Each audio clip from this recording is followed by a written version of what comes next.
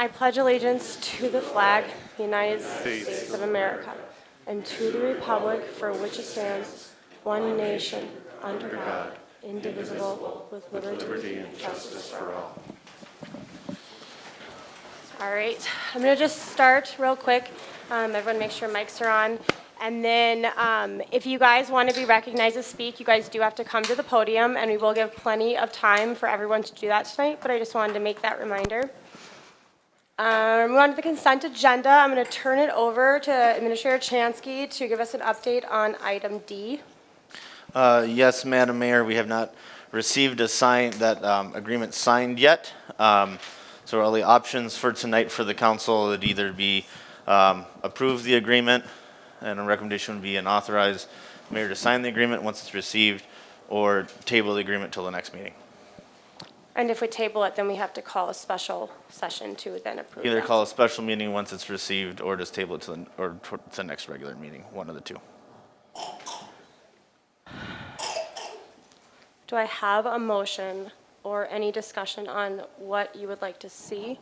I'll make a motion to approve the consent agenda and authorize the mayor to sign the agreement listed in section D as long as once the employee has signed it. Do I have I'll second. All right, Councilman Maroney made the motion. Councilman Jensen seconded. All in favor, say aye. Aye. Aye. Aye. Opposed? No. Discussion? Well, I right, guess it's a motion little late for passes. discussion. Sorry. Do you want to discuss this? Usually consent agenda you don't discuss I know, unless but something's he's- specifically taken off. No, I think my Councilman no Scott? vote probably speaks for itself. All right, motion passes. I will sign that. All right, we are going to move on to the fun part of this, the open forum. We have some discussions tonight on rentals, the disc golf course, zoning. So anyone can come forward now to talk about stuff that's not on the agenda tonight. And we're going to do things a little differently moving forward. Instead of having a 3-minute time limit, I want to give everybody ample time to, get their point across or give us the information that we need. So I'm going to have you come up and state your name, your address, and how many minutes you think you will need. I think that will give everyone a little bit more comfort in knowing that we are here to listen. So that is what is going to happen when you come to the podium. So anyone that wants to come forward to talk about anything that's not on the agenda, you guys can come now. So everyone's here to talk about what's on the agenda. All right. We will move on to reports in committee. Go ahead, Administrator Chansky. Thank you, Madam Mayor. So for the month of January, we just had the Joint Powers Board met due to a lack of a voting quorum. So for those that are unfamiliar with the Joint Powers Board, that is made up of 6 members. The mayor from each community being Breezy Point and Pequot Lakes, a council member from Breezy Point and a council member for Pequot Lakes, and then 1 community member from Breezy Point, 1 community member for Pequot Lakes. Per the agreement, the board can meet with a simple quorum of 4 members present. However, to vote on anything, it requires 5. While we did have both mayors participating in the meeting in January, on January 9th. Both of them unfortunately had to participate virtually last minute, and so we weren't able to notice properly per Minnesota Open Meeting Law that they would be participating virtually. So there was not a voting quorum of the committee present. So the meeting was still held. And they discussed everything that was on the agenda. They just did not take any action that was on the agenda. So they just moved through approval of minutes and such. The biggest things that they considered were looking at a slight budget amendment regarding capital purchases. They had the intention to use capital funds to purchase I can't remember exactly what the item was, 1 item, and they wanted to move that instead of buying that item that they didn't feel they needed this year to moving to the purchase of iPads to put in the equipment and to use for fire purposes. They also considered a take-home vehicle policy specifically for the chief so he can respond to fires more quickly and kind of be a first officer on to any fire and make a determination quickly whether or not it's a false alarm or what kind of services will be needed. And then the majority of the meeting was taken up looking at the first iteration of the capital plan for the district. Again, no action on any of those items will be taking place, and more discussion will be taking place at their next meeting on those items. They discussed an update on the relief board makeup, update on the fiscal agent. I do just want to, one of the things that was discussed is for last year, they've been discussing who should be the district's fiscal agent. The agreement when the district was created was that the city of Pequot Lakes would be the agent for the first 2 years, and then it would alternate between communities each year. In reality, that's a really inefficient process. And so the board wanted to look at finding a third party to be a fiscal agent, neutral third party. Have not been able to find anyone after a number of months who would be willing to do that. Chief Schwankel reached out to a few other fire districts, asked what they did, and they all had the same response of, well, one of our community members, our member communities, their staff does it. So we had some discussion of, is that something that we need to be looking at in the future, maybe just having one of the communities take that on full time. So there'll be more discussion of that. And that's really all that the district discussed. Again, no action was taken. Any necessary action from this meeting will be moved to their February meeting, which is next Monday. Perfect, thank you. All right, we're going to move to administrator and staff reports. So I'm going to go ahead and turn it back over to Administrator Chansky and give us a little bit of background on 6A and what we're here to discuss tonight. Absolutely, Madam Mayor. So 6A, at the meeting on January 3rd, you directed staff to draft an ordinance placing a moratorium on short-term rentals on this agenda for your consideration. So that is what proposed ordinance 2023-01 would do. It would suspend Chapter 115 of the City Code, which is short-term rental licensing regulations, and the licensure of short-term rentals through December 31, 2023. This would effectively place a full moratorium on short-term rentals within the city of Breezy Point. Madam Mayor, at this point, what I would recommend is you first conduct a public hearing on that ordinance, receive public comment, and then afterwards I can go in a little more detail about the ordinance, what it would do, and maybe even try to address some of the comments that are made tonight prior to council deliberation. And also too, another thing that we are going to do is if you are at the podium and anyone has a question from council or I have a question, we are going to ask you directly. I think it's important that we start more of an open dialogue within, not going into too much detail and taking too much time, but I think it's important that you guys understand that we are here to listen and talk to you while you're here, not just you come up and then you sit down and then no one says anything to you afterwards. I don't think that really helps anybody, so we will, if anyone does have anything to ask, then we will go ahead and do that. So, like I said, if anyone wants to come up to talk about short-term rentals in this moratorium and how it affects you, please come up and state your name, address, and how many minutes you think you'll need.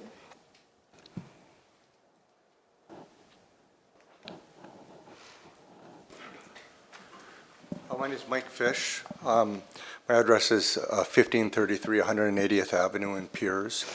And I sure appreciate you giving me just a quick minute. I wanted to come up and kind of offer kind of my perspective and resources. I've worked in Aiken County.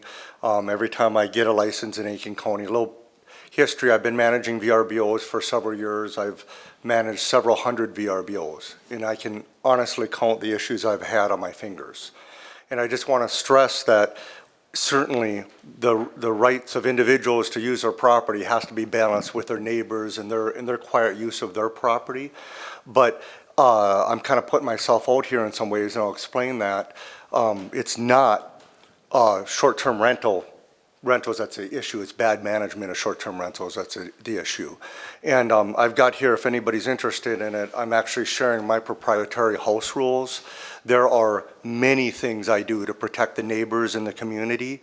I could have came here with a stack of letters from the neighbors by my VRBOs that appreciate the way I do things. And just a few real quick things. 100% of the neighbors have my personal cell phone. They call or text me 24/7. every guest knows that. When the guest shows up, there's a sign in the yard that has my personal cell phone and my brokerage. And the beginning of my house rules states, we have the utmost consideration for our neighbors in our community. After all, they didn't choose to live by a rental. So we fully realize, those of us that professionally do this, that for short-term rentals to be sustainable, it has to be right for everybody. And again, in Aitkin Coney, I have to go up against sometimes 10 to 15 neighbors that are concerned. And I've never gotten a license, not gotten a license, and I've never, at the end of my conversation, not had every neighbor agree. And there's many processes that we do to protect the community. In Aitkin, it's kind of neat because the neighbors come and they express all their concerns, and there's times where I've actually tweaked my house rules for the neighbors. But I've got, my house rules cover everything from the property lines to the garbage, to the septic, to the fire pit, it's 5 pages long, and it's got some teeth.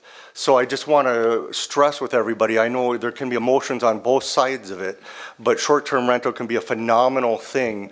And I bring thousands of people to Crow Wing that spend millions of dollars. I paid, my bookkeeper actually paid our 6 month, our taxes just about a week ago. I paid about over $40,000 in taxes this last year. And that's not including the economic impact. Whether we like it or not, we're living in vacation land for the Twin Cities. And so I guess that's kind of what I had. I just wanted to put myself out there as a resource. This is the tip of the iceberg. I'm sharing about half of my rental agreement here. And if anybody has any questions or any concerns, I would love to address how I handle those, because it has to do with how you market, how you screen, the relationship you build with your guests, the rental contract that goes way up and beyond what anybody else in the area that I know of at least is using, as well as my relationship with neighbors. There are times when I'll get a $5,000, $6,000 booking, and they'll get my contract and they will immediately cancel. And I just kind of chuckle to myself and say, all right, that works. Because, you know, if they're not going to come up and respect our property and our community and our neighbors, it doesn't work for us. So I just wanted to kind of put myself out there. If anybody has any questions or wants a copy of my house rules, if I had my way, to be honest, and I've had this conversation for 5 years, if I had my way, if somebody wanted to do short-term rental in Crow Wing, they would be, not everybody's going to like me for saying this, but I think they should have to hire a professional broker, you know, who's licensed with the state and has to follow the ethics and rules and have a stake in the community. But certainly there's a few bad players, and there still is a few bad players, but I felt like Bill Brecken did a great job. I felt like Crow Wing had very fair rules. I think it was fair and balanced, not detailed enough.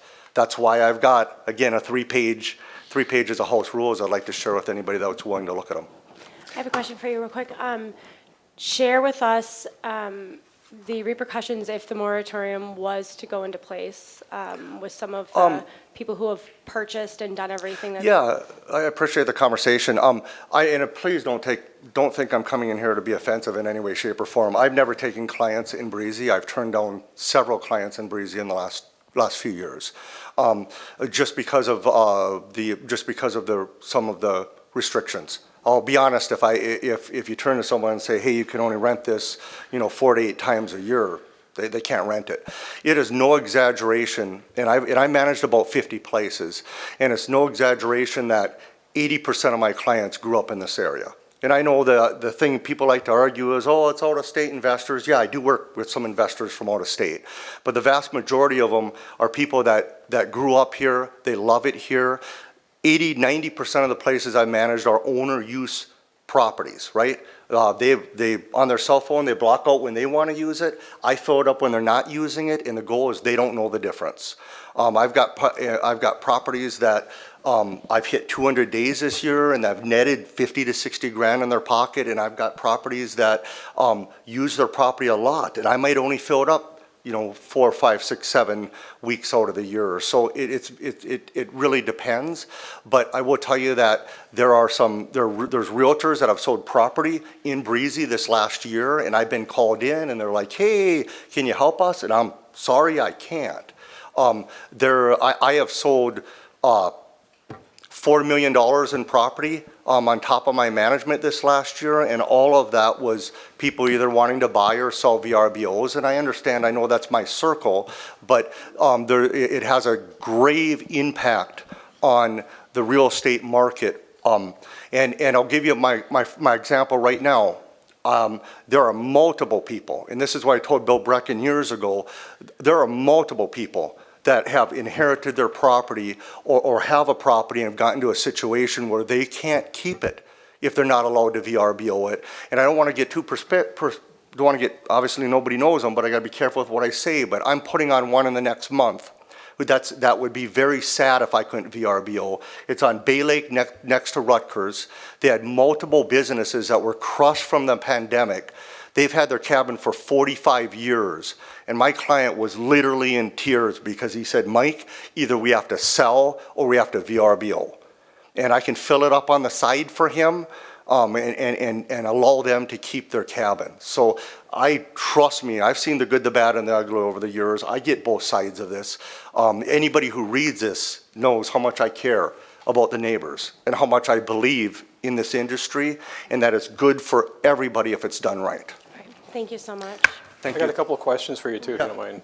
So if I understand what you're saying, you manage short-term rentals for the property owners themselves? Yeah, my brokerage manages short-term rentals. That's what we do. Okay, and so how many licenses would you say you have at any given time? Like across, well, I'm in 4 different counties, but you mean at any given time? Yeah, I mean, just the average number of licenses that you have issued. It ebbs and flows a little bit as people sell their properties or do other things. 20 to 25. I'll have about 30 to 35 by this summer based off what I'm onboarding right now. Okay, and those are primarily issued through the county? Yeah, every county is a little bit different. I've gotten a lot of perspective working in Aiken, which I really, because you got to get a conditional use permit there before you can get the state lodging license. So at first, I used to tell my clients, don't even look at Aiken County because the neighbors get to all show up. I mean, they send the letters and the neighbors show up. I'll be really honest, I've really enjoyed it. And I always meet the neighbors. So I've got a letter I've developed. Every neighbor has my cell phone. Every neighbor knows me. They know I sincerely care. But in Aiken County, it's kind of interesting, and it's honestly maybe something to consider, that the neighbors get to show up and they get to talk about, I'll give you a specific. I've got one on Nord Lake south of Aiken. And their big concern is it was on a private road, and at the end of that road was a guy that's lived there for 40 years that's disabled and rides his wheelchair up and down the road. And so the neighbors showed up and they had 2 big concerns. What about the traffic and maintenance of the road? And we can't have people coming up here and partying on, 4-wheelers and ATVs. And what about Henry at the end of the road? And so I put right in the house rules, absolutely no snowmobiles, no ATVs of any kind. But here's the other point I made to them that they didn't understand, that their neighbors who wanted to do this had to VRBO to keep their property. And they use it a lot. We were only going to rent it out like 10 times a year. So 10 times a year, there is a car full of people going up. And I got to tell you, 90% of the people that stay with me are beautiful people coming up here that just want to share an experience that people up here have every day. I lived in the cities. I lived in South Minneapolis. Trust me, I appreciate what we have up here. And 90% of the people that come up here are grandma and grandpa coming up to spend time with grandchildren. It's normally one family coming up from the cities and then other people flying from all over the world and all over the country to spend a week up here. To have a little taste of what we enjoy on a daily basis. And price is exclusive, there's no doubt. You have less problems when you're renting something for $600-700 a day than when you're renting it for $200-300 a day. But again, it's how you carry yourself, and it's the rules, and it's sincerely caring. One other quick thing. I strongly recommend all my clients have a Ring on the door, which Airbnb allows us to do now. That Ring camera solves any problem you could ever have because they're not going to show up with unauthorized pets or throw a party, etc. And I also tell people all the time, neighbors are better than cameras as far as I'm concerned. This is a community effort, and over the years I have gotten the texts at 1:30 in the morning, hey, is that your people being too loud? But that's what this is all about. The last time I added to it was in Baxter, when people had a fire in the fire pit and went inside, and the neighbor called me, and she's like, Mike, these people left their fire, it's windy, are those flames gonna blow over to my yard? And I was immediately on the phone with them. Now, if you read this thing, it says if you're gonna have a fire in the fire pit, you have to be tending it or put it out. If I get a call from a neighbor that you've got a fire in the fire pit and you ran to town or you went inside, I will immediately come over, put it out, and you're gonna pay me for my time to do that. So there's a lot of teeth in this that I think that people might be interested in. And again, I'm not here to talk your ear off, but I want to answer your question that all I'm asking for with what's going on in Crow Wing right now, and I'm working with multiple commissioners and multiple towns, all I'm asking is for a chance for people to consider what I do as part of the conversation. I respect that you guys have the right to do what you choose to do here. Thank you. Thank you.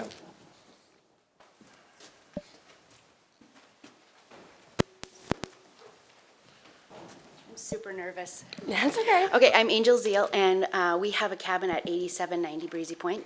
Our family lives in the cities. We have 5 kids, and we can have a cabin up here because we can rent it out when we're not up here. When we do work up here, currently, we can stay up here, and then when we're not, we can rent it out. And my only point would be that in our experience with renting out our cabin is that guests are held to a much higher standard than any normal citizens in, I mean, from where we live, the way that we have to live in our neighborhood, we meet the neighbors, but we have a lot of give and take, and guests are held to a much higher standard than normal people are, because neighbors are watching and neighbors are almost hoping or expecting that they will call immediately if there's any problem. And we represent probably the opposite end of the spectrum that he does, that we have one little tiny cabin and it doesn't make a whole bunch of money. But like I said, the result of us not being able to do that is just simply that our family wouldn't be able to have a cabin up here. And it provides us to be able to have affordable vacations with our family and have memories of up north at the cabin at the lake and being able to walk around and just experience what we don't get to experience in the cities, and our kids to build memories. And most of the people that we have as guests in our cabin are friends or family, but all of them have some reason why they know of Breezy Point from their childhood, or they have special memories. And so people don't just go looking for Breezy Point as a destination vacation unless they already have it in their mind as a memory or something special. And so we have found that everyone really wants to preserve that.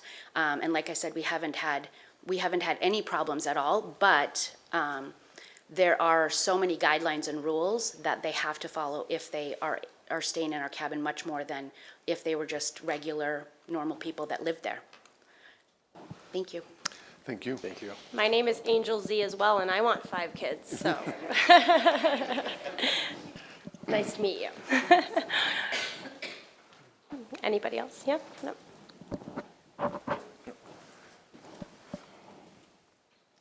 I'll give you the complete opposite picture of the last 2 people that spoke. The first thing I would Name? like to add, Colleen Coates, 30760 North Lakeview Drive.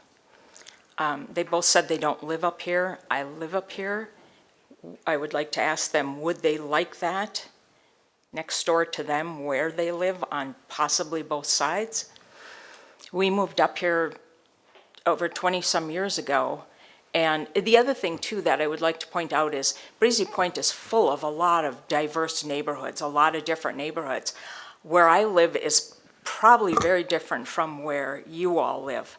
We are basically could be considered the South Minneapolis of Breezy Point, because our houses are bam, bam, bam, bam, bam, bam, bam. We are in there. I mean, it is, in fact, I live this way. And so the houses are very close together, whereas I know a lot of areas, they're a lot further apart. Scenic overlook is, there's a lot of woods between the houses. Well, we're not one of those people. When we first moved up here, we were right next door to a Breezy Point, a grandfathered in Breezy Point Resort rental, even though we're a mile outside the gates. It was like living next to a frat house. We had like he mentioned, unattended fires during a fire burning ban, because there was so many dry leaves. People were urinating in our yard. We had naked people in our yard. We got sworn at, swearing in general. There was one Saturday afternoon where it was a group of 20 over there playing yard games, and by 2 o'clock, we had heard, and there's no exaggeration, we had heard the F word over 100 times. If we had had small children, we couldn't have even had our windows open. We had garbage, constantly picking up garbage, and the worst was people bringing the party after the bar back to the house. And yes, I appreciate a phone number, I appreciate, yes, call this number. I got sick of getting up at 2 o'clock in the morning, 3 in the morning, and getting on the phone and calling somebody. It literally gave me a job. And to answer some of his remarks, for every one complaint you get, there will be 50 you don't hear about. People that don't know where to call, won't take the initiative to call.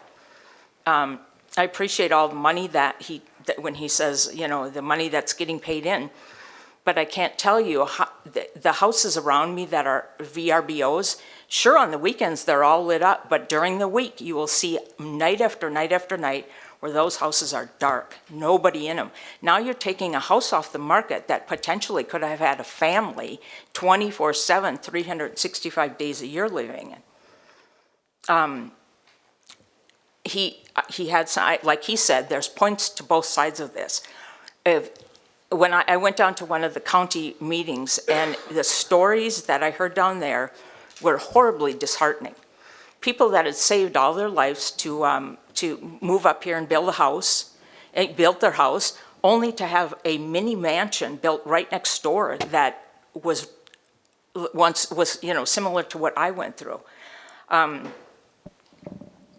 I wish everybody could have a management company like his. He says he managed 25 houses. 25 is just a drop in the bucket of all these rentals that we have up here. Can I ask you how long ago this happened? Well, it went on for years, and speaking of, that adds more to the story. Can you give us a time? I'm just curious, like how long ago it was? Well, it was in the early 2000, probably. Early 2000s? Mm-hmm. Okay. Mm-hmm. Okay. And so then that one stopped, that the family it moved up here. So they took it off the market.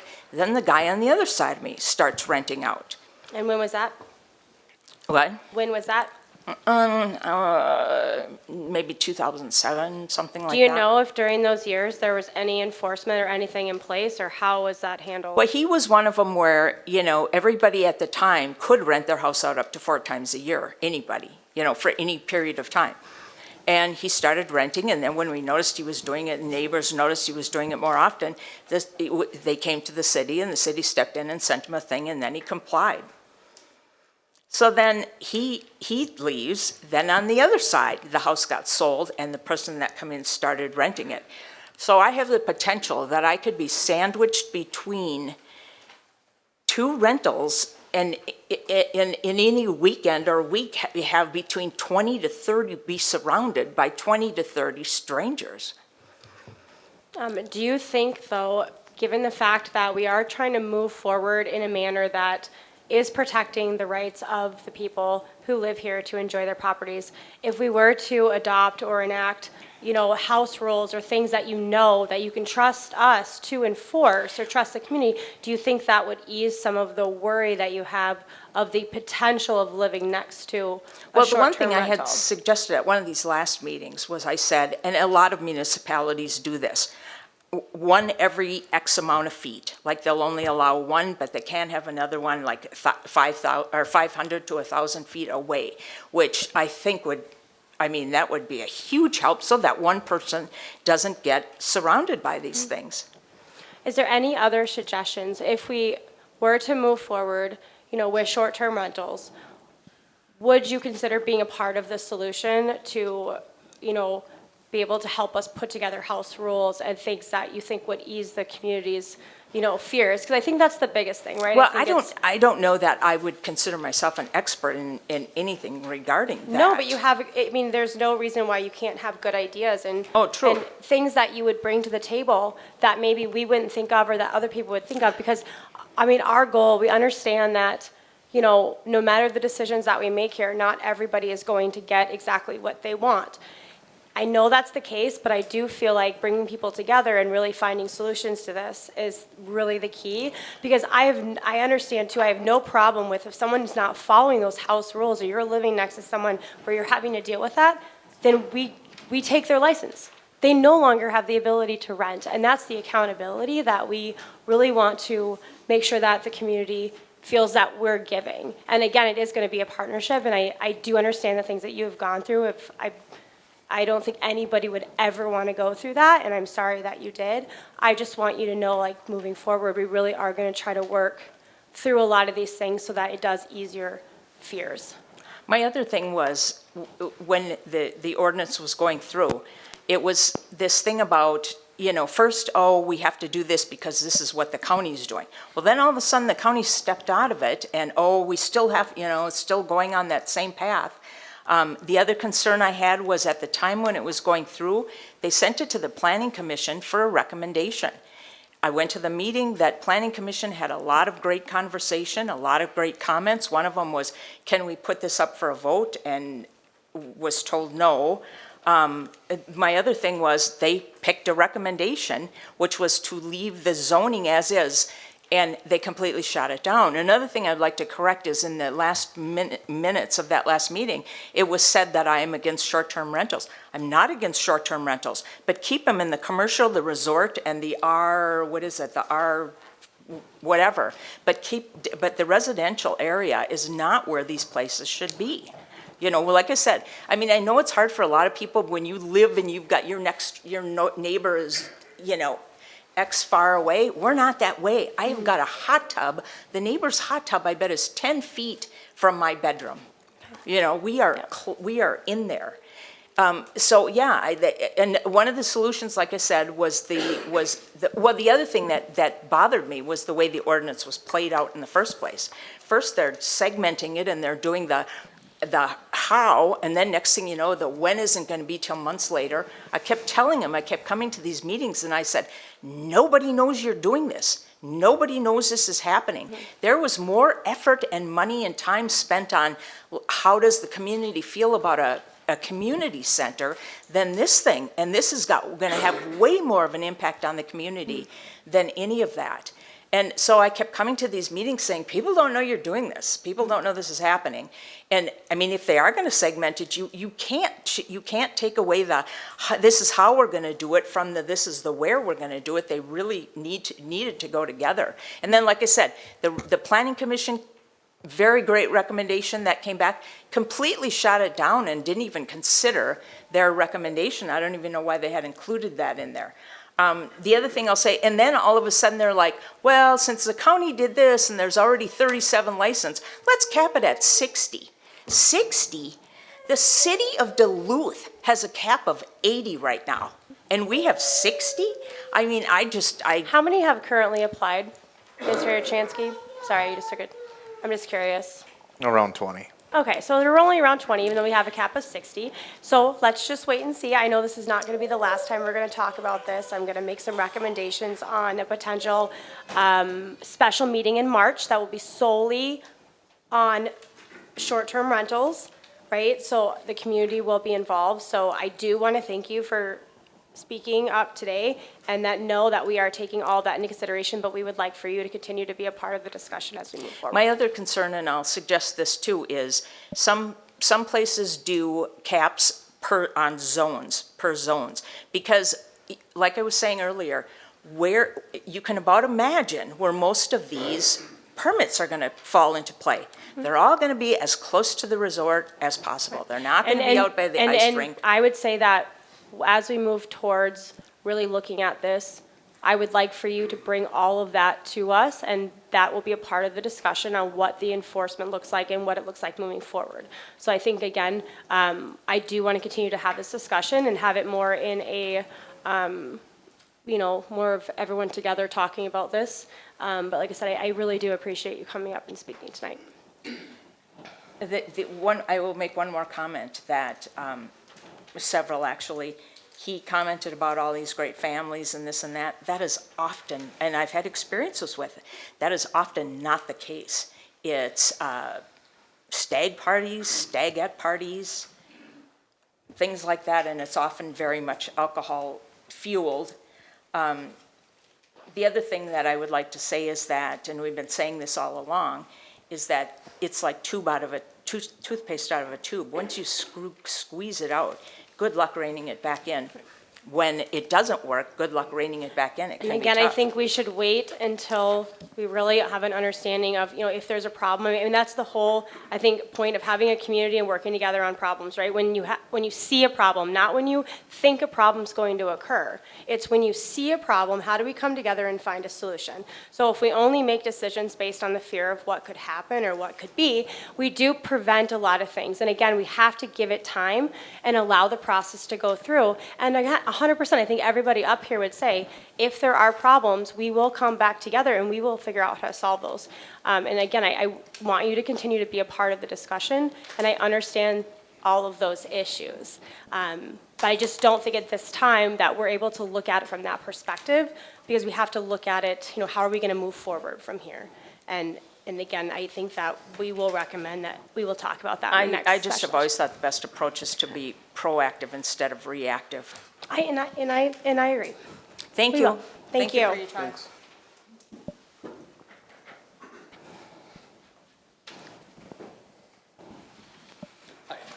My name is Judd Turbis, 30898 Gopher Lane.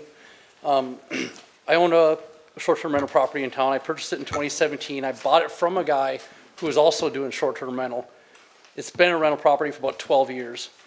I'm only aware of one possible situation where police were called or anything on me.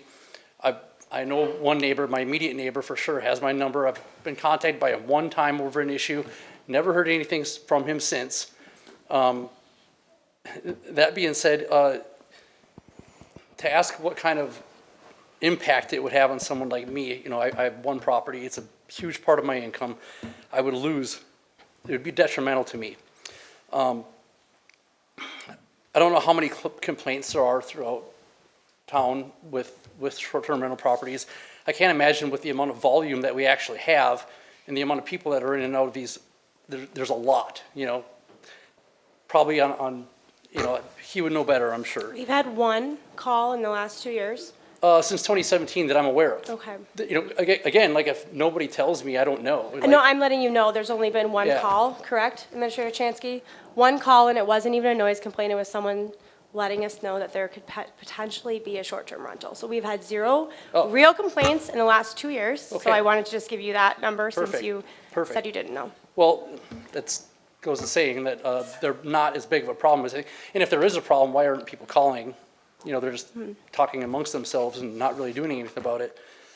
I do work with a property management company in Cross Lake, and Cross Lake is actually starting to do licensing while there too. They actually contacted my business partner about, the police chief, the mayor, and the fire chief all, getting together and trying to find viable options for what to put in these short-term rentals. I think that's a more positive way to be going about this rather than just shutting us down. I think there's a better way to do that. So I appreciate your time. Thanks. Thank you. Thank you. Yep.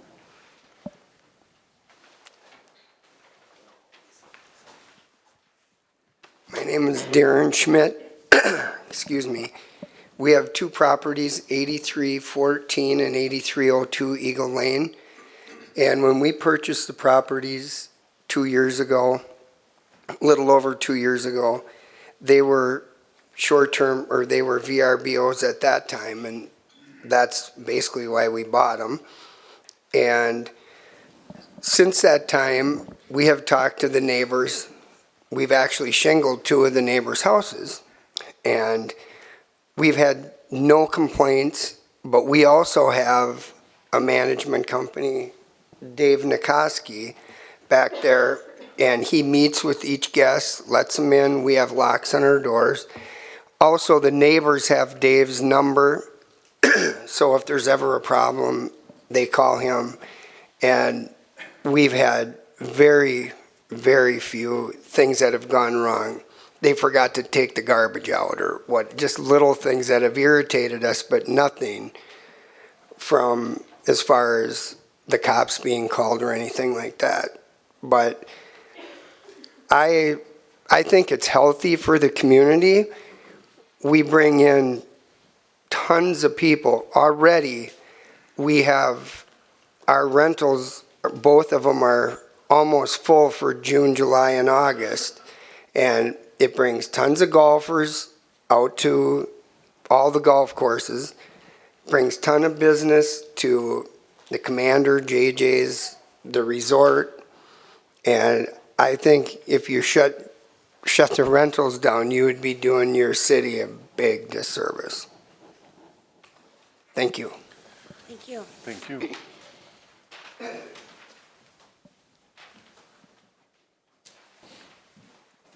Oh, I thought she was coming up. Does anybody else want to come up?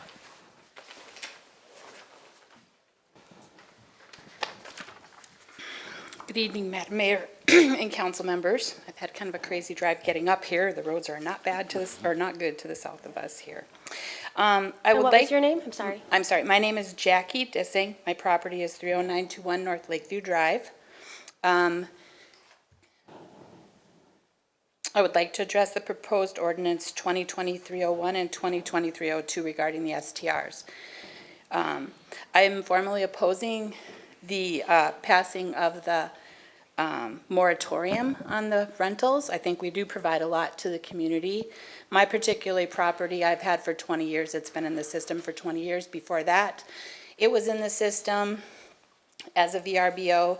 Our neighbors bought it, built it, lived in the community, sold it, built a beautiful new home here, and they contribute to the community, and they live here at this time.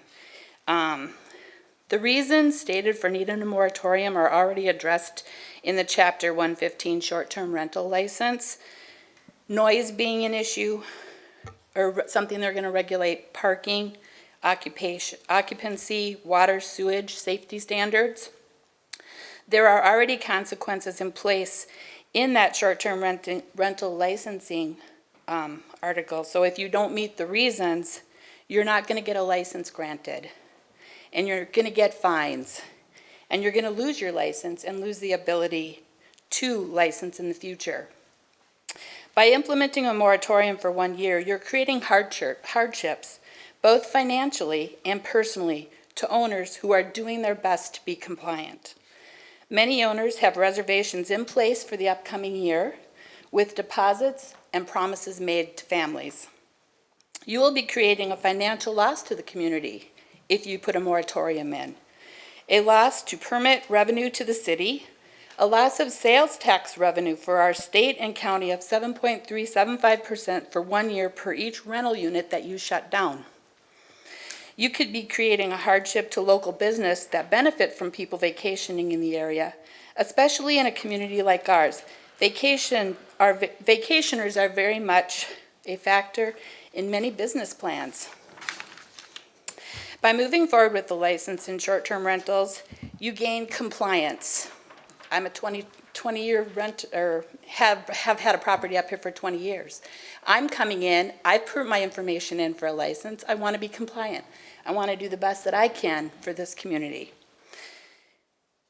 You have created clear guidelines in your short-term rental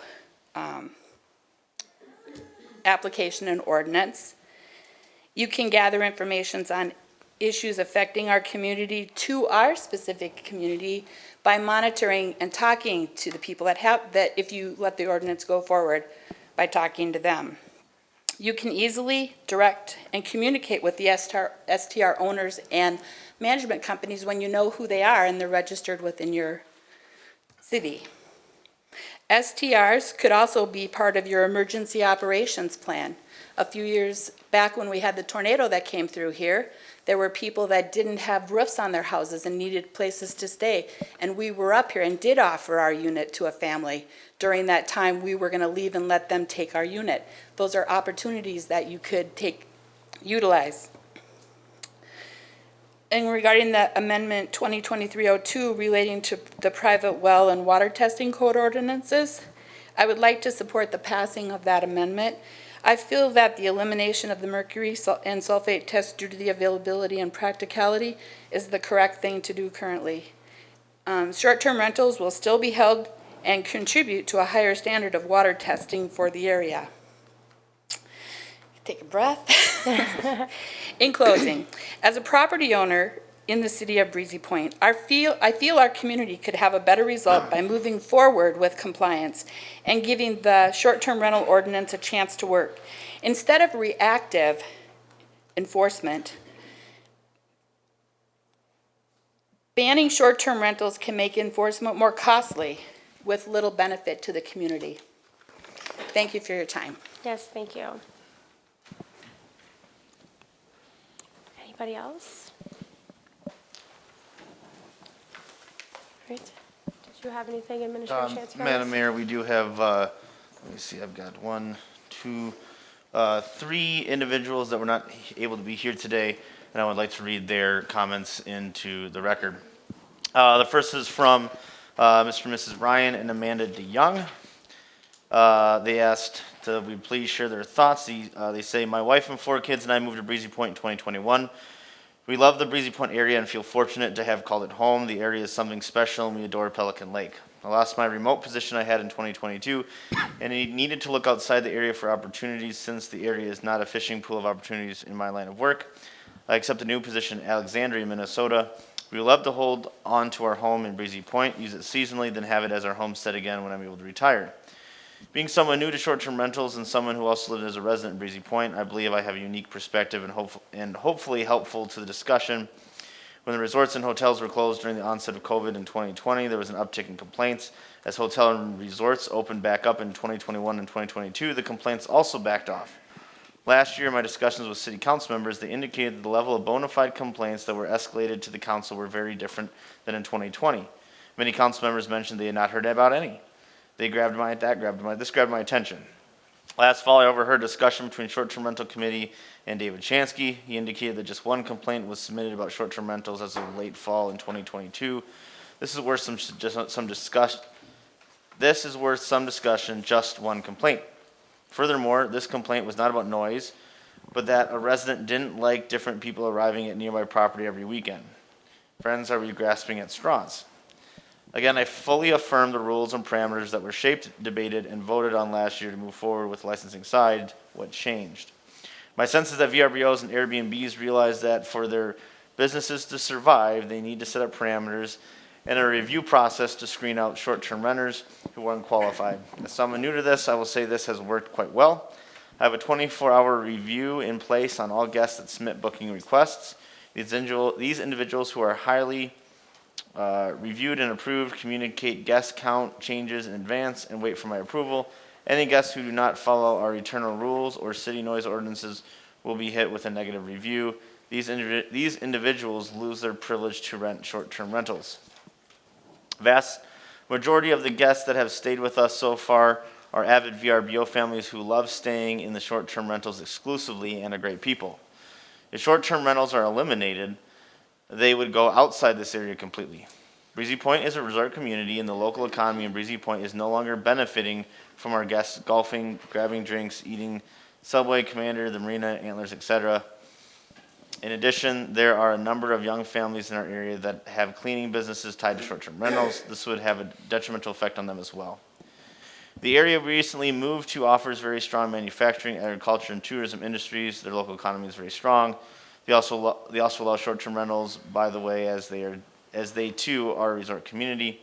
I hope that the citizens of Breezy Point recognize the economic value and the jobs that short-term rentals provide the area. My hope is that everyone can reflect and think about the trend line I pointed about above, why the complaints have decreased, and what the VRBOs and Airbnbs are doing to innovate and keep guests accountable. Sincerely, Ryan and Amanda DeYoung.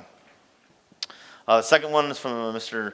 Michael Bogda. He said, it recently came to my attention that there's to be a vote tonight that potentially puts suspending short-term rentals in the town of Breezy Point on the docket. The reasoning behind it lists multiple issues that I do not believe there is proof to back up. If there is, I would like the city council to pause this vote and provide that proof to the many owners of short-term rentals in the area. It has been very apparent that the resort does not want the competition in the area, petitioning the city to require multiple applications, well testing, and other requirements, fees that have become hurdles for many of the owners in the area. I'm sure there's proof of the multiple police visits to the resort Thursday through Saturday nights in the summer if the city wants to list any reason against short-term rentals. Other reasonings listed: water and sewage. The city just required testing, costing owners money out of their own pocket. That's the top of the new application fee imposed. Noise. Provide the evidence of this to the owners. Parking. Provide the evidence of this to the owners. Structural occupancy. Rental agencies know this could be an issue, so restrict occupancy by bedroom and bathroom. General public safety. There's no proof that short-term rentals cause any safety issue any different than the resort. The city imposing a moratorium on the remainder of 2023 affects my small business owners and further restricts the business brought to the city by short-term rentals and their tenants. Please reconsider imposing the moratorium, as there's a wide backing behind me sending this email in the first place. And the last one is from Mara Lundquist, who is a resident here in Breezy Point. She says, unfortunately, I'm unable to attend this evening's meeting as I'm out of town on business. In my review of proposed ordinance 2023-1, it appears that the city is proposing to shut down all short-term rentals in the city of Breezy Point. If this is truly the case, what caused this complete turnaround from the previous city council's position on this subject? The excuse of the discrepancy regarding water testing requirements seems irrelevant, in that those of us who are trying to comply with previous versions of the ordinance have made an application in good faith. We've already conducted water testing and incurred expenses associated with the testing. In addition, it appears for those of us attempting to comply, we are being unduly punished by the moratorium by effectively shutting down our businesses. In tonight's meeting packet, you referenced previous zoning laws that by the city's council's own admissions have not been enforced.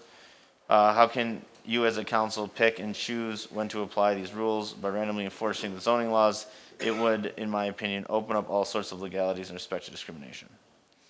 I understand that there's absentee owners and property owners that are irresponsible, but those are far and few between, as mentioned in previous town hall meetings. Chapter 115 would hopefully provide a mechanism for holding these individuals accountable for their actions.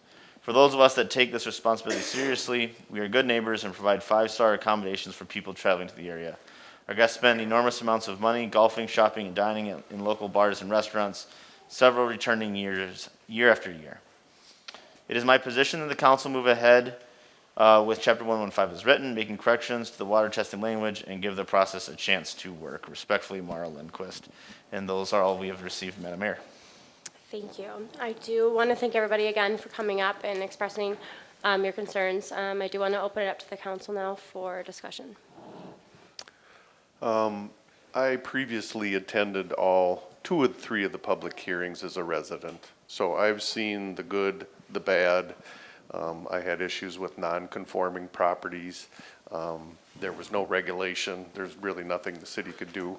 I took it upon myself to contact the owners and was able to take care of it. And the reason we're sitting here is because of the water testing. And that, I mean, we've already let the residents get the licenses or apply for the licenses. We start, you know, Administrator Chansky said, you know, we can't issue the licenses until we resolve that.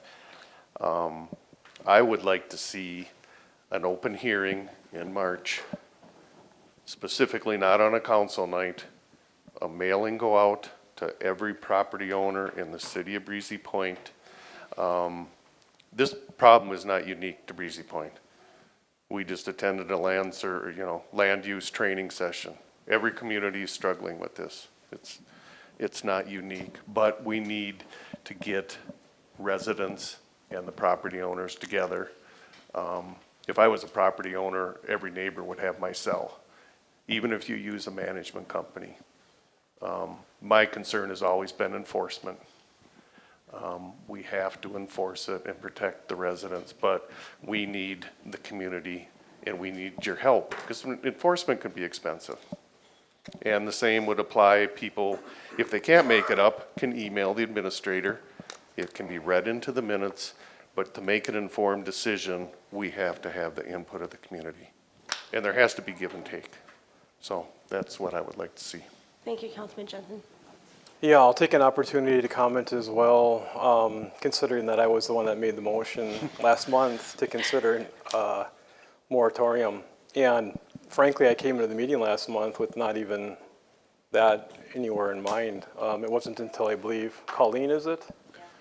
Had introduced that as, what if? I'm someone who, certainly wrestles with this, as I'm sure quite a number of you do, in the fact that I firmly believe in property owner rights. And part of the question that I still have, which is where I think a moratorium gives us an opportunity for more conversation and weigh in the pros and cons, is what does the current ordinance do? I think all too often cities have a tendency to pass policy and adopt ordinances and are not really clear on what are we attempting to do. When I read through the ordinance, it really speaks to not a lot of anything specific. All you got to do is go to the very beginning of the current ordinance. Purpose and intent of this ordinance is to regulate short-term rental properties within the city of Breezy Point. Okay. So, again, I offered up the idea of looking at a moratorium as a way for the city, for all people that have a stake in this, for the residents, perhaps additional time and opportunity to really weigh the need. Because I guess sitting in the role that I'm sitting and trying to be a voice for everyone in the community, I don't know. I don't know really what we're accomplishing with the current ordinance. I agree with Steve. I think at the end of the day, it's about enforcement. It's about how do we address the issues, and whatever is going to, it's bound to come up. Let's face it. It's just going to happen. So I just wanted to, share, I guess, what my thoughts are, why I introduced the idea for the council to consider a moratorium. Really had very little to do with my interest in not allowing short-term rentals, as it had to do with, I'm not convinced that we as a community have really figured out where we want to be on this. And I think anytime that you have something like this that is definitely going to be impactful all the way around, you need the community involved. You need people's feedback. We have to be able to understand exactly, I think as was mentioned before, the good, the bad, and the otherwise. Thank you, Councilman Scott. As most people know, I was a 4-to-1 vote, me opposing the short-term rental. And it was never with the how or the licensing procedure, it was with the where. Commercial, resort commercial, R4 districts. That was what I was against, not the how and the procedure. And it was always brought up, though, that the procedure still have some things that we have to work through, and there's going to be things that we're going to, this will never be put to rest. But we had a number of public hearings. We went through that last year. We had people speak for, we had people speak against.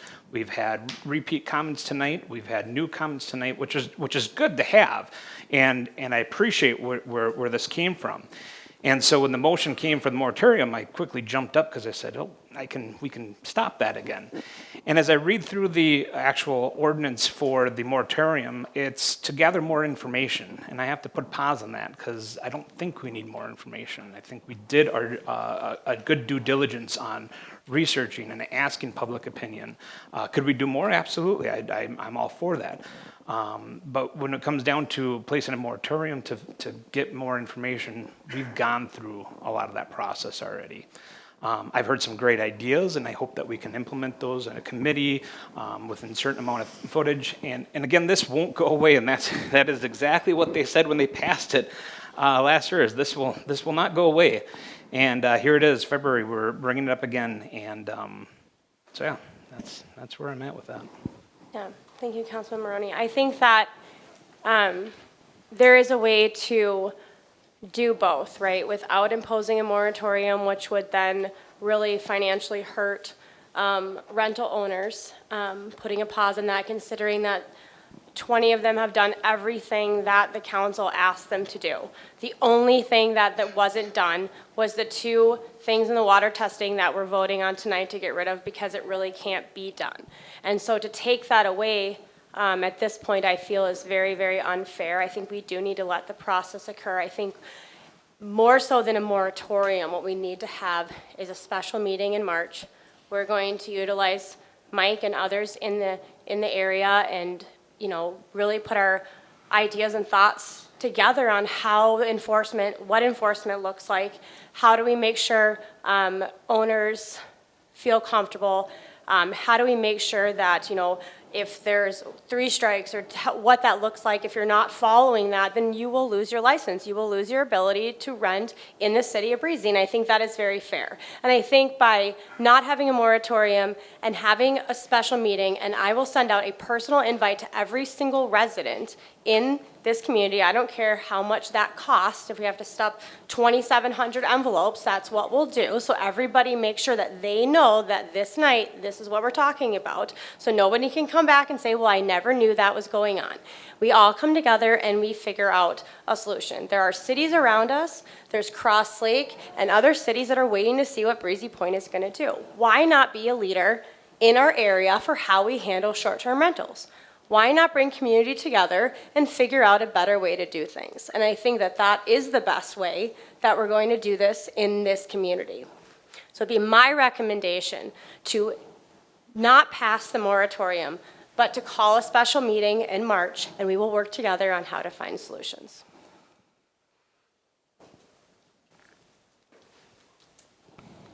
So I need a motion. So the motion would be the vote on whether to pass the moratorium. Yep. So I'll make a motion to take a vote on passing the moratorium. On not Or passing not passing it. moratorium. Do I get a second? Man, Can't make a. are you making a motion to vote, or are you Making a motion to vote. You don't need a to motion vote. to vote. So we just need a motion on, anyone can make a motion anytime at this point of whether or not to adopt this ordinance. To adopt, okay. Madam Mayor, clarification, are you saying that we can make a motion for a negative of not to go through, or are you looking for anybody to make a motion to approve ordinance as written? You can do either one. You can either make a motion to approve, or you can make a motion to, So, What? yeah, That's so- what I'm okay. confused about. You don't, So the ordinance as it stands is to put the moratorium in so place. per the city attorney to clarify, if you don't want to move forward to this, you can just have another option, just no action, and it dies. Okay, So really it'd be, unless there's a motion to pass it, it would just die for lack of action. okay. Okay, so I would vote to lack of action. no. You don't need the motion, you just kind of, really, it's at this point, is there a motion to approve this ordinance? Is there a motion? It's only my second time, guys, so here, bear with me here. I'll get it one day.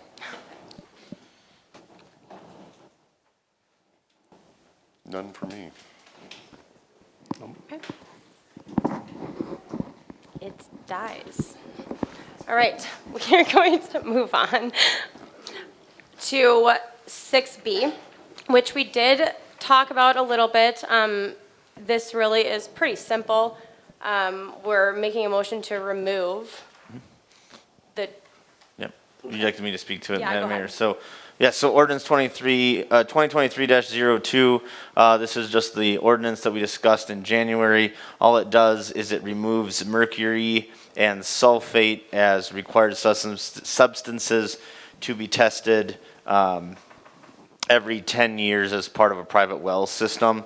So that would be chapter 115.03G3. So it amends that section of the code. That's all this section does.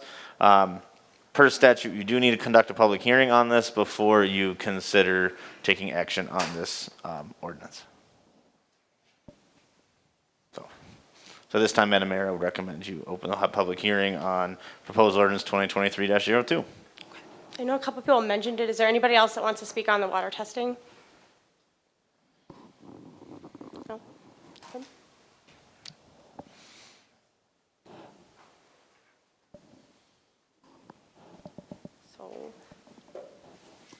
So at this point, it'd be, is there any motion to approve this ordinance? A motion to approve the ordinance to remove those two. Correct.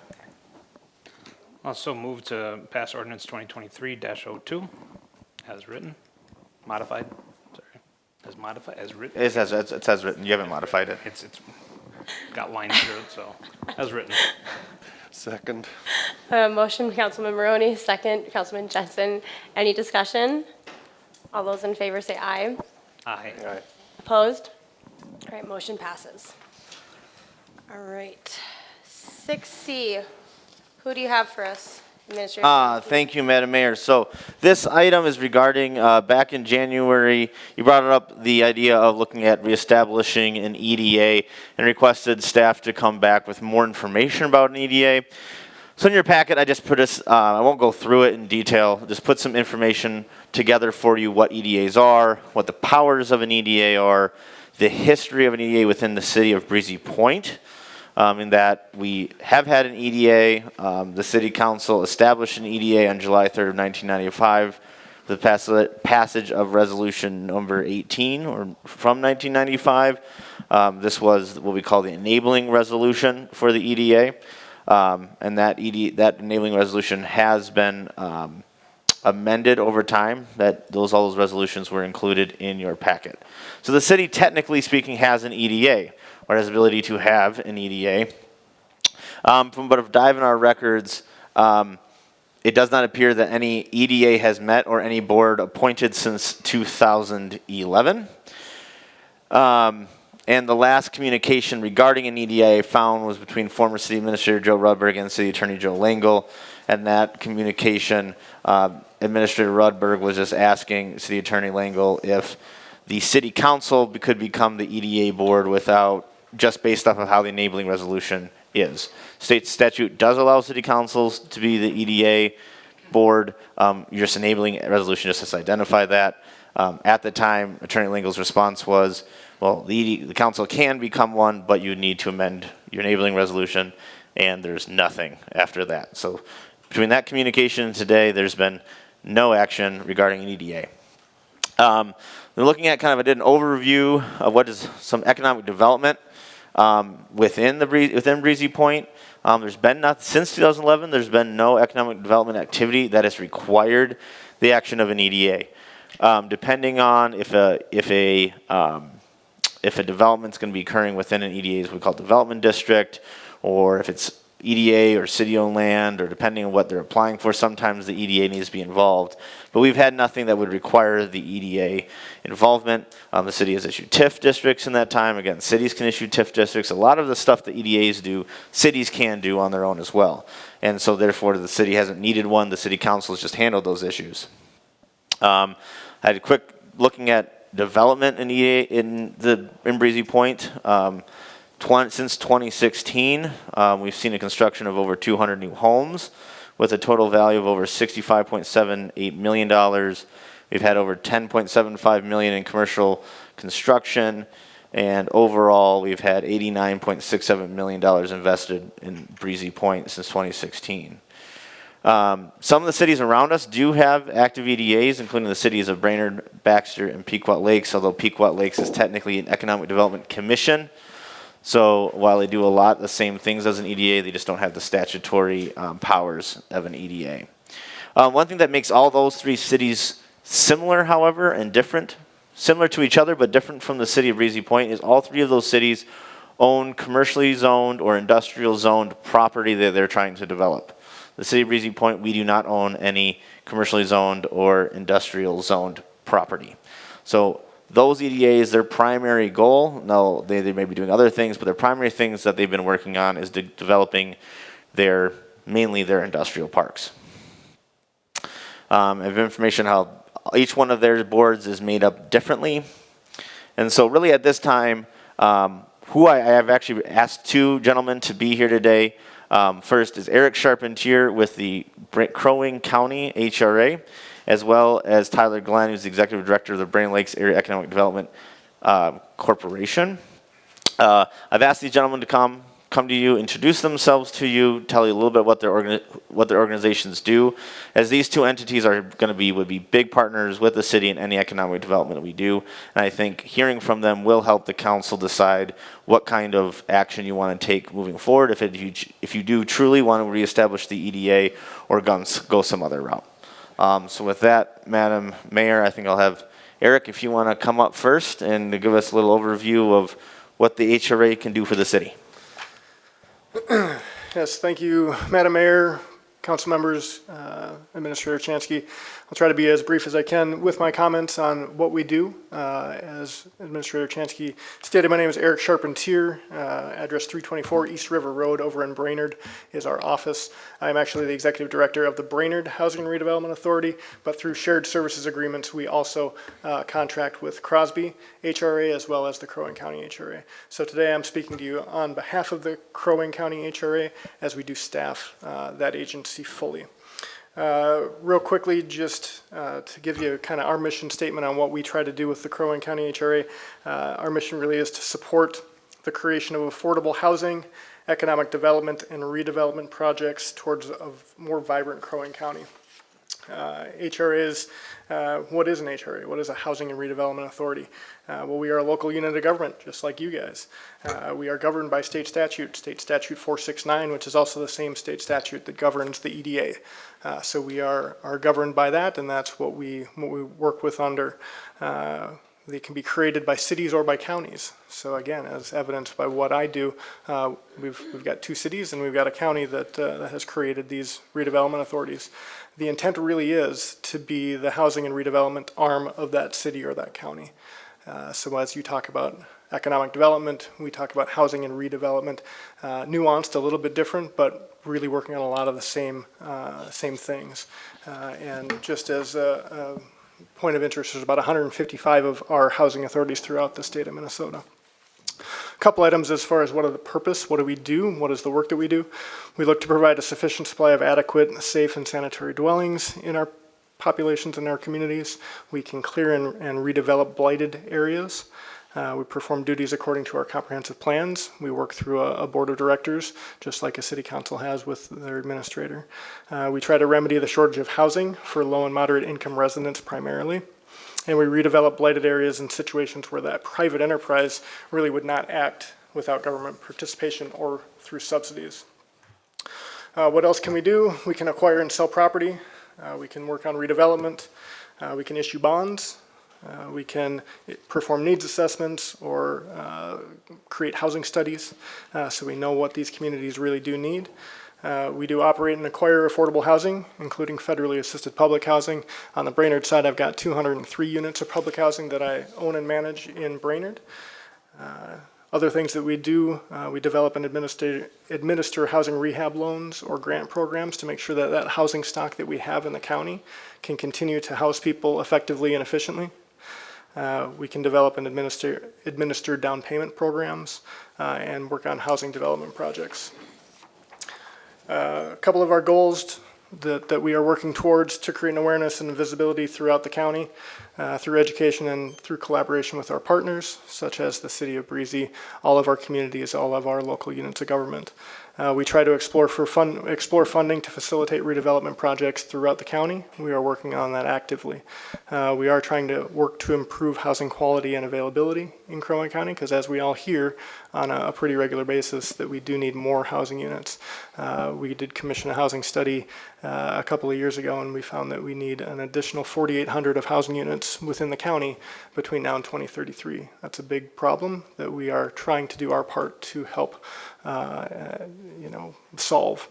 And then specifically with that study, we're looking to address the workforce housing needs of Crow Wing County and their residents. I'm going to kind of stop to give you guys a chance to ask a question if you need to. I don't want to go too in depth with what we do, but that is really kind of the nuts and bolts of what a housing authority does.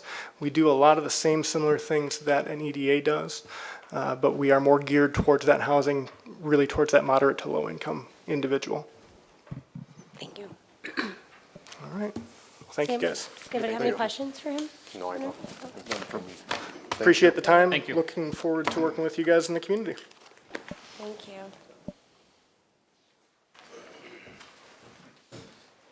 Good evening, Madam Mayor and council members. I know you're all here to listen to Eric and I talk, so just hold your applause till we're done. It is an interesting conversation, short-term rentals. I think at every Breezy Point council meeting I've been to, this discussion has been brought up. You know this. Yeah, all too well. Yeah. So my name is Tyler Glenn. I'm the Executive Director of the Brainerd Lakes Area Economic Development Corporation. We are located 224 West Washington Street in Brainerd. We have boundary limits by Crow Wing County, so we can perform our economic development duties throughout Crow Wing County. We are funded by the likes of you. Also a membership base, so we have most of our businesses, or larger businesses, especially in Crow Wing County, are members of BLADEC. That's how we receive our funding, along with state programs and along with a couple of the other programs that we manage that provide recruitment services to our member businesses, along with a unified fund which provides gap lending to area businesses. And that's a program that we created 2017 by assembling public dollars that were sitting in our communities, sitting dormant, and we created a local development organization that allowed us to take those funds and become a gap funder and provide loan proceeds to businesses as they grow and expand. So it was a good program for us to do. There's about $32 million currently sitting in cities throughout the state of Minnesota that are sitting dormant. We assembled about $3.5 million in Crow Wing County. Since we did that, we have provided loans to 21 different businesses, maintained, retained, and or created over 200 jobs. So it's a big focus of some of the work that we do. But we're primarily designed to, as a community-driven nonprofit organization, preserve and enhance the area's economic growth, expanding businesses, building communities, growing jobs. That's what we do. That's what we're designed to do, and that's what we'll continue to do. We've been a business. We have been in place since 1987. I took over as the executive director in January of 2000. I mean, great timing. Why not take over an organization in the middle of a pandemic? It seemed to make a lot of sense. But we continue to move forward. We're doing really good things. We provide economic development services to all of the communities that exist inside of Crow Wing County. We promote your communities. We promote the work that you do. We work in conjunction with the HRA, along with Administrator Chansky. We've done plenty of work in this area. We will continue to do plenty of work in this area. I enjoy the work that we do. The promotion of this area is something that's, I think, near and dear to all of us based on these conversations that we've already had. The economic impact of the work that we do in our communities is far-reaching. We support events, we support growth, we support housing, childcare. The things that we've gotten into over the last handful of years really drives the work that we do, but it drives economic impact in our region. So the creation of an EDA, or the recreation, if you will, of an EDA, it's not a bad idea. The challenge that it comes with it, and I serve and support the EDAs in Brainerd, in Baxter, Pequot Lakes, Cross Lake, the Cuyuna Range area. The challenge isn't the participation and the support of the councils or the administration in each one of these cities. It's the public support of it. All of these boards, or all of these commissions, require individuals in these communities to serve on these boards to help drive some of the economic impact of what the work that actually an economic development authority would do. So that's the challenge. That's the challenge with it. We're, as an organization, we're here to support those activities. We're here to comment and react to issues or questions that you may have or the administration may have here.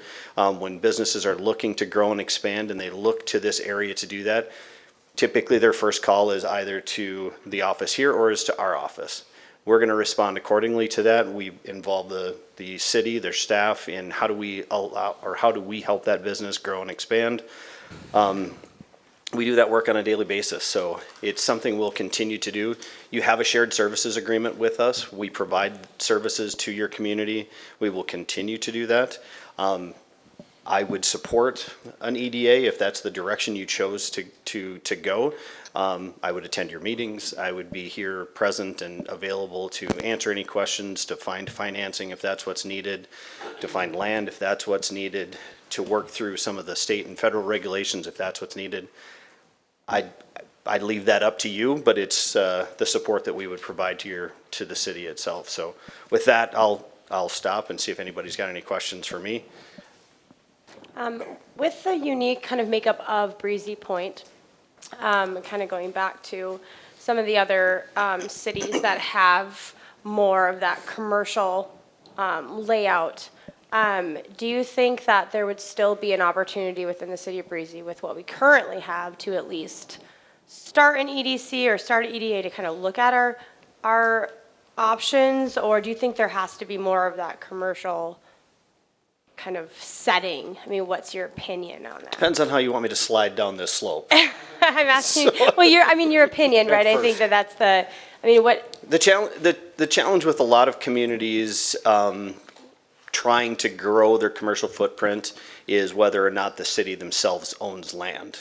Mm-hmm. If you own property, you can do things like some of these other communities have done is you put the land up for sale, you own it, you control what goes on there, how it's going to be built out. It's a challenge when you don't own land. But having said that, there are, I've worked with a number of the groups here to, as they've tried to grow a second sheet of ice up there, the clinic on the other side of that. I've had many conversations with the owners of that land and how to kind of proceed forward with some of those steps that they've taken. I think creating a commission or reestablishing the authority puts the onus on you guys to really put forth a plan and to identify a plan on how this city wants to grow and where they want to grow. And once a plan is put into place, it's a little bit easier to, if you want to court certain businesses, if you want to look out there and say, hey, what's going to be a good fit for our community commercially related, you can do those things. It's just a challenge because of the participation that's needed to be involved. Anybody that has a question about what's available here or land that's available here, opportunities that are available here, we're going to work in conjunction with the city themselves, you guys, to say, how does this fit for you? How does this work for you? It's going to be, I'll just use Pequot Lakes as an example. Pequot has a unique opportunity with the 80 acres and the 85 acres in the heart of the good life that they've owned for 100 years. Selling that is a challenge. And the reason that selling that is a challenge is that type of growth and that type of expansion comes with cost. It's expensive. There isn't any roads that's put in there. The infrastructure that's to it is butted up to the trail, the Paul Bunyan Trail, basically on that north side. We've sold 5 acres since that opened, and that we took the marketing plan public with that in 2018. And in that amount of time, they've sold 5 acres. They have another agreement that's working through their processes now to sell another 5 acres, but there's 85 acres there. Does it only have to be land that is owned by the city, or do you see that there is room for the EDC or EDA to work with private individuals who own private land who want to develop on that land? I mean, does it have to be just? By doing that, the EDC, by creating an EDC or reestablishing the EDA in that format, you're going to have tools in your toolbox. You're going to put tools in your toolbox on purpose. You're going to identify what the TIF opportunities are, or the abatement opportunities. You're going to make them more public. Mm-hmm. It's not that they're not available. They currently are available. You can do that. This city can do that if it chooses to do so. But maybe the EDC or an EDA reestablishment gives you the ability to be a bit more intentional about the services or what's available from the city standpoint. Okay. Thank you. To build on that, some of the tools that you mentioned, are those only available if you have the EDA, or regardless, it's available to the city? Correct. Okay. You also made another statement about Blight Cure to support us, and if we need the help, look for funds. Is that only if we have an EDA or city only as well? You have those services available through us already, Okay. because we do have a shared services agreement with you. Okay. So the funding that you do provide for us pretty much gives you, I'll answer the phone. Okay. And my third question was, what happens if we don't have any land to partake and it's all private development? You're saying that there's still a benefit to have an EDA to encourage private development and, I think so. I think Without having there's an EDA? definitely opportunities there. You know, like I said, it makes it very visible that you're looking, you're pro-business. Let's grow. Let's find out how we can grow. We've done things with Jennifer Haskamp, who will be speaking later. We have, in other communities, identified the properties that are for sale, identified land that could be used for different types of use. And then, then it's the steps, and then it's the steps of communicating with those property owners and finding out what you could do or what you want to do with it. Creating opportunities. but all that can be done if the city just takes a more proactive approach versus creating an EDA. Correct. Okay. And you could take that proactive approach by me working with Administrator Chansky, working with those of you that are interested in kind of moving that forward. We can do that whether you reestablish the EDA or an EDC, or you just continue to work with us. Thank you. Thank you. Yeah. I guess I'm just leaning towards, do we really need an EDA? I'd almost like to see a council, not an official council, but residents and business owners. We have the services of Bladick. I mean, we don't have any land to sell. I think that segues, though, into the next staff report, which is the zoning code, right? So if we're going to be looking at how we're changing our ordinances and our zoning, I think that would almost then give us an opportunity to look at the land, right? And I know that a lot of this was established a long time ago before we knew the growth of the city, and so it could be a really good opportunity. I also think, though, with at least the EDC, which is a less regulated body, correct, Administrator Chansky? That's Correct. okay. You know, with at least starting to look at an EDC, I mean, many hands make light work. And if there are community members within Breezy that are like, I'm a business owner, I want to sit on the EDC, or I want to get involved, I think that, you know, having that presence and allowing people to come and, you know, look at what could be would be beneficial before actually taking the step of creating and reestablishing the EDA. So I think it could be taken in small steps as we look at our zoning and our ordinances, and then maybe move towards what could happen. Yeah, we lead the EDC in Cross Lake, so the meetings are orchestrated through myself. So it is a group that is active, and we present to their council twice a year right now, but done things like redesigned their website for their EDC. So we created it, worked with one of their local groups down there, created that, started being very intentional about, what they're looking to do and what they're trying to do. And that was just created out of conversations with their business owners through their EDC process, so. Perfect. And they have an EDC as opposed to an EDA? That is correct. I know that I was talking to the former mayor, and she was helping a private owner build an apartment building. They were helping him get funding and everything. So they were working with private owners. It wasn't just the city. It was how do we establish more economic growth within the city. Right, and that's a project that Mr. Charpentier and myself have worked on. We'll continue to work on that. There's funding that's available through some of the tools that they have that are made available and made public. And it's good to have those tools from a county perspective. It's good to have those tools in our toolbox so we can, when that type of opportunity presents itself, we're standing there to say, here's what's available, here's what you can get access to. I actually foresee some state funding coming down the pipe. I don't know how it's going to look from a housing perspective, but I think we're going to see some of that. Depends on how it filters out through greater Minnesota. Is a trail considered economic development if it leads into a business community where people spend money? Time is it? 8 o'clock? No. I think we'll defer to that one over here. I'm gonna stay out of that one. we help them out in the Cuyuna Range area. We're involved, but we're not involved to the depth that their established organizations are. Okay. You know, and that's, you start getting into, you know, conversations with the DNR. It's a big You conversation. draw a line. It's a big conversation. Okay. Yeah. I don't draw a line, but it's a big conversation. So, Okay. Thank you. yeah. Thank you. We good? Yeah. Yep. Sounds good. Thanks. Thank you. Madam Mayor, if I may. So, you know, tonight, I don't think we're necessarily looking at, you know, you need to make a decision. Right. And again, this is supposed to bring you information. I think a couple of things that I would just like to just highlight to what, you know, Eric said. And again, between Eric and Tyler, those are Bladek and the HRA are going to be huge partners for us no matter what we decide to do. And I think one thing I want to emphasize that Tyler talked about is regarding whether it's an EDA, an EDC, or some other group, is really establishing, kind of giving that guidance from the council, what it is you want them to do. What is their mission? What is their vision? What is the goal? What do you expect from them before you even form them? It's kind of having that, creating that visionary document, if you will, for that group. Because without it, you know, I've staffed numerous committees throughout my career. I've served on committees. You know, when I worked in my previous capacity with the city of Brainerd, I was the primary staff person of the Brainerd EDA.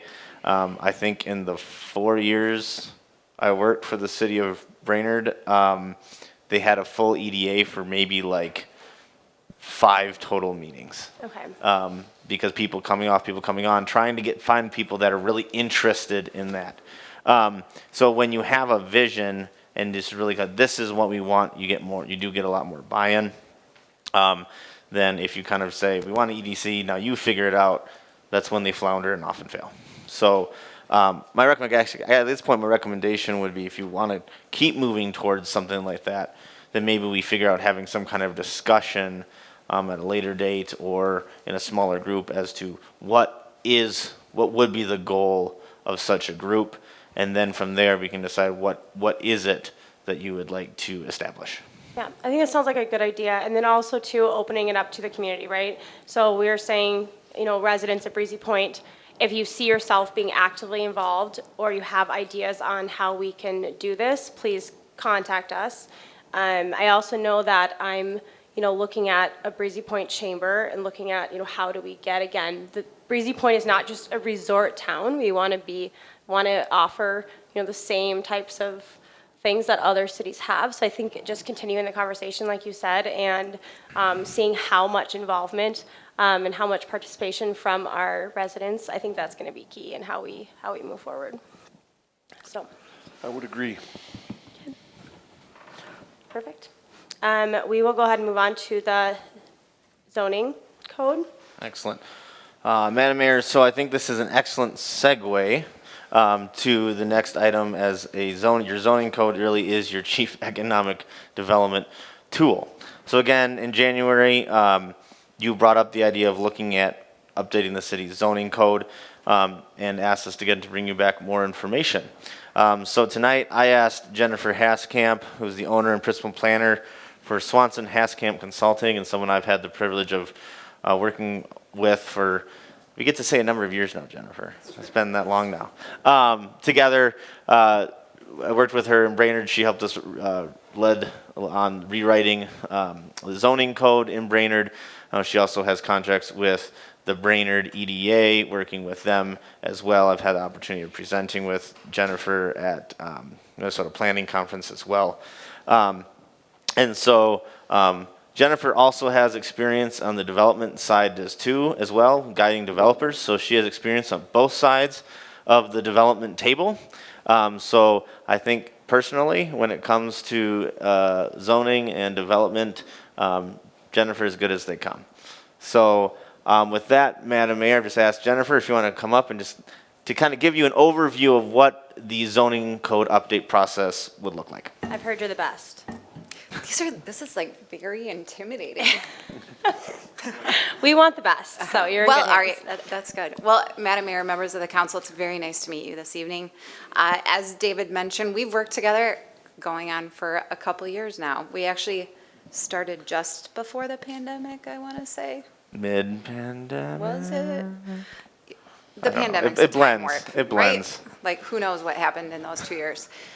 So I think we had a very actually successful process. We had some hiccups that happened over in Brainerd, but it gave us, I think, a really good foundation to actually approach and tackle zoning code rewrites in a way that I think a lot of communities don't often look at. And actually, that is through the lens of economic development. So it's a great segue to go from what we were just talking about to your zoning ordinance, because oftentimes folks don't think of zoning as any kind of economic development tool in their toolbox. But when it comes down to it, if your code is cumbersome, if it is difficult to use, if it's not clear, if it's muddled, it makes it infinitely more difficult for developers to know what to do, for business owners to know what to do, and for residents to know what to do. So from that perspective, it is one of your most integral pieces of policy and implementation that you have. So to make sure it's up to date is critical. So with that, I'm not used to not having control of my slides, so I'm gonna have to, I also might have control issues. Anyway, so tonight, I'm gonna try to go as fast as I can, but also be as comprehensive as possible. So we're gonna go ahead and talk a little bit about the, I think, no, I thought he was gonna try to get me control. You might. See, that makes me feel so good. Use the scroll wheel. Thank you. That's awesome. Okay, all right, I got it. So now I have to go back. Whoa, it's really sensitive. Okay, so first of all, I'm just gonna give you a brief introduction of my team back at my office. I'm actually at 246 South Elbert Street, St. Paul, Minnesota, so I drove up here today and witnessed, I think, every kind of precipitation that Minnesota has to offer, even some that I didn't know existed. And so I've got a team back in St. Paul that is awesome, and I could not do it without them. So I'm going to introduce them briefly. Give you just a brief, why should you update your code? What's the value? What can you get out of it? And why do we do it in the state of Minnesota in particular pretty regularly? And then a little just overview of how this process typically lays out, what we try to accomplish, how long does it take, and what everybody always wants to know, how much does it cost? All right, so anytime we go through a process like this, obviously you are the boss as the council, and you get to essentially set the objectives in the process, right, of what you're trying to accomplish. That generally filters through David, who then informs us whether or not we're doing what you want us to or not, and obviously we would communicate with you through the whole process. So if we're chosen, I would be your point person, and I would be here probably pretty regularly if I can make it through today's weather. I feel like I can make it. And back at my office is Ellison and Jess. So Ellison is a master at QA/QC. When it comes to zoning code rewrites, I cannot emphasize the importance of that enough, because the key to your code being good is that it is concise, it's consistent, and you don't have errors in it. So most codes are filled with errors. They cross-reference incorrect sections, or they say in one place you have a 20-foot setback, and the next place it says 30, and then you don't know which one is which, right? So QA/QC is a critical component of any zoning code rewrite. Jess, who's with me, is a GIS specialist, and she actually does a lot of the analysis, which actually starts to get at some of the topics you were talking about tonight. So for example, what's the developability of a certain area or a set of zoning parcels? How much area is available from a buildable perspective? If we look at what your setbacks are, is there actually a pad that could be developed, for example? Or do we have standards in place that essentially make a parcel undevelopable? If that's the case, how do we fix that, right? So she's my person, well, she's my resident millennial. She knows tech. All right, so why do you update the zoning code? There's obviously a plethora of reasons. You probably have a lot of your own personal reasons why you would do it, but a couple of the key pieces are, I know you just updated your 2020 comprehensive plan in the state of Minnesota. Your zoning needs to be consistent with your comp plan. You want those two documents to work together. So it's the perfect time to tackle that and make sure that your comp plan and your zoning actually match each other in terms of consistency. As you guys talked about for about an hour this morning, or not this morning, earlier in the meeting, and then also through the course of your last discussion, the city's changing, right? you've got growth, you've got new housing units. The building permit number was 200 and something, it sounds like.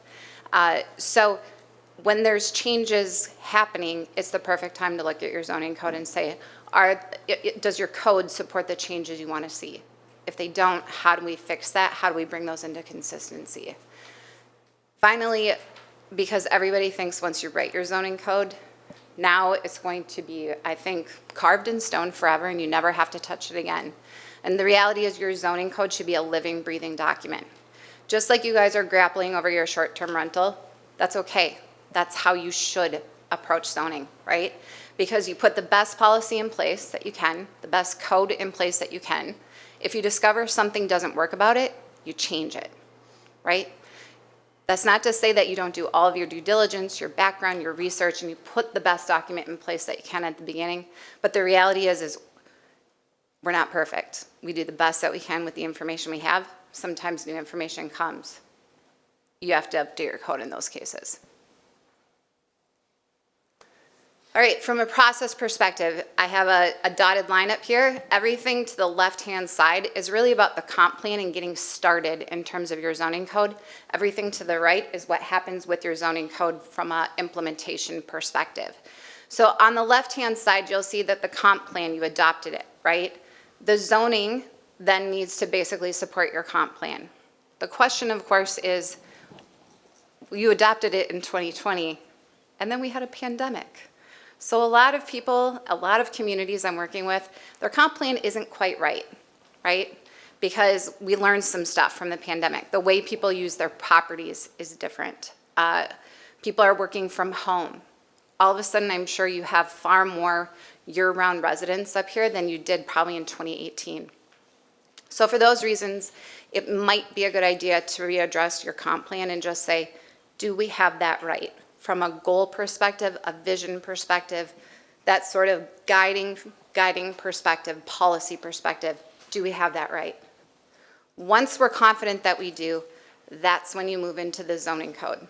You don't want to do your zoning until you know your future land use plan is where you want it to be. Your policy statements are where you want them to be, all right? So once you get that done, then you can jump into the zoning code. The zoning code, the way we like to start it is actually through an issue identification process. Step 2, we actually get into drafting. Step 3, oh, I'm off.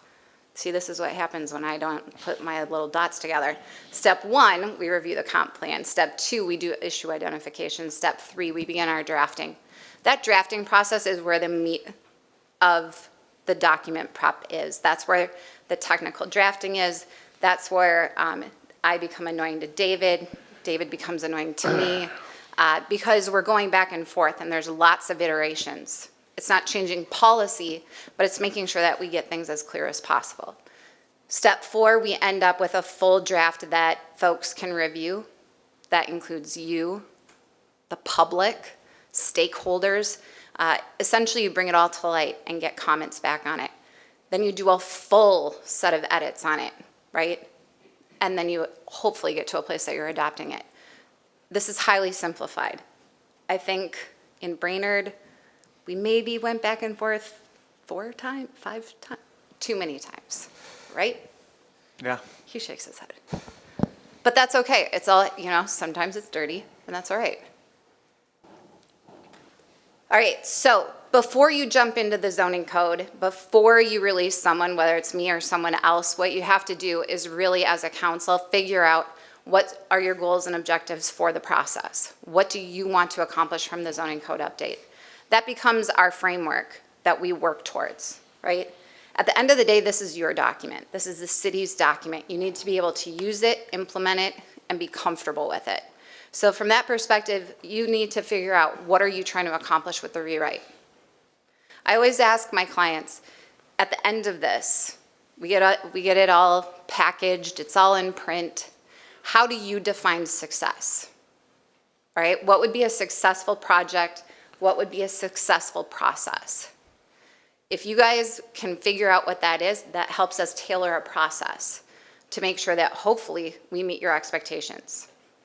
Hopefully exceed them, if possible. Another key piece of this is to determine the level of public engagement. You guys talked a lot about engaging with the community tonight. I will tell you right now that zoning in particular is very challenging to do public engagement about. The reason for that is because it is very technical. So specific targeted public engagement tends to work the best, right? So instead of trying to draft by committee, for example, which unfortunately I have done before, that is not overly successful because the average resident, the average business owner doesn't read code every day, which is great because they would fall asleep, right? So what you really need is targeted engagement that happens at specific points to get feedback about how you want implementation to happen, how folks want their community to function, and what's important to them in the context of what the zoning code does, right? So from that perspective, public engagement is critical, but making sure that it is very specific and tailored is also very important. Otherwise, you end up with a document that never gets adopted.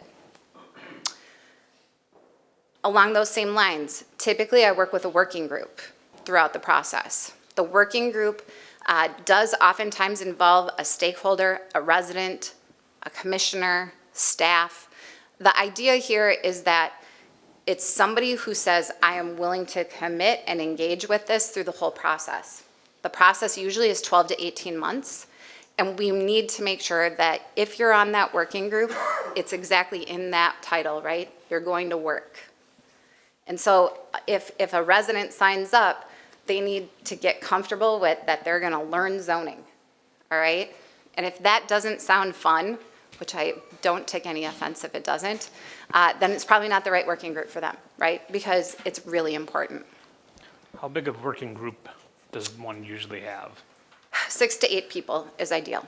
And is that typically not a P&Z? It can be. So certain cities will do as their planning and zoning commission. Some will actually say, actually, we want this to be a separate group because we want a business owner that maybe we don't have that representation on the planning commission. We want, someone who's into economic development. We want a resident. And then we'll have a planning and zoning commissioner, a council member, and staff. And then some will do, you know what, our working group's going to be the planning commission. So similar to almost a comp plan committee. Yes. Yep. Just use an example in Brainerd, you had the planning commission was really the technical working group. They're the ones obviously that worked through everything. But our advisory group that had members of like from the EDA, the HRA, who else did we have there? The council, the planning commission, I think from the downtown group, a lot of different people we brought in from that advisory group. Thank you. And the thing I will say to that is, if you're working with me, I will never have meetings for the sake of meetings, because I hate that. So if there's a meeting, it's because there's a real topic and there's something that has to be discussed, and it's something that really will affect the community long term, right? So there won't be just opportunities to have free dinner. It will really be, we have something to talk about. All right, so moving on, I'm going to go through these a little bit quicker, but from what our first step is, we talked a little bit about land use and zoning. Those two need to be compatible. They need to be consistent with each other. You can see here that you've got your 2020 future land use plan. You've got your 2013 zoning map. Those two documents need to work together, right? In your zoning, I always say, your zoning districts do not need to be one-to-one with your future land use plan. So if you've got low-density residential, for example, as your land use, you could have 2 or 3 different zoning districts that are still consistent with low-density residential, okay? So LDR is on top. You might have R1, R2, and R3, or traditional neighborhood 1, 2, and 3 that support that. That's perfectly acceptable. I bring that up only because there may be opportunities to look at, for example, where do certain uses best live as being permitted, conditionally permitted, or permitted with an interim use permit, for example. And maybe ways of getting at those things is actually by having different districts under that same land use designation as a solution, okay?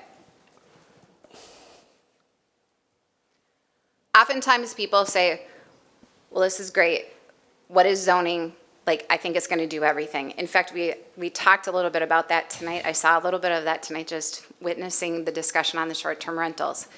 Zoning can do a lot of things, but zoning does not cure all the ills of your city, right? It has to work in tandem with other pieces. So the zoning code is really about the physical way that your land develops. It's about dimensional standards. It's about physical characteristics of structures. It's not always about sort of the licensing or the, well, enforcement comes into play, right? But that has to do with behaviors oftentimes, and it has to do with, you may have a rental license. So for example, we're talking about short-term rentals tonight. The zoning code itself might talk about the dimensional standards of a parcel for a single-family lot, right? The use might be short-term rental, and then you might have a short-term rental license. The license may not live in the zoning, right? So it's making sure that zoning does what zoning is meant to do, and cleaning up where you probably have, for lack of a better way of saying it, cross-contamination. There's good reasons for that, because state statute has very specific requirements that we have to abide by when it's in the zoning code. So most things, for example, in the zoning code, as you guys know, have to go with the 60-day rule, for example. There are certain things you don't want to have living in the 60-day rule. Therefore, if they're outside your zoning code, they don't. So making sure that we have those things in the proper buckets is really important. The zoning code also talks about uses. So it does talk about where do residential, commercial, mixed use, industrial, agricultural, where do those activities take place? What are the appropriate permitting processes for each of those types of uses? Making sure that we've got those ideas in the right bucket. This is one that I actually think has changed quite a bit over time from the standpoint of, for example, work from home has just blown up. Our codes don't deal with it very well at all. I'm not sure if you have had any issues with it here, but back in the day, you couldn't work at home. We didn't have the internet. You went to work, you went to your office, right? Now all of a sudden you can work from anywhere. You can work from your home, and that has different impacts potentially on neighborhoods, for example. So, I mean, a lot of communities where all of a sudden people are like, well, I have, 3 visitors a day. I'm an attorney and I have clients who come here every day. Our codes do not deal with that well at all. So it's figuring out some of those uses that are specific to your community and how we regulate them. What do you do with them? And then obviously there's the enforcement and the implementation piece. Just a quick little, what does the code not do? It doesn't actually have rental regulations. It typically doesn't have design guidelines. Doesn't talk about traffic control. Doesn't have animal control. Although someone did just ask me about chickens and bees. And I was like, okay, that's not animal control. The chickens and the bees have to do with their structures and where they're located and stuff. So it does have that kind of stuff in it, right? So there's some gray area, but generally speaking, you want to kind of keep those lines relatively strong to make sure that you're regulating the right thing in your zoning code.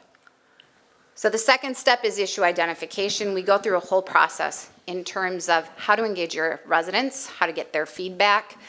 We can design that with you in terms of how you think your residents will best respond. It's a character, it's a physical analysis. It's figuring out, do your current zoning districts actually match what's happening on the ground? Figuring out what's non-conforming, what's conforming, what needs to be fixed, how do we fix it? Let's say if we change side yard setbacks by 5 feet, it would bring 90% of properties into conformance, for example. That might be a great change that we should institute, right? So it's going through that analysis and figuring out what our roadmap is for the future. Then we would go through what are the key changes based on the issue identification process, all right? So things that have come up in other places. What should be on the table of uses? What should be conditionally permitted? What should be permitted by right? We talk about economic development. By right is one of the easiest ways to encourage redevelopment and development because it reduces red tape. Now, there are clearly uses that are totally, should go through a conditional use permit because they don't quite fit in whatever the use district it is. But for uses that fit the district, fit the character, if we can make them buy right, it does promote redevelopment. It does encourage reinvestment in your community. Shoreline standards, making sure we're consistent with DNR rules, making sure that you also know what you want from a vision in terms of what happens around the lakes. And I put ... because whatever comes out of that process, there will be a lot more. So there's these different components. Typically, I structure our process to actually talk about each of those specific components of your code separately so that we have one topic per meeting. So that working group would talk about the zoning districts, allowed uses, building and development standards, and the administration section. I always purposefully put administration at the end because it's boring. It's also in the code at the end because it's boring. So in terms of a typical timeline, this is what we affectionately call the shish kebab back at our office because it kind of looks like a shish kebab. And this is just to give you a sense of there's a lot of work that goes in here. There's a lot of meetings. These dots move around, the colors move around. This is more to demonstrate to you that the idea is there's multiple groups that are all working together and making sure that at the end of this, we get to a place that you have a code that you feel great about and that you're ready to adopt. In terms of the budget, just to guys give you a breakdown, typically the engagement portion of it comprises about 30 to 35% of your budget, just to give you a sense of how it works. Virtual versus in-person engagement has actually helped in terms of keeping that. I used to say that engagement process budget would have been more like 40 to 45%. Using online tools, online surveys, capturing feedback virtually has been highly successful. And actually, I think it's resulted in better products because people have time to really think about it. The number of revisions and edits are strongly correlated to the final budget. So I put that in for David. I got a chuckle, so that was good. If we go back and forth 6 times on the code, obviously that impacts the budget. Typically, these cost anywhere between 80 and about 100,000 when you're doing a comprehensive full rewrite.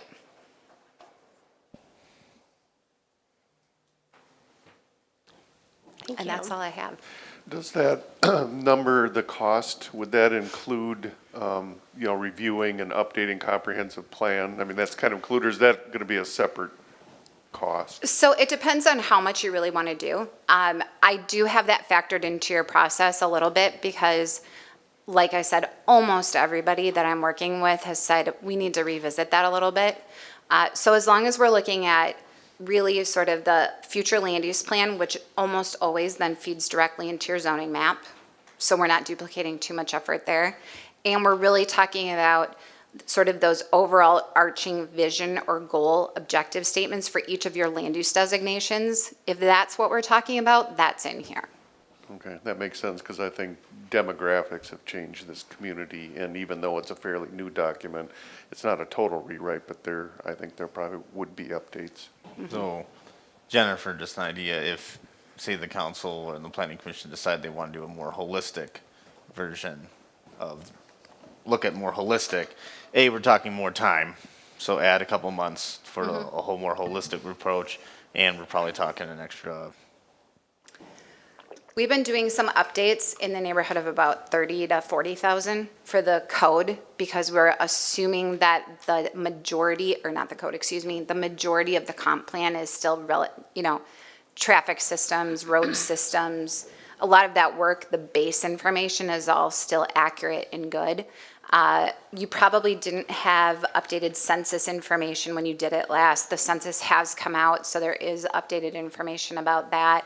So we've been doing somewhere in that 30 to 40, depending on how extensive you want. If it's really just the map and the land use designations, though, that would be included. Okay.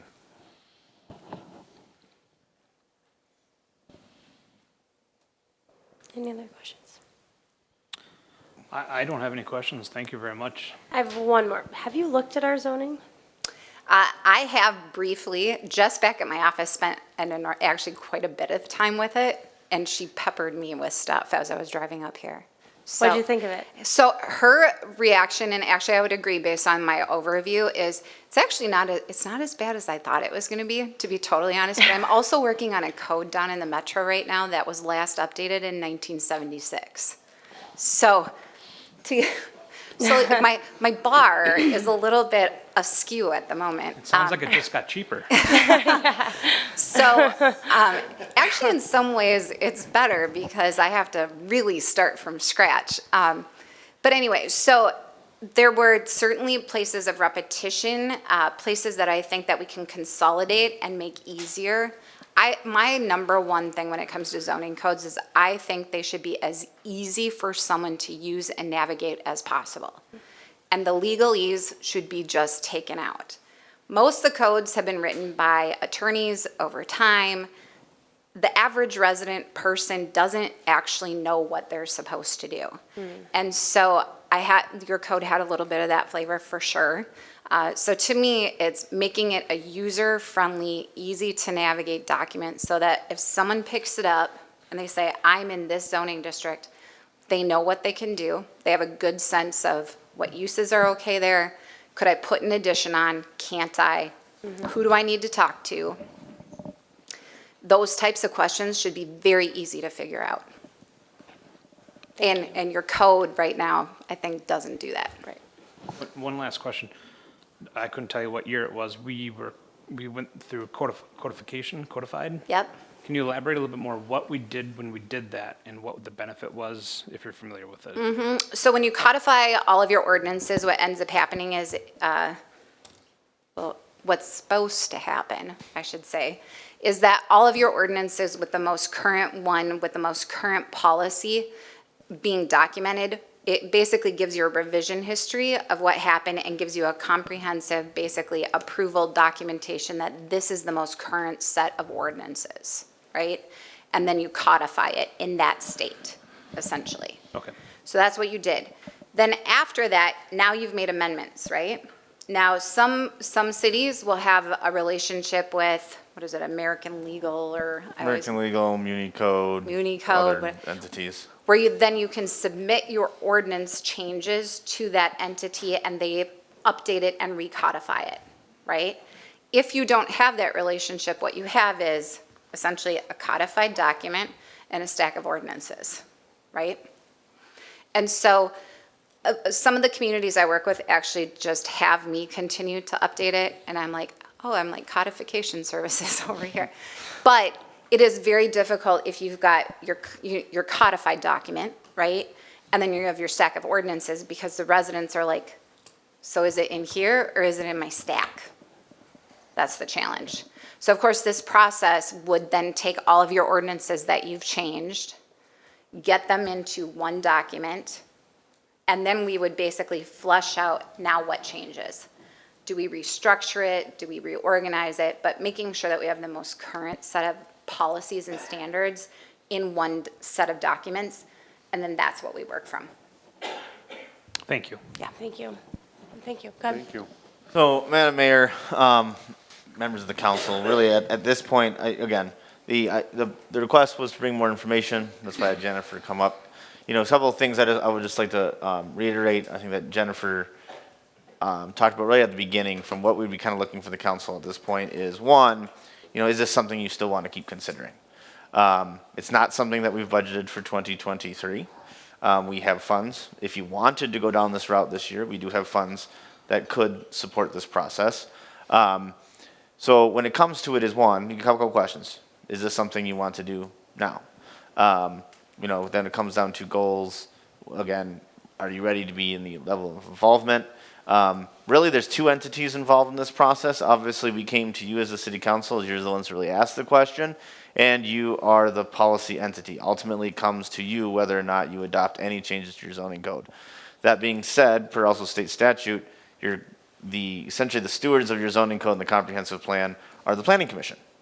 So they're going to have to be extensively involved. And really kind of, as Jennifer alluded to at the beginning, is if we're going to go on this route, we want to make sure everyone is ready to go down and is bought in as to we're going to do this process and here's what the goals and the mission are of this process.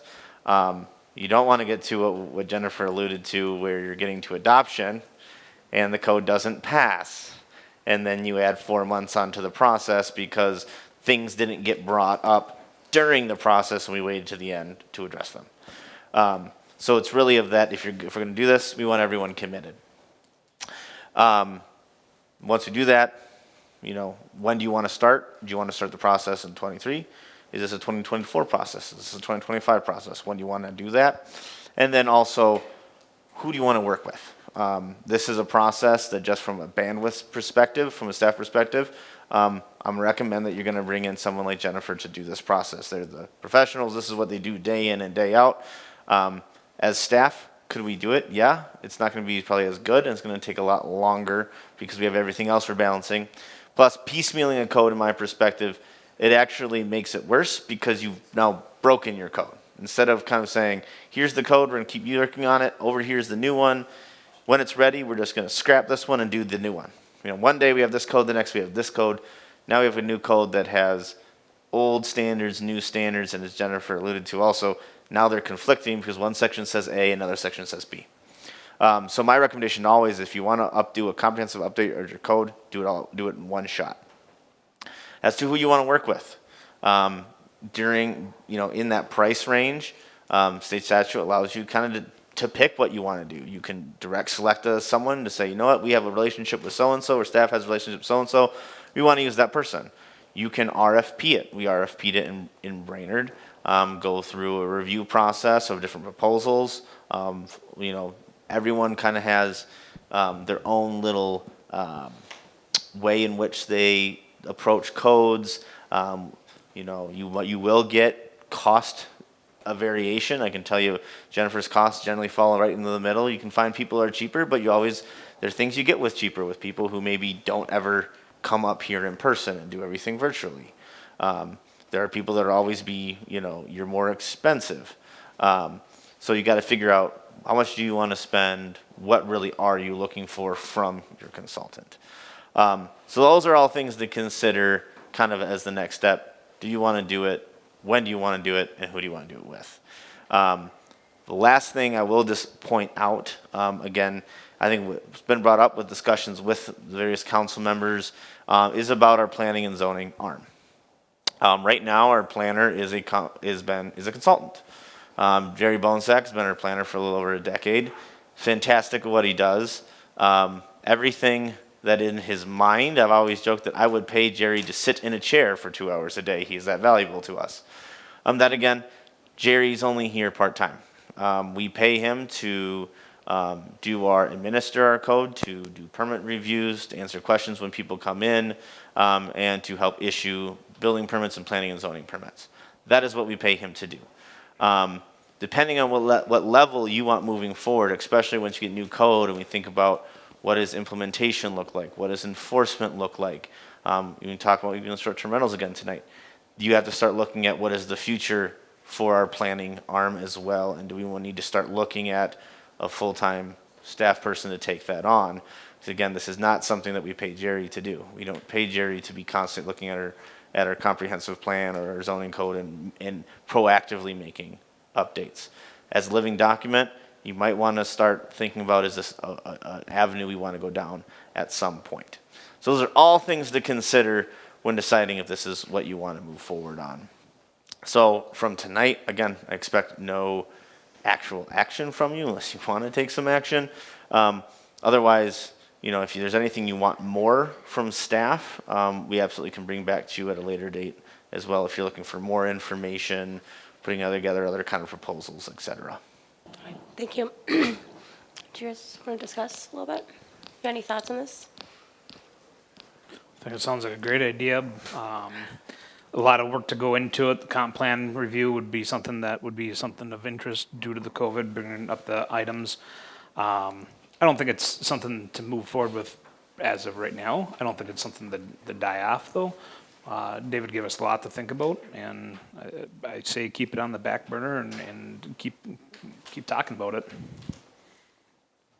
Yeah, I agree with Mike. I don't know if it's anything we have to necessarily dive into now, especially in light of the fact that this wasn't anything that was anticipated to be included in the budget. might be something worthwhile to make sure is brought up and we have further discussions on when we get together. I think is this still planned for retreat, goal setting session?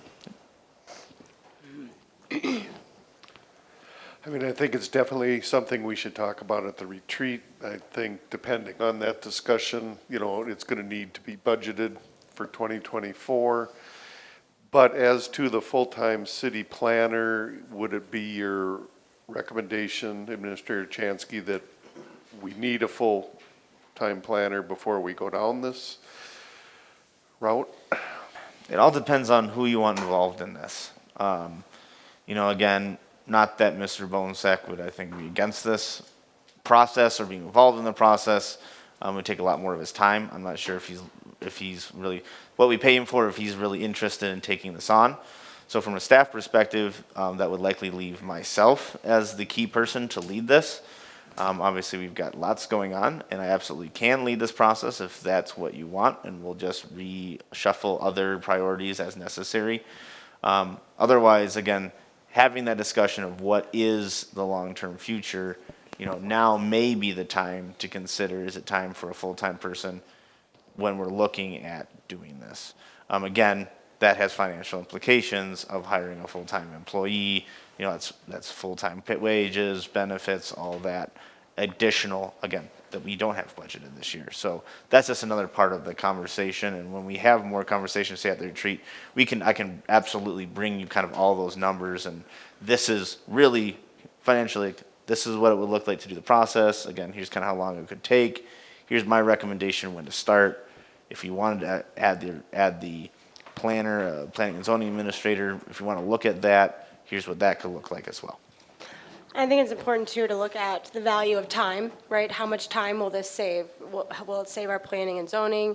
Will it save, you know, from the phone calls if residents are able to just open a document and understand exactly what they need to do? I mean, I think time is money, and I think that as long as we can look at it too from not just a dollar investment, but what we're saving on from a time perspective on the back end, I think that's important. I think that it would be good to revisit this before the end of the year, because we do have the funds, right? We do have the funds to begin the process. Is it paid over a period of time?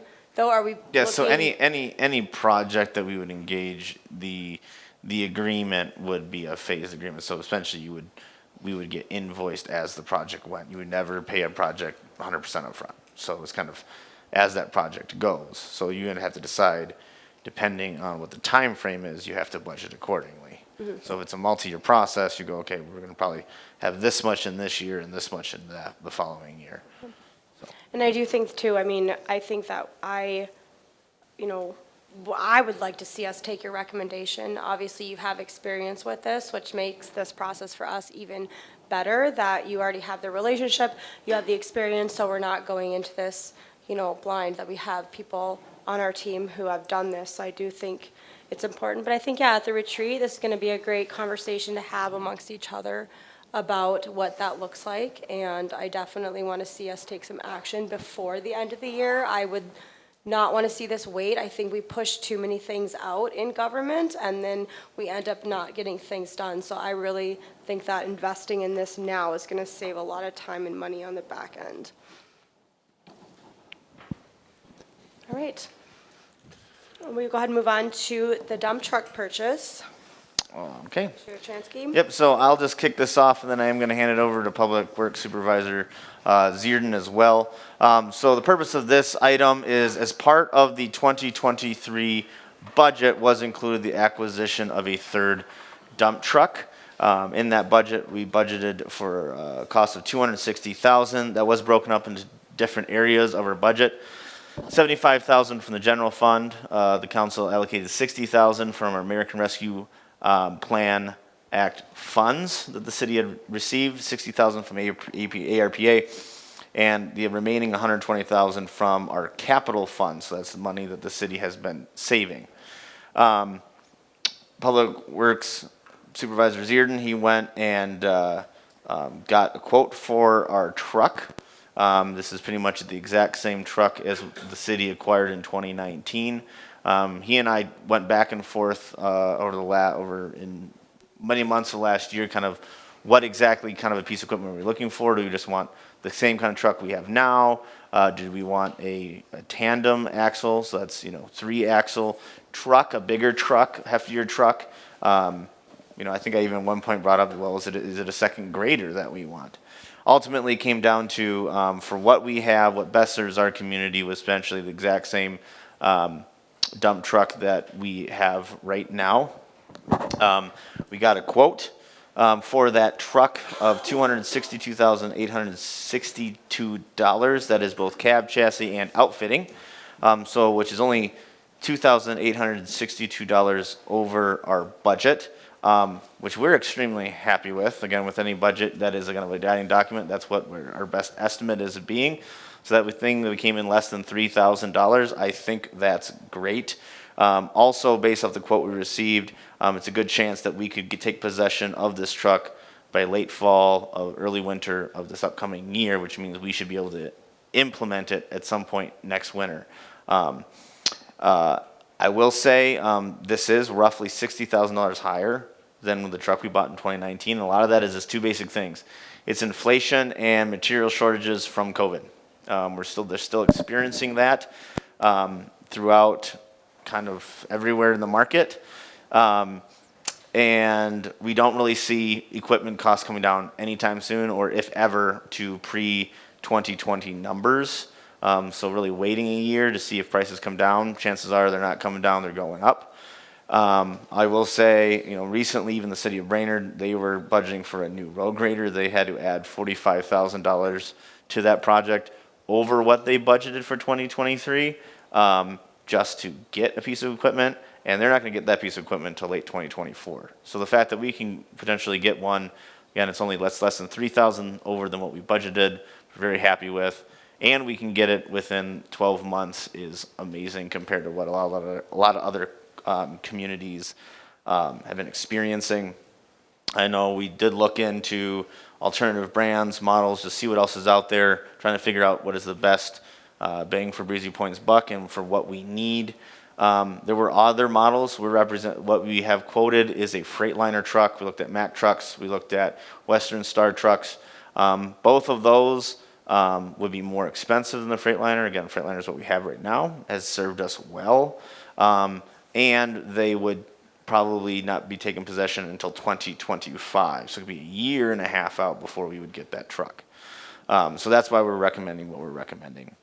As we talked to the council back in 2022, we're not just recommending adding this truck to just add another piece of equipment to our pot. There is a purpose behind that. And there will be impacts to our operations with the addition of this truck. And with that, I'm going to hand it over to Public Works Supervisor Joe Zierden, and he's going to talk about what those impacts could be should the council approve the purchase of this truck tonight. Sure. Essentially, the new dump truck that operator would be taken from the payloader, which currently you can see on the highlighted map, he has his own route. Payloader, not optimal for plowing. It's a single blade. Several roads, for example, doesn't have a wing, so has to take 4 passes versus in and out. That's part of how you get a little bit more efficient operation, where I'm basing the amount of time we save overall. And then really, I mean, the roads I highlighted, they're gonna notice the most change. Like Dove Street, typically that's plowed during the daylight. Let's say if we start at 4 a.m., they'll be started 4:05. So that would be huge. That's one of the core areas of town where we've seen a lot of growth. White Birch, Creek Circle. So that is gonna be our biggest benefit. The roads I identified, that are gonna see the biggest reduction, not reduction, but they're just gonna swap places, are typically roads that we had to use something small and maneuverable, which generally means very low density, isolated type places. That's how we would operate. I think for that Dove Street area, it would see considerable benefit. Material will get on it quicker. And, 15% reduction, I tried to show the math, just as a ballpark figure of, there would be a benefit long-term, and that equals money, but biggest thing is we're getting better service with the people we have. It'll maximize our workforce. I mean, there's 5 of us, we can only do so much. The more we can do longer, that pushes out staff costs. At some point in time, we'll probably need more guys. We do have unbuilt roads, but this was part of the discussion to bring this, starting 2 years ago, look into the alternatives, benefits, and this is what I'm seeing. So if you guys have any questions about specifics, be happy to answer them. Typically, how long do we keep these trucks? I want to say our current capital equipment policy, I think I put like 17 and a half years, and that's been holding true. So, some years you'll see 20, certain rigs you might see 16, but I would feel comfortable, you add another one, should make everything last a little longer because we're saving an hour each time. Sure. That's spread across all the equipment, so, but it's hard to quantify, that kind of stuff. I did the best I could, as fair as I could. Does anybody else have any questions? I do not have any questions. No more. Okay, you're asking. Go ahead. I was just gonna say, yeah, I most likely do, a lot of which I can't think of now. And part of that is just, not having been involved like Mike and others, I'm guessing, as far as, the conversations that have led up to this point. This is a significant purchase, as I think we all know. I mean, when you're spending, or considering spending $250,000 on a piece of equipment, it's definitely a decision that to me, doesn't come lightly. So you said there's 5 of you right now that plow? Yep. What is the cost savings, Mr. Yurchansky? Yep, so, Assistant Administrator, if you guys scroll up back to the memo. So Joe put that in the memo, of kind of, he broke it down, hours saved per event. So, again, they'll be able to plow the city faster with the full dump truck, and just one more page down. That breaks it down, there's if you scroll down, Daniel, there we go, that's what I'm looking at. That guy. So Joe went in, calculated, estimated hours per event. We have roughly 15 to 20 events a year. So we're looking at 7.37 hours per event. And then as Joe put in his memo, he used just the FEMA snowplow rate of $84.25. The idea is that includes the cost of the operator, the employee, and the cost of the equipment. And I believe it doesn't include material as well, Joe, or just That's operator and strictly equipment. Okay, operator and equipment. Yep. So that's on average. I know Joe also went and called almost all of the other contract companies that have contract for plow routes throughout the county and asked kind of what do they charge, what does Anderson Brothers charge, what does Holding charge, and the other entities, what do they charge an hour, and they are all pretty much across the board almost over $100 an hour. So this is a very conservative number as to what our costs are and what savings would be. So if you look at, per event, 15 to 20 events a year, and then over, that we put up to 20, obviously you can adjust that based off of the life cycle. One thing Joe talked about again is that payloader being moved to kind of a backup piece of equipment.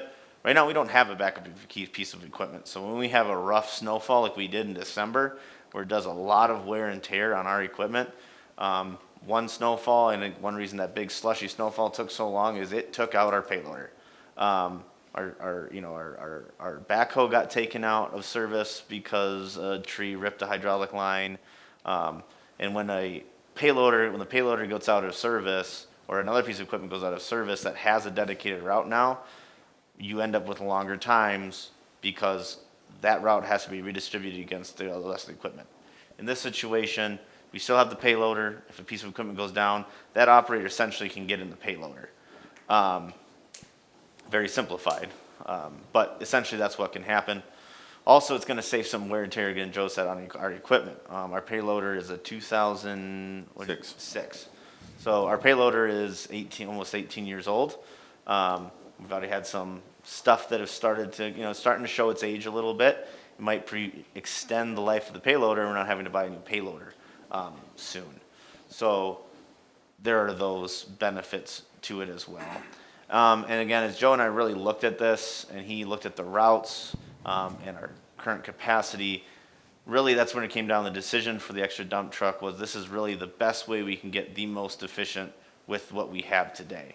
There's really only one way to get more efficient, especially if we were to get this dump truck, is to add personnel, you got to add more equipment. So really this is the best way to get more efficient without adding personnel. Madam Mayor, I'd like to make a motion to approve the purchase of the Freightliner as quoted. Okay, I'll second. second, all right, motion, Councilman Maroney, second, Councilman Jensen, any discussion, further discussion? Just, as the city grows and we keep talking about how we're growing and expanding, our residents will ask for more, and this is gonna streamline plowing, so I think it's nothing but benefits for the city and its residents. Joe, can you give us a sense as to, over, the last couple of winter seasons, the number of residents you hear from that are indicating why are we not getting roads opened up sooner? I know it's a hard question to throw at you, but More in very snowy winters, say dozens perhaps. A typical winter, handful, half a dozen, 10. Part of what led me to this was I want to say when I was reviewing the comp plan for my department, it was basically the hot topic button for our department more than anything else, more than potholes, more than dust coating, that sort of thing. I think we do a good job, don't get me wrong. I think we do the best job we can. and that's probably I how did I have should someone have. reach out to me actually, and asked if we needed help, because he had a snow plow, or a plow on his truck, and he saw we were struggling in the city to get the roads plowed in a timely manner, and had offered the help. Obviously, we don't have any process in place to contract a resident to help plow roads, and so I did see that this winter from people reaching out asking if we needed help. Madam Mayor, if I can add one more thing too. Obviously, we geared this memo and this information towards snow plowing. I also want to emphasize this is not a piece of equipment that May through October is just going to sit in the city garage. There are also benefits Joe and I talked about, including, for example, every spring or after significant rainfalls and stuff, they have to go out and put new aggregate on our dirt roads. We still have a number of unimproved roads. This is a 33% more aggregate that they can put down at a time. That means they can do that 33% faster, which means more time to do other things. Correct. And I would mention, our aggregate budget, we should be spending every nickel in it. It is difficult to find time to haul it, and we're hauling basically from in town. We couldn't get it out any quicker doing it ourselves outside of subbing it out, which, then you're paying for someone else to drive it. It makes sense for us to haul, but yeah, that would be a significant help. Any other discussion on this? All right, all in favor, say aye. Aye. Aye. Opposed? Aye. All right, motion passes. All right, we will move on to 6F, County Services, Administrator Chansky. Thank you, Madam Mayor. So with our current vacancy in the finance specialist position, staff, we're doing our best where we can to keep things going. I do want to give kudos to our staff who've done an amazing job over the last 2 weeks on keeping things going, especially Assistant City Administrator Ike, who has picked up a lot of the brunt of the work, getting payroll done. We've been working the last few days on getting utility payments processed. So the bills went out, payments came in, getting those payments processed. Next thing we're going to be working on is accounts payable, some accounts receivable, accounts payable. getting in our, our bills, getting our bills paid on time. That is taking a lot of staff time to do. And while we are getting our way through it, obviously none of us are finance specialists. So what we are looking for, we've been trying to get, is try to figure out if we can get a special services agreement for accounting services. We had been hoping to have an agreement with accounting services with Clifton Larson Allen, who are our current auditors. We did have a small contract for services for them in 2021 where they helped us for a short time on payroll.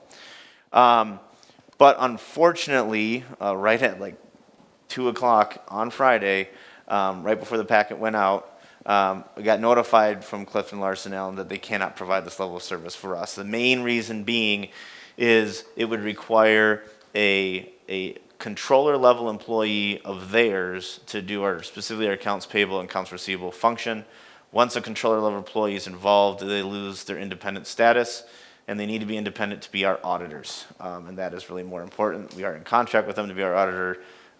They're coming in March to do our audit. So unfortunately, CLA can't provide that service to us. They are being awesome and continuing to try to figure out who else could provide this service to us, help us out by looking at who else is out there. But we didn't have anything today. We're actively looking at that. This is something we do want to get in and as soon as possible to make sure things aren't falling through the cracks. So today I am asking, doing something I really don't do, is to ask the council to authorize me to engage in accounting services agreement with a firm once that firm is identified. The goal with that is, one, it would be not a flat fee contract, again, based off of hours worked. We're not really anticipating it'd be that many hours per week. Again, we're going to do a lot of it on our end, especially on the accounts payable receivable. For me, getting the bills in, coding them, then we just send it to them. They get everything and put it into our software, and checks cut. The goal would also be to have Deputy Clerk Rungsmeyer also trained in on AP once we kind of get all caught up, with the idea of her taking over the primary, that accounting firm being the backup from there on out until we have a new finance specialist in and trained. I also would like a services agreement that if we find one to go through the end of the year, the purpose being kind of them being on-call service at that point, for the purpose of helping once we get a new finance specialist on board, helping that person kind of in that onboarding process as they're learning things. If they have questions, it's someone they know they can pick up the phone who's a specialist and ask the question on what to do here. I did crunch some numbers. Obviously, this was not an anticipated expense. We do have some professional services expenditures. I did crunch the numbers though, and at a very minimum, savings that we will see during this period where we do not have a finance specialist from a wages and benefits perspective, we should see a savings of a minimum of $4,500. And that's a minimum. I anticipate, depending on how long it's going to take us to get a finance specialist, that's showing that a finance specialist is in and working by April 3rd, which I highly doubt will actually be the case. So further they move out, more savings we have. So we had $4,500 at a very minimum if we have someone by April 3rd. And with this as a professional service, we also could submit any bills that we get, invoices for this service. We can submit that to Sourcewell and get 50% reimbursement through their professional services reimbursement program. We're allotted $10,000 a year for that.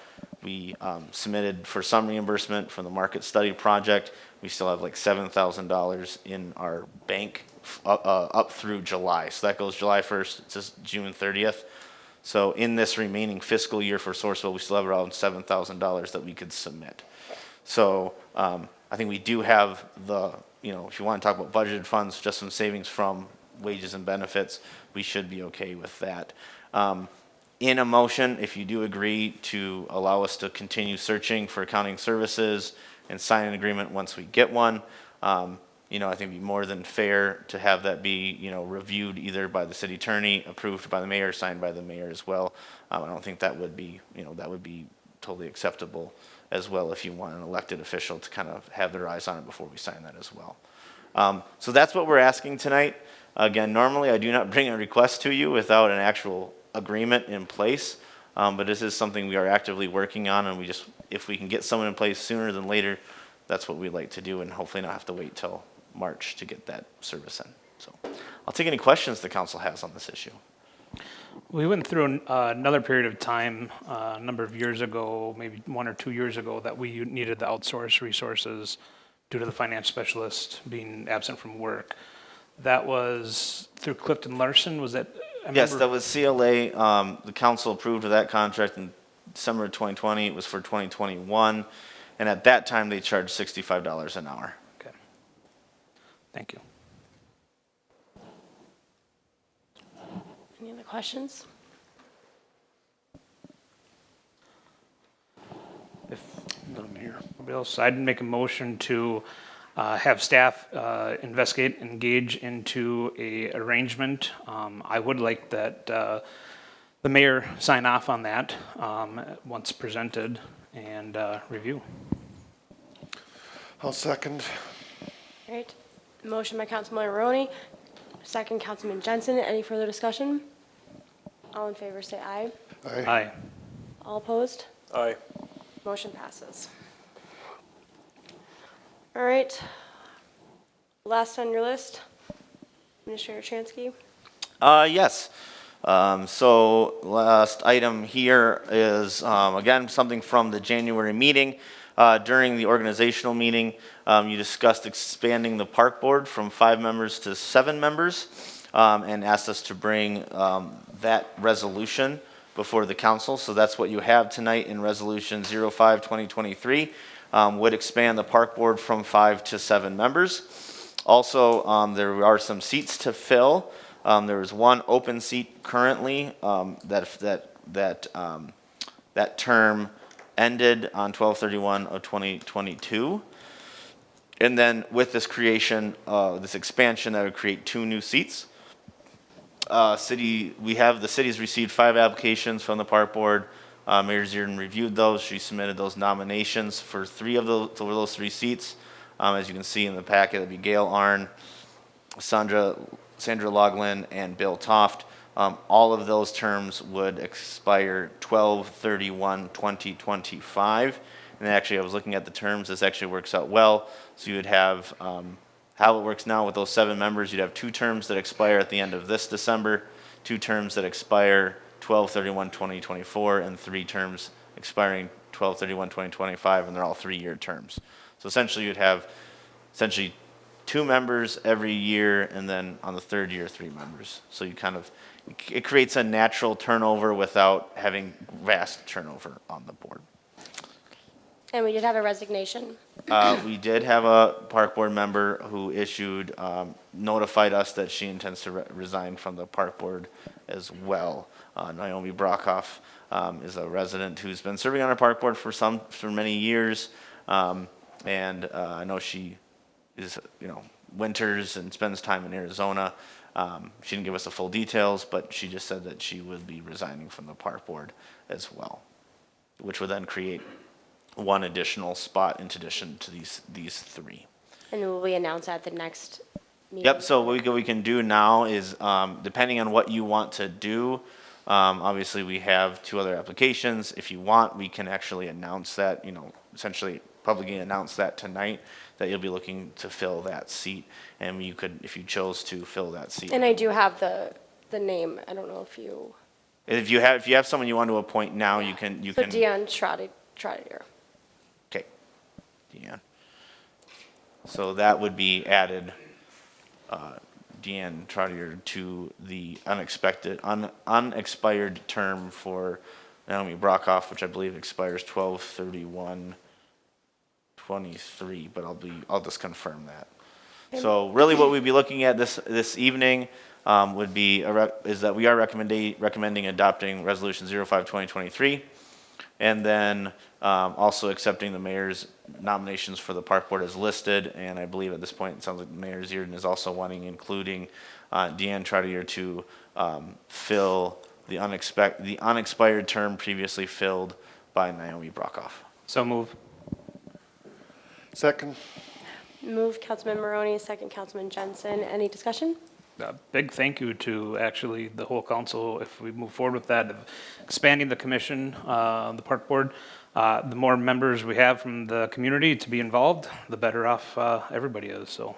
I agree. I'm looking forward to meeting with them and looking at, you know, the next projects that they'll be working on, and I think it's a good thing for the community. So thank you for everyone that has applied and shown interest, and I hope that we continue to get public interest in the things that we do here.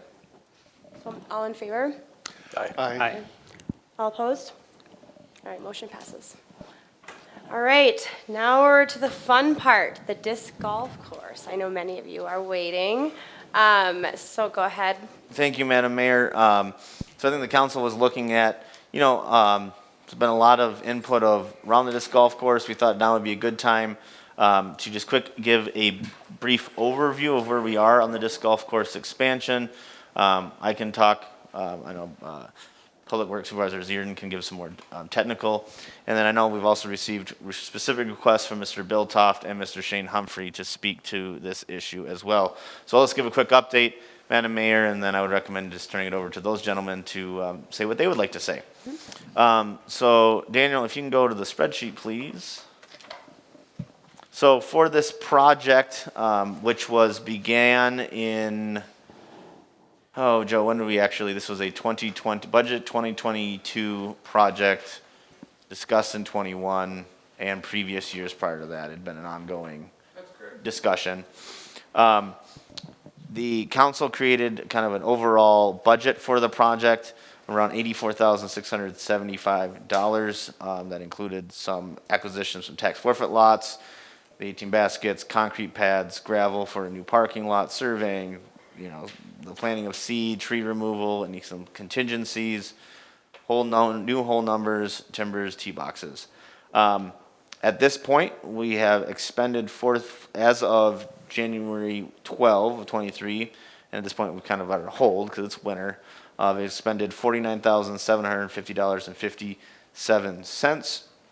And as Joe has listed in this budget, he anticipates about a further expenditure of around $6,000 to get this thing complete, which should put us a little around the $55,000 to $56,000 budget, which should get us almost $20,000, almost $30,000, I should say, dollars under what we anticipated would cost for this project. So that's where we are kind of on the budget. With that, I'm going to leave it over to Joe really quick. If you just want to say kind of what's left. Sure. Essentially, construction of parking lot, final construction, surfacing with gravel. Right now it's settling. There's quite a bit of fill. Generally, it's not a good idea to do final grade before the project can sit and freeze thaw, get rained on. Shouldn't take a whole lot of time, a couple weeks probably. Establish grass, install the baskets, couple days for that, bag of concrete each one.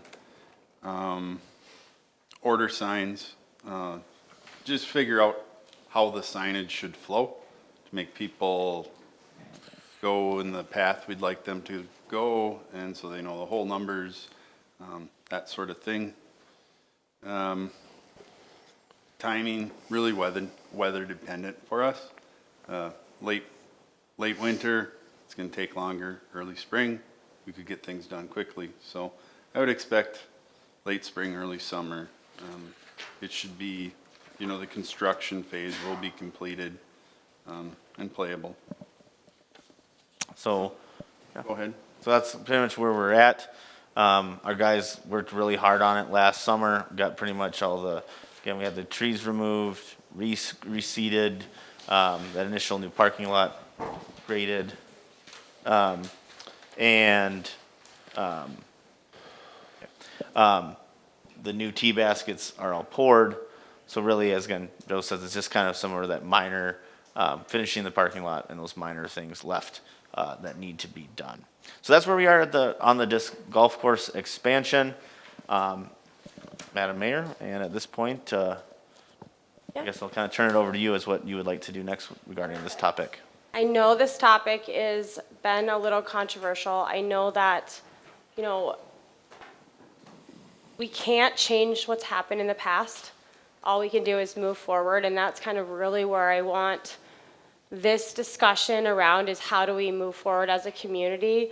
I did hand you 3 letters that were written that I would like for you to read after, the same that you did for the rentals, just because I know that they could be here tonight.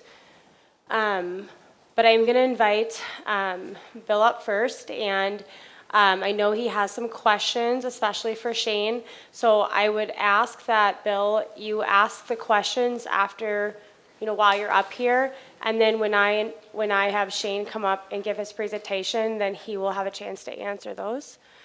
So why don't you go ahead and come up, and we'll begin. Thank you, Madam Mayor and Council, for letting me be on the agenda. I appreciate that. I also have a petition signed by 63 Breezy Point taxpayers. And I saw a lot of good folks. You folks are really fortunate. You represent a lot of really unique and engaged people in this community. And boy, I think it'd be a good thing for you guys to get out and knock on doors once in a while, because you learn a lot from these people you talk to. I had one person turn me down out of 63, that's what, 98% or so? So I think most of the population here feels like I do about our tax situation. By the way, my name's Is it Bill. just the people around who did you canvass? People in Breezy Point. In all of Breezy Point, or just around the golf course? No, around the golf course, but the whole area over by White Birch, all over that developed area. Okay. My name is Bill Toft, by the way, 31877 Greenstein Drive, and I'm only going to be about 25 minutes, so I'm just kidding. It'll be about 8 or 9 minutes. I like your sense of humor. Yeah, I'll read the petition here. We, the undersigned, respectfully demand or strongly suggest that tax dollars collected from Breezy Point residents be allocated for the primary benefit of Breezy Point residents. Any project that quantifiably does not benefit Breezy Point taxpayers should not be considered, and those that already are started should be shut down. I think that kind of echoes what I heard from the 3 new members up here at the Meet the Candidate meeting, and I really think that'd be something good to keep in mind as you make all your decisions going forward, frankly. And I'll turn that in when I'm done speaking here. I'd like to ask Mr. Humphrey some questions after he speaks, because I haven't heard him speak since last April. So if that's okay. Yeah, and like I said, do you have these questions? Well, I want to see what he Written has to say first before. Okay. I was just going to, I know you want to move forward in all this, but I think part of the process of how we got to this point should have an impact on any decision. The residents and myself, we still want this thing shut down, because I don't think it's going to ever come close to paying for itself. I want to read what the former mayor said in the 11/1 meeting here, 2021. We have a cost that goes into it. We have labor costs, we have maintenance and upkeep costs that we have to pay for. Mayor Rogenkamp expressed a desire to make the course cost neutral. I know people are using the course, but we don't have an idea of what the numbers are. I just think that we need to be a little more thoughtful about the money going out the door when we have nothing coming in. I've talked about the demographics of the disc golf players and several times before the previous council. They're starting out, so they're at a lower socioeconomic, monetary earning power right now. 64% of this country right now lives paycheck to paycheck. The average income for households is $70,000, and the demographics for disc golfers is about half of that. Like I said, they're starting out. The mayor had changed his mind by April of '22, because after I get done speaking, he basically went out of his way to suggest how many emails he'd gotten in favor of the disc golf course. There wasn't one of those people that was from Breezy Point. In fact, one lived in Bemidji or Duluth that had never even played the disc golf course. Mr. Humphrey had sent out, and again, I'm going to say things about organizations and people. We don't think anybody's a bad person. I have no acrimonious. I don't blame them for wanting this disc golf course. If somebody was going to build me a golf course to play for free on Brainerd's tax dollar, I would certainly take a look at it. Can I ask, did you just state that the average income for the average disc golf player? Correct. I'm sorry, what is the relevance of that? They're not going to spend money in the area.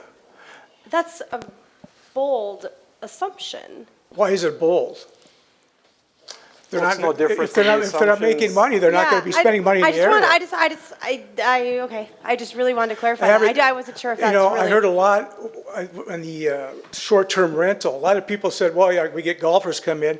The average golfer spends $90 a day when they come and play golf. The disc golf websites say the average disc golfer spends $5. So, I mean, if one of the reasons for having this is that there's going to be an economic value, there isn't. But if there was, would you support it? There isn't, though.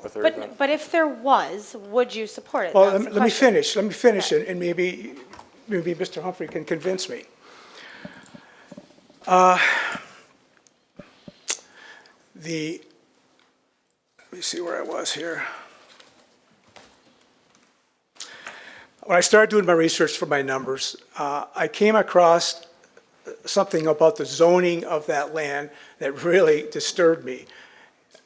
It's not parkland, as we were told many times by the previous council. I'm not sure what it is right now, but the way the land is zoned now, drinking is allowed, and drinking alcohol down there is allowed. And I'm sure as soon as this legislative session is over, people will be smoking marijuana down there also. I wasn't sure if this was correct information, so I called the Breezy Point Police Department, and they told me, I gave a hypothetical. If I see someone drinking alcohol down at the disc golf course, what recourse, what's going to happen if I make a call? They're going to get booted off, they're going to get banned, what's going to happen? He said, well, unless they're swearing or yelling or destroying property, nothing.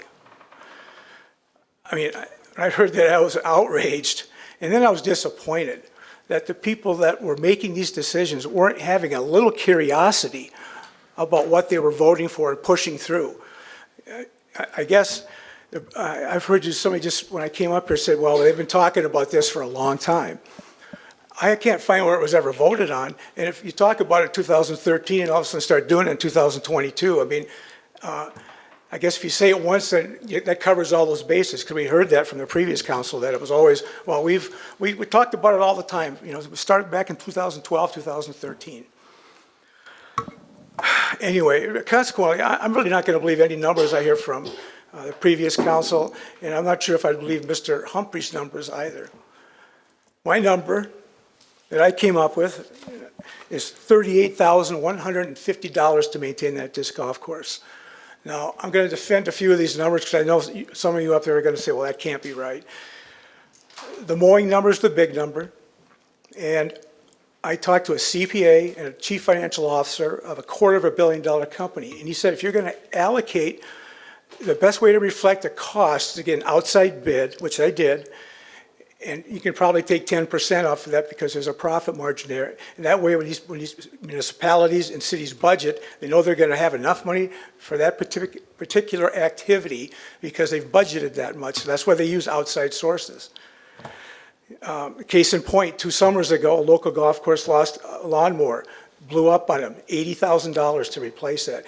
And the mowing on this golf course is going to be up and down. It's going to be a tough mow. The other number you're going to take issue with is a porta potty number. If you go through with this golf course expansion, you're going to have over 50 acres. You'd better have 3 porta potties there, unless you guys are, I'm sure you're not okay with people going to the bathroom on our property lines. And I hear rumors about these tournaments that they're going to have. You better bring in a trailer with dual porta potties services if you're going to have 300 people in the area, otherwise you're going to have chaos. The last number I'm going to defend is the policing number. I couldn't come up with a number. What's the cost to us as a community when we have to pull a police officer over to the disc golf course? And there's a community cost. I talked to the former head of Northern Minnesota's Bureau of Criminal Apprehension. He's one of Minnesota's super cops. And he said any time in his career where they put a parking lot next to a city park, there was an upsurge in crime and bad behavior. You know, what's that cost? Now, I think I've defined, there's really no economic benefit. When Mr. Humphrey there was a emails that he had sent in last April to Beck, and he's got a good crew here again showing up. He put out there that I don't know if anybody even read those emails, by the way. 11 of them were form letters. They said the exact same thing. Mr. Humphrey had sent them out, and he had said, cut and paste and send this as quick as you can. The only thing that bothered me, I don't care about that. What bothered me is the last two sentences where he put, if you can use the Breezy Point address, use it. We need locals. That tells me there's hardly any locals that use this facility. I know that you're going to say, well, you know what, we're just about done with it. Let's see what happens. To me, whenever a government official says, let's see what happens, that window opens up and tax dollars fly out. You're a new board. After tonight, you're going to own this. The previous council, in my opinion, was a plausible deniability council. They did not research anything. You guys have a lot more facts. You have a lot more information now to disseminate. And I hope that you folks have the courage to shut this thing down. And I want to say in closing, a couple of speakers will be coming up after me, and we're going to request that Mr. Maroney recuse himself from any vote on the disc golf course. He's been an advocate for them for years, and I don't think he's watched out for us, the taxpayers. Thank you. Can I just ask a clarifying question? Yes. It's because I've been for the project, so if there's other members of the project here that was in for it, you'd want them to recuse You know, themselves? I don't mind that you have a hobby and that you like it, but you were working behind the scenes the whole time. I mean, hence, no research done on this. I mean, you wanted this to come hell or high water, it seems like to us. The other speaker will have more details about why we feel that way. Nothing personal. I know your parents, you're a good man, but No, I think appreciate on that. this issue, I think Keep in to be mind, fair- I'm one of 5 council members. Yes, we had a change of board, but if you would have came to us and the current board was still there, they were all backing it. How can you ask somebody to recluse themselves from a decision and a discussion? That's a I hard- want this board to shut it down. I don't care what the old board. And I'm one of 4, right? Right. Yep. Well, there's supposed to be 5 here. Whenever that decision's made, I guess, we feel you should be recused. Thank you. Thank you. Shane? Make sure you state your name and address too, please. My name is Shane Humphrey, 4556 Main Street, Pequot Lakes. Before we get to the course update, gentlemen, can we use the overhead camera possibly? I have a few data points I'm sure some folks in this room would like to see. Yeah, Deb, if you want to. Yep, Deb's got it. Oh, there we go. You guys can zoom in on that at all, it might help. Before we get to the course update, I want to introduce myself to the new members of the council. My name is Shane Humphrey. I'm a local of almost 30 years. I attended Pequot Lake School District from 2nd grade through graduation. My family and I grew up on Oswin McKee Road. Most of them worked for Breezy Point Resort growing up. My mother's family had an A-frame cabin inside the gates for over 30 years. This is the 3rd generation that we have been part of this community. She spent her summers here as a child coming to visit and swim in Pelican Lake. We have a very deep bond to this area. It's our home, and we always want what's best for our community. I work 2 jobs. One is a ranch hand, mechanic, and a carpenter. The other for myself as I build custom signs, cabinetry, and other woodworking items. I am also volunteering year-round, this is year 6 now, as a director for the Breezy Point Disc Golf Club and the co-designer for the Breezy Point Disc Golf expansion. We run a weekly league event Sunday around 10 a.m. Every age group and skill is welcome to join us. I have invited everyone who is behind me to join us in those events, as well as our Learn to Disc Golf days, and none of these people have ever taken that opportunity to have a conversation with us outside of this room. We invite everyone to come. We pick up brush as we play. We own the title of stewards. This is our course. This is our home that we take care of, and we take great heart in what we have. We see roughly 15 to 30 players per week, many of which drive in from hours away. We get a lot of travelers, people driving through town. Breezy Point Resort is a good part of the traffic. We have Iraq and Vietnam war vets, accountants, business owners, CEOs, business buyers, real estate agents, children's, family, college athletes, professional disc golfers, all coming to play this course. In all the years that this course has existed, I want to emphasize this, in all the 9 years this course has existed, we have never once had an issue with law enforcement or a phone call to law enforcement. Not once. This has been a positive experience for all of us in our community. It is growing rapidly. We spoke earlier to the expansion update. We are 90% complete, not 75% complete. We have an estimated June grand opening, weather depending, that may be pushed a little bit. As a club, we are going to host a community gathering at that time, where we're also going to encourage our Learn to Disc Golf Day, which we want you to bring your youth and folks that want to learn how to play the game. We're going to provide plastic to you, and some of those will be able to take some of that home at no cost to them, donated from the club. So we talked about numbers. We have been requested to have these numbers. There's an app that gives us actual, true, factual data as to the traffic that we receive at the course. That app is called UDisc. Current numbers, we have the last 3 years' numbers in front of us here. I have that broken down by month in the cell chart to the left. Last year, we had 1,648 rounds through UDisc scored. An estimation of only 30% of the traffic that goes through that course is recorded through UDisc. The other 70% are cabin goers, resort folks, they're casual players, families who are going out after church to go get some fresh air, not your traditional groups.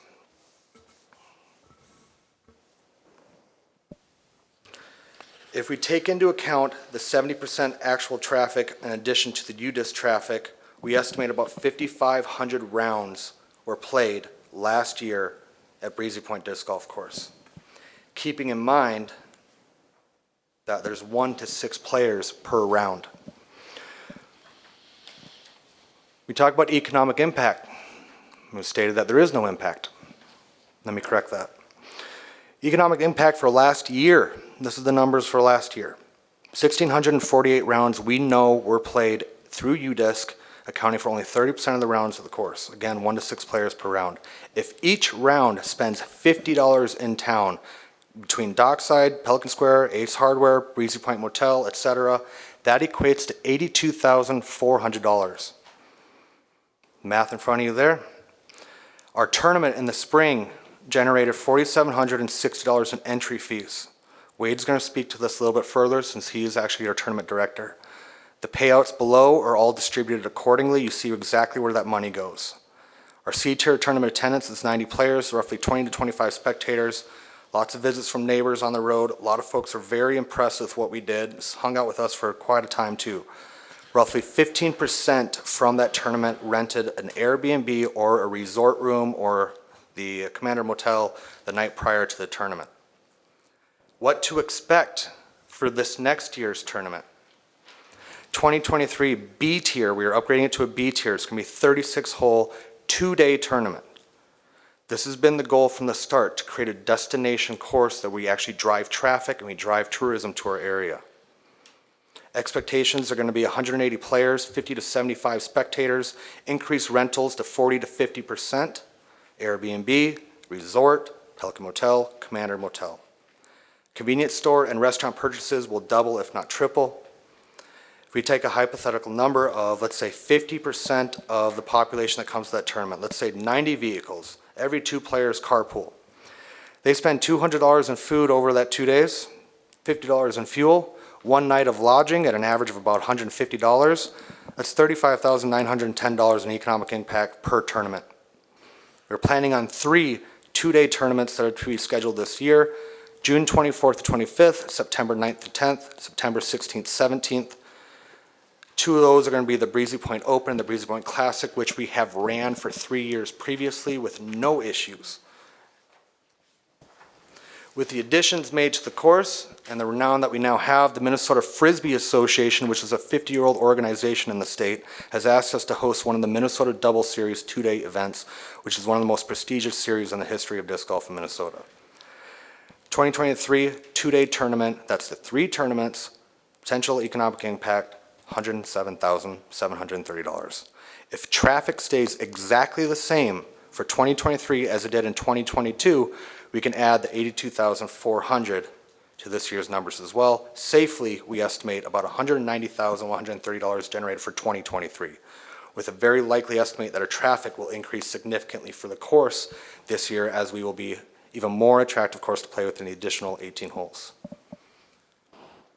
I want to revisit and reintroduce to the new council members who have not had this discussion in the past with us about the sponsorships that we had already discussed and already had a great length conversation about.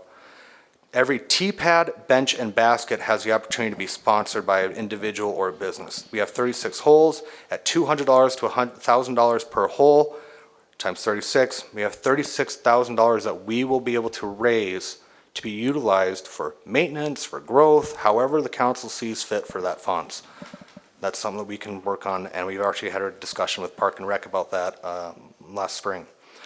I have businesses that are already dedicated to sponsoring us. Played Again Sports, a new one that's opening in Brainerd, Lakes Latte, Northwood Designs, Breezy Point Resort, Ace Hardware, Pelican Square, Jeff Larson, Pete Sekas, Smiles for Jake, several realtors, and Breezy Point Resort, to name a few. All have shown interest in a form of sponsorship. These conversations started over 2.5 years ago, that these people showed this interest. We will have to revisit those once I have the opportunity to revisit with Park and Rec and work with our new individuals here on how we will be able to or choose a product to be implemented for signage. Then I will be able to go back to these businesses and individuals to finalize their sponsorships and help take in those funds. I have examples of those pictures, what we can do, and those sponsorships as well, which I have already presented these in a previous meeting when we had that conversation. In order to raise funds, again, something that we've already had a conversation about and something that has been on the docket, and it's just a matter of timeline. We're done with the course now. So now we get to go do all the donations, the memberships, do all the monetary stuff that we want to do. 2023, our club, the Breezy Point Disc Golf Club, will be raising a tree fund. We would like to donate funds to help plant even more trees between holes and the 3 houses that are visible from the course. Currently, when the foliage is fully grown in, it is very difficult to see any of those homes, even though we designed the course to steer away from the property lines and homes. We hear the concerns of the neighbors, and if we were to plant more trees to help with any noise visibility of players, we will do so. Memberships are a viable option for helping raise more funds for the course. A voluntary pay-to-play membership of $40 to $50 allows a player to make a contribution to the growth of the course while maintaining the free-to-play vision for the course. This would allow us to take in some funds from the more dedicated players while keeping it free to the casual family and course user. Direct course donations, we need a vessel to take in these funds. If there's a way for the city hall to take in a donation through PayPal, Venmo, Cash App, etc., we as a club would need to be formalized as a 501c3. Currently, we do not have the capacity of the funds to do something of this magnitude, possibly down the road should we grow in size. Tournament fee will be something that can be revisited. It was voted down last year.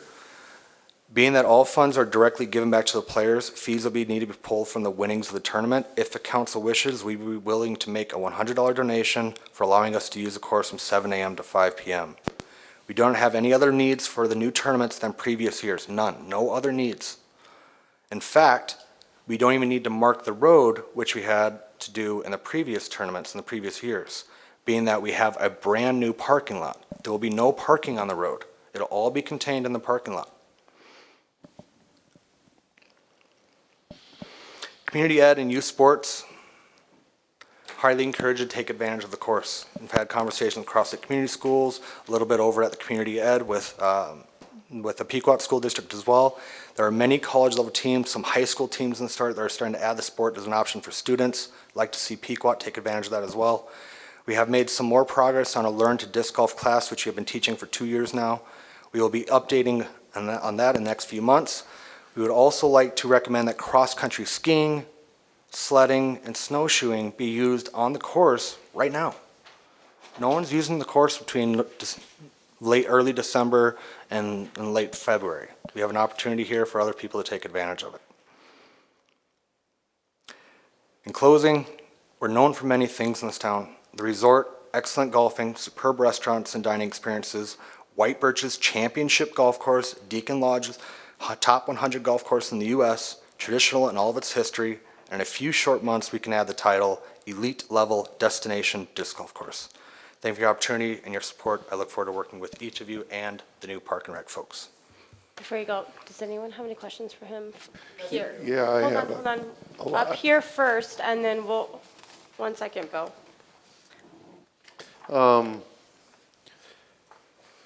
The disc golf course, you know, you state these tournaments.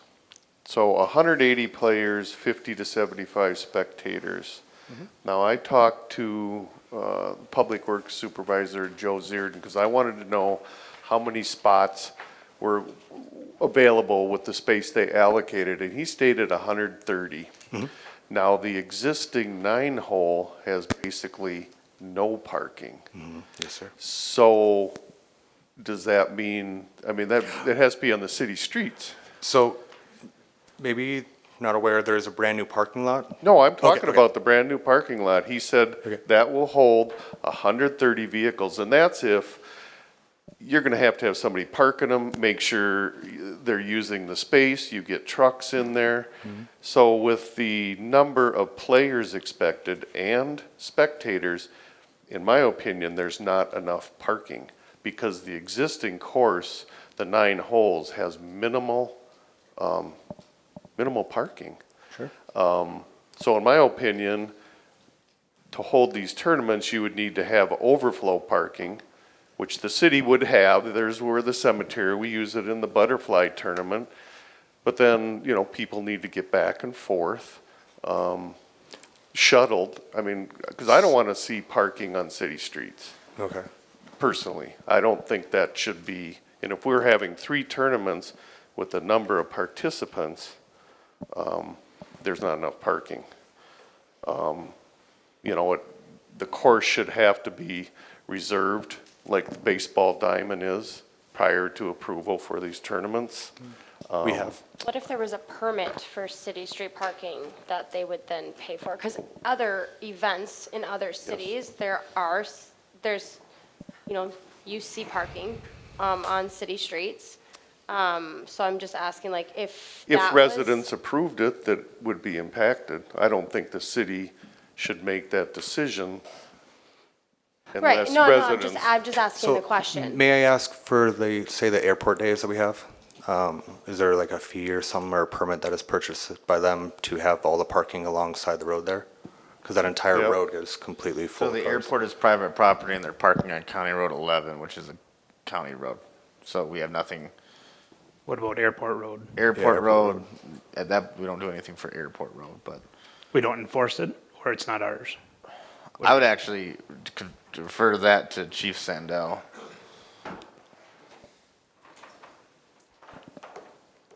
So there's designated parking on Airport Road, which is a city street. There is parking on Airport Road, which is a city street, and we allow them to park on the road. The city of Breezy Point does not have a parking ordinance, so unless the road is signed or it's on a hill or a curb where it would be a danger to park, you can park on a city street in Breezy Point. So it had to be signed to prevent that from happening. But we do allow it for the fly-in. Have you had any opposition to city street parking for the fly-in? No, we have not. We've made it a one-way road for them.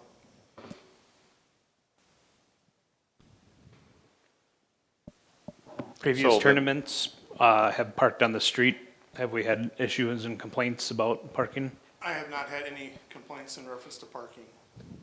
Have you had tournaments though to this scale, 180 players, 50 to 75 spectators? I mean, it's gonna exponentially increase. Okay, the parking on the streets, then that's something the council has to address. It's not overnight parking, right? It's just, it's No, from this is- 7 to 5 or whatever Yep. the. And we're so- talking about maybe 20 cars of overflow by the estimation that you just gave me. I don't know where that math, because how much Let me clarify, it parking? was 138, I apologize? 130, that leaves Okay. 50 for the 180, And but there then are several spectators. folks who do carpool together, so it does condense that down quite a bit. I still have a concern there. Porta potties.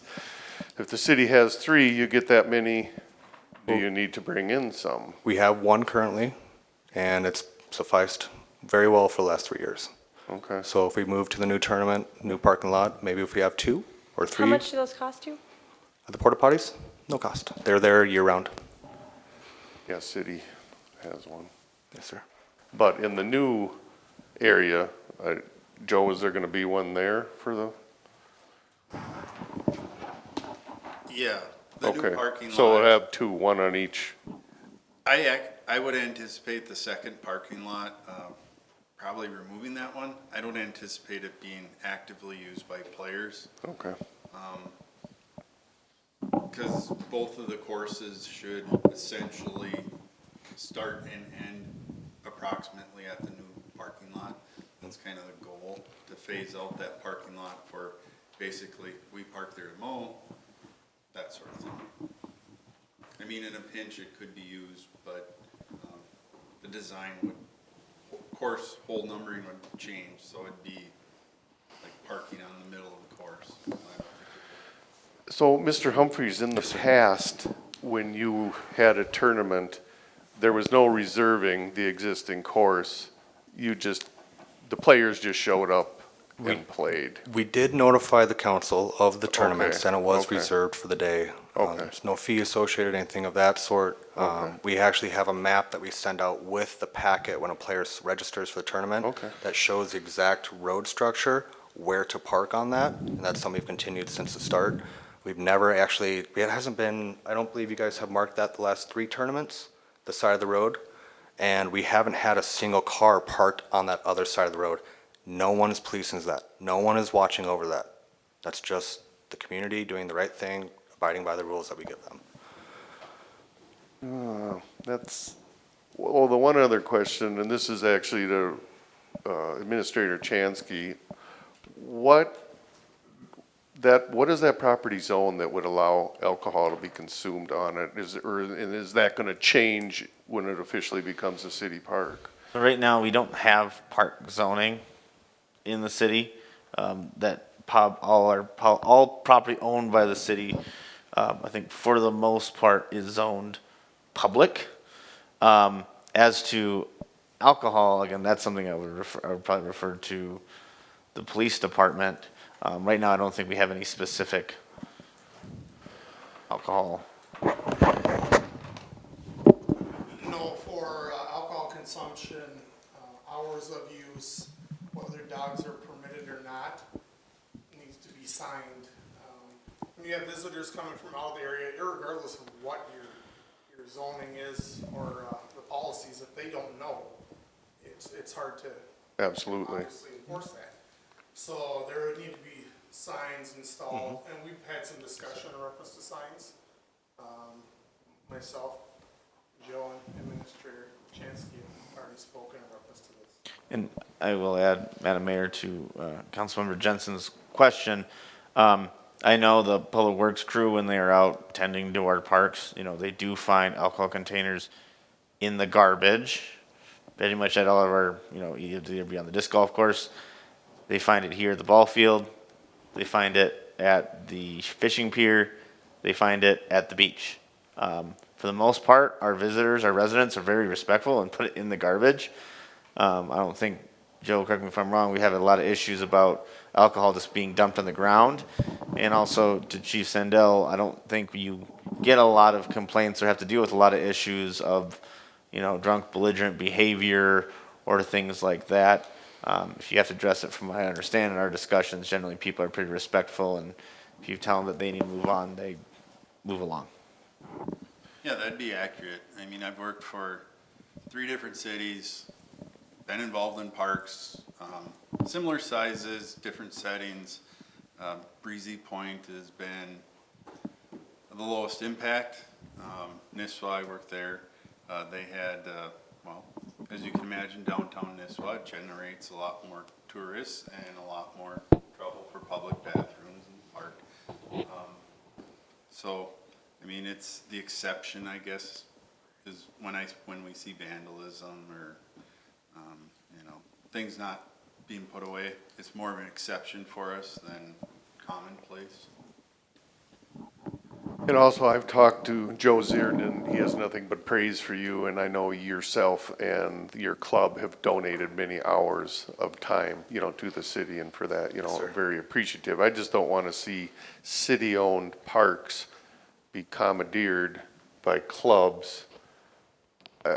There needs to be some rules and regulations around, and I know you haven't had any problems in the past, but the scale is, and more frequent two-day tournaments, because we don't know what's going to happen, but I do have, the concerns on parking. And that's why I expanded, asked to expand the Parks and Recs Board too, because obviously this is going to grow, and we want it to be a positive experience for the residents that live here and the people that come here to play. And if, again, it goes back to the short-term rentals. When you can bring everybody, if we need to have an open session on this specifically, we will. I think if we bring everyone together and we say, how do we mitigate, minimize, or eliminate the fear of what could happen on the disc golf course, that's the solution, right? I think too, it's like, I need to understand what really is the problem here. Are we worried about overflow parking?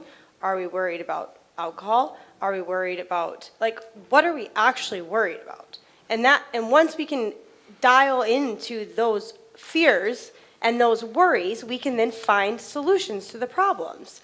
We cannot, I don't think just saying shut a park down, that doesn't, there's nothing that warrants that decision. And again, coming together as a community and minimizing those risks of what could happen is honestly the best option. And guess what? If we do that and there's too many issues and cops are down there all the time and there's these issues, you know what? Then we come back together and we look at the problem and we say, you know what? How are we going to solve this? If we can't solve it, guess what? Then we look at closing the disc golf course down. But we have to arrive there before we can just assume that all these things are going to happen. We still have to work as a community to minimize those risks because we don't. Again, it's no different. The problem is the same from the short-term rentals and the disc golf course. We just have to come together and figure out solutions. I do have a question of staff. You indicated that it's zoned public land. Can we make it parkland? And what is the true difference between public land and parkland? And maybe that's a legal standpoint from law enforcement to what is the difference? So, again, if we're talking about zoning, we don't have a park zoning. So we just have public zoning, which kind of includes parks. Now, I think where you're talking about parks would be if the council were to designate it a park. Really designating it as something a park would be pretty much saying, we are saying this is a park, and if we create rules that say these apply to parks, then it applies to this property versus say, we have a lot of public property, and if you designate a parcel of property, a park, and you say no drinking in parks, well, then clearly then that property would have to abide by the no drinking versus say the brush pile, which is not designated as a park, but public. So there's kind of that differentiating, designating something, identifying as its use, that's separate from zoning. Does that? It does. So public beach, park here, public land. Right now it's zoned public land. Okay, so if you wanted, again, the idea of designating something a park is if you're going to have different regulations, guidance, rules for that property compared to another piece of public property. Or the question becomes, do these rules apply to all pieces of public property, city hall, brush pile, sewer plant, all property owned by the city? So you kind of have to balance, do you want these to go on only certain properties or all properties? And I will just add, I just want to quickly go back to the alcohol thing. I think this is definitely a discussion to be had, considering our stance on alcohol. At this point, I'd say best maybe it's at this point a little ambiguous. I think it'd be good for the city to say this is our stance on alcohol. I know actually that's actually why the city attorney had to bug out a little early, is because the city of Brainerd is actually discussing that very thing tonight, and he wanted to be there for that discussion. Yep. So it is an issue. It's something that a lot of cities at some point have to tackle of what's their stance on alcohol. Sometimes it even comes down to, well, we allow certain types of alcohol and certain things. I think Brainerd's ordinance tonight, they're talking about if a club or a nonprofit is allowed to sell alcohol, not necessarily just open container. So there's a lot of different ways you can approach that. I do think it's a worthy discussion to have. And then one other thing that Steve, you were mentioning is the reservation fee. Just to give you a little bit of history, it was 2021 when we started talking about a fee schedule. It was brought into the fee schedule about doing a rental for it, which was, I want to say like $300 for it, where the ball field was $10 for the day. The economics didn't play out of why that was. There was some healthy discussion on it, and what the council ultimately decided was when the disc golf course was set up, it was initially thought as a park for all to be able to enjoy, and so they removed that fee at that point. Just giving some history on that one. Well, and Mr. Humphreys touched on this, but I've had this discussion with Administrator Chansky. Him and Assistant Administrator walked the course. You know, for example, you remove a boulder, cut down a few trees, you've got a sledding hill for families, which we don't have around here. Yes, sir. And I like the idea of cross-country skiing, snowshoeing, so, you know, And there's things for residents. About 4 years ago, it was actually for about 3 winters straight, there was a family that had a young boy out there who was snowboarding and skiing, and he put little grind rails up on the hills, and he learned how to snowboard on the disc golf course. There was a concept that has not gone anywhere about the potential of an actual park area, playground. Right now, anybody living in the Whitebridge 1516 development would have to cross County Road to gain to a park. And so that was my vision of a grandeur of having a park, a pavilion. Has not fruition anywhere, it hasn't gone anywhere, but I think it's worthwhile to reconsider. I mean, anytime that you can create an environment that brings a community together, I think there's benefit. Obviously, with Absolutely. regulation, I mean, I'm not going to say that's, obviously there is concerns and worries, and we do want to mitigate those, but I do think it's, you know, Breezy doesn't have that gathering place. We're not unique in that. So I think there is a lot of things that we're going to come together on and have discussions, whether it's over alcohol, whether it's over how to handle this situation and this situation. And again, those are open discussions, and we want to invite the community, no matter the view on the disc golf course. We still have to work together to Well, I mitigate think it. it's similar to the short-term rentals in that there was a lot of residents that felt they weren't notified. We can't change that. I mean, that's in the past. We need to move forward, but I think at some point before opening, might not be a bad idea to have a discussion involving residents and, Yeah, same idea as the yep, short-term rental. absolutely. I do, for the sake of time, Wade, do you want to come up and introduce yourself and give your presentation, and then I'm going to move to, I know Bill has some questions, I'm going to let him get those questions off of his chest, and then if there's anybody else that wants to come forward, and then we will wrap up. Okay. Thank you, Mayor and Council, for giving me the time to speak tonight. My name is Wade Van Kempen. I am from Bemidji, Minnesota. I have something I would like to read, but while it's fresh in my mind, I wanted to address a couple of tournament questions that you had for parking. Previous events at the current 18-hole course have been 95 players attending, with, I would guesstimate, 10 to 15 spectators. A lot of players don't drive there. You're not going to have 105 people driving their own car there. You have people carpooling. We have people that drive from Hibbing. There'll be 4 or 5 in a car. You know, so the current parking lot, it probably only holds 15 cars maybe at a good time, and if that's if we block the middle. So we've had people park along the dirt road on the one side, not to block traffic, and it's gone quite well in years past. So if you have a 130 car lot and you have 200 to 225 people there with players and spectators, considering some of them are going to carpool, you're not going to have, you know, there might be a little overflow, hopefully not too much. And with 2-day tournaments, we actually kind of shift to this tee time format instead of shotgun start. So you don't generally have everybody there at once. You'll have people tee off at 8 a.m., they'll play for a few hours and then go have lunch, whatever, you know, spend the day in town. And then the next day they'll come back, play again. So I don't foresee there being a huge overflow for parking on the streets, but I appreciate your concerns. Another thing for alcohol, the discussion on that, in just speaking specifically to tournaments, the PDGA Professional Disc Golf Association tournaments that we run, there is no alcohol allowed if you're a player, which most places we run these events at don't allow alcohol in the first place, so it's just, if it's not there, it's great.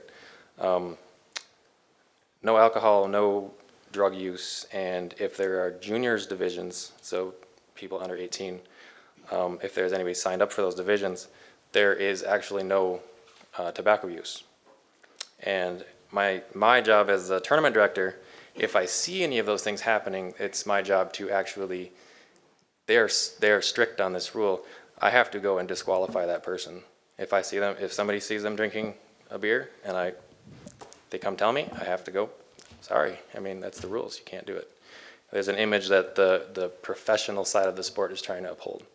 And the sport is getting so mainstream now. It's actually been on ESPN too, like just the other night. So they're trying to uphold the image, you know. So that's, oh, well, and then I will say I have ran PDGA events for 8 years now. I've ran 21 events, and I have never had to disqualify anyone for any of those things. So I will continue with my original statement. Again, my name is Wade Van Kempen. I am the president of the Bemidji Disc Golf Club. We are a 501c3 nonprofit organization formed in 2018. Our mission is to grow the sport of disc golf throughout northern Minnesota. To date, we have designed 5 courses and put in hundreds of volunteer hours maintaining and developing courses and park land. Currently, 4 of our 5 designs are complete or well into the completion process. We have partnered with Gene Dillon Elementary School in Bemidji, Bemidji City Parks and Recreation, Grace Bible Chapel in Grand Rapids, the Leech Lake Band of Ojibwe in Cass Lake, as well as here in Breezy Point. I've been playing disc golf for 11 years and have logged thousands of rounds on over 130 courses in 22 states. That being said, from the moment that I first played the original 9-hole course here in Breezy Point, I fell in love with the rolling hills and well-groomed grass fairways. This is something that you rarely see on disc golf courses anywhere, let alone northern Minnesota. Once the course was expanded to 18 holes, I had directed a handful of events up in Bemidji, and I knew Breezy Point was where I wanted to build a relationship with next. That is when I contacted then Mayor Tom Lillehei, who is behind us today, and was met with open arms. He graciously attended our first ever PDGA tournament in Breezy Point, as well as our next several. That is something that, again, in the disc golf world you don't usually see. All of the players at those events were, you'd introduce Tom the mayor and they'd all go crazy, like, this is cool to see somebody in support that's in the government. This is when we heard the hopes of even further expanding to 36 holes, and we jumped at the opportunity to volunteer our time and resources to create a design for the new 18-hole course. Players of tournaments and that we have spoken to, just playing casual rounds, overwhelmingly stated a need for a longer, more challenging course, so we set out to create one while still allowing all skill levels to be able to play and enjoy the experience. With the unique shape of the land available, we took care to aim fairways away from private property and to leave a tree buffer wherever possible. Some areas were harder to do this due to a bottleneck in the city land. However, we are committed to creating privacy and being respectful to neighbors.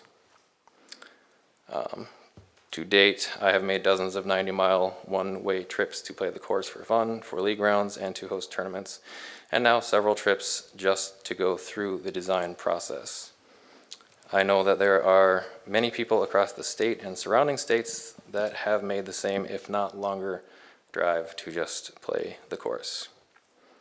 According to the popular scorekeeping app UDisc, Breezy Point Disc Golf Course is currently a 4.4 out of 5-star rating on the app. That is with 782 people leaving a rating after they play. This places it in a tie for the 9th highest rated course in Minnesota. There are currently 439 courses in Minnesota. So that is a very good accolade. With accolades like that, it is already a place where people travel just to play. Imagine once it becomes 36 holes. In recent years, the popularity of disc golf has exploded. In many ways, this is thanks to the renewed need of outdoor activity brought to light by the COVID pandemic.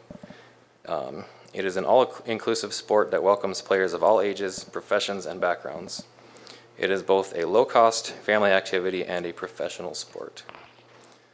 Some quick numbers from a UDisc growth study and PDGA growth study in the last few years. In 2022, there were 5.28 courses built per day on average in the world. According to UDisc, there are 13,323 public courses worldwide right now. 71% of those were installed in the last decade. 90% of those are free to play. 55% of all courses are in a public park. Among the 45% remaining are schools, universities, ski hills, golf courses, breweries, and private land. 79 countries have installed courses. The Professional Disc Golf Association is also a nonprofit. It is member-based. They had, it took them 41 years of operation to gain 100,000 members. It only took 4 more years to reach 200,000 and less than a year to reach 245,000. And some Minnesota numbers I came up with by doing research on the PDGA. In 2022, there were 117 PDGA tournaments held in Minnesota, of which 10,396 people attended. And then again, currently there are 439 public courses in Minnesota. That said, I believe the true impact of having a public park of this magnitude is both in promoting healthy outdoor activity and supporting the local economy. The amount of tourism brought in just to play the course, as well as hosting 90 to 180 player tournaments, means tens of thousands of dollars spent at local stores, restaurants, and lodging per year, which in turn means tax revenue. It is hard to show concrete economic impact numbers without surveying players, or until we can implement a donation structure that Shane talked about. But if you take player data that we already have, you can come to your own conclusion. I know to some this feels like an intrusion on your neighborhood, but I ask for everyone to please step back and see what this can truly be. A place where families can spend a day together, getting exercise and making memories, as well as a place of light-hearted competition between friends and fellow competitors. After several years of planning, many hours of hard work by volunteers and the park staff, dollars spent and 90% completion, it would be a tragedy to not give this a chance to prove its worth. Thank you. Thank you. Any questions for me? You guys have any questions? Okay. I'm going to actually ask, does anyone else have something they want to say? Come up, please. Yeah, go ahead. Yep. Hi, my name's Valerie Walleen, and I live on Blue Ridge Drive, Breezy Point. I was here at the previous large meeting when the disc golf course came to light to us as neighbors, the expansion to the 36 hole. In 2021? Yep. And that happened through trees being cut down and essentially just off of our backyard where my kids had built forts over the summer. It was on spring break. So we've had a long time here tonight. I want to be respectful of that fact. And just listening tonight, I think we're missing the point of the frustration of the residents. It really isn't necessarily about disc golf. There's concern that the development of that public land is being done in a way that the residents weren't given adequate notice, that there's a creation of liability, There's no governance, if you will, on how this is being, it's not like using this facility. You don't fill out an application, pay a fee, and get to use the building, or reserve the pavilion. You know, it'd be one thing if it was a playground next to the city hall. We're talking about a disc golf course in the middle of the woods with residents next to a parking lot next to your house, you know? I appreciate the gesture of planting trees. I take no offense to you as a disc golf course person. I would like to feel, as a resident of this community, like my opinion is not belittled. And I will honestly say that the way this meeting has gone down tonight, it feels like you guys don't really want to listen. Okay, now there have been times, and I appreciate the questions you've had, but there is this sense from those on the outside looking in that this is something that you guys just want to get done. And it doesn't matter what the objections are. I recognize the amount of money that has been spent. I kind of backed off of my complaints about the project because, quite frankly, it's very disappointing to be able to look out my bedroom window and watch my neighbor's TV in his basement across the new development. Okay, so you guys talk about planting trees. How many years is it going to be before those trees are big enough that I can't see my neighbor's TV? And I mean, I'm talking like way across. I appreciate the sledding hills and the cross-country skiing and those things. Those things already go on by the kids who use that land. Okay? I mean, I'm sorry, we snowshoe it all the time. Our land abuts up to these, our kids have snowshoes, we go out and use it. We have a sledding hill back in there. I mean, you guys maybe didn't realize that, but we march our little selves back in there and we have a great time sledding. Currently, these things are being done, okay? And that's where I feel like you don't understand. If you knew the residents who adjoin this property, you would know these things were already going on and that the expansion of the disc golf course invaded that use, okay? A few things I'd like to highlight, just in listening. Number one, I would like to remind you guys that you maybe checked the box of public notice by having this come up through your planning and zoning and your park and rec committee, but there wasn't anybody who had joined this who really had any idea that there was a disc golf course going in until you cut trees.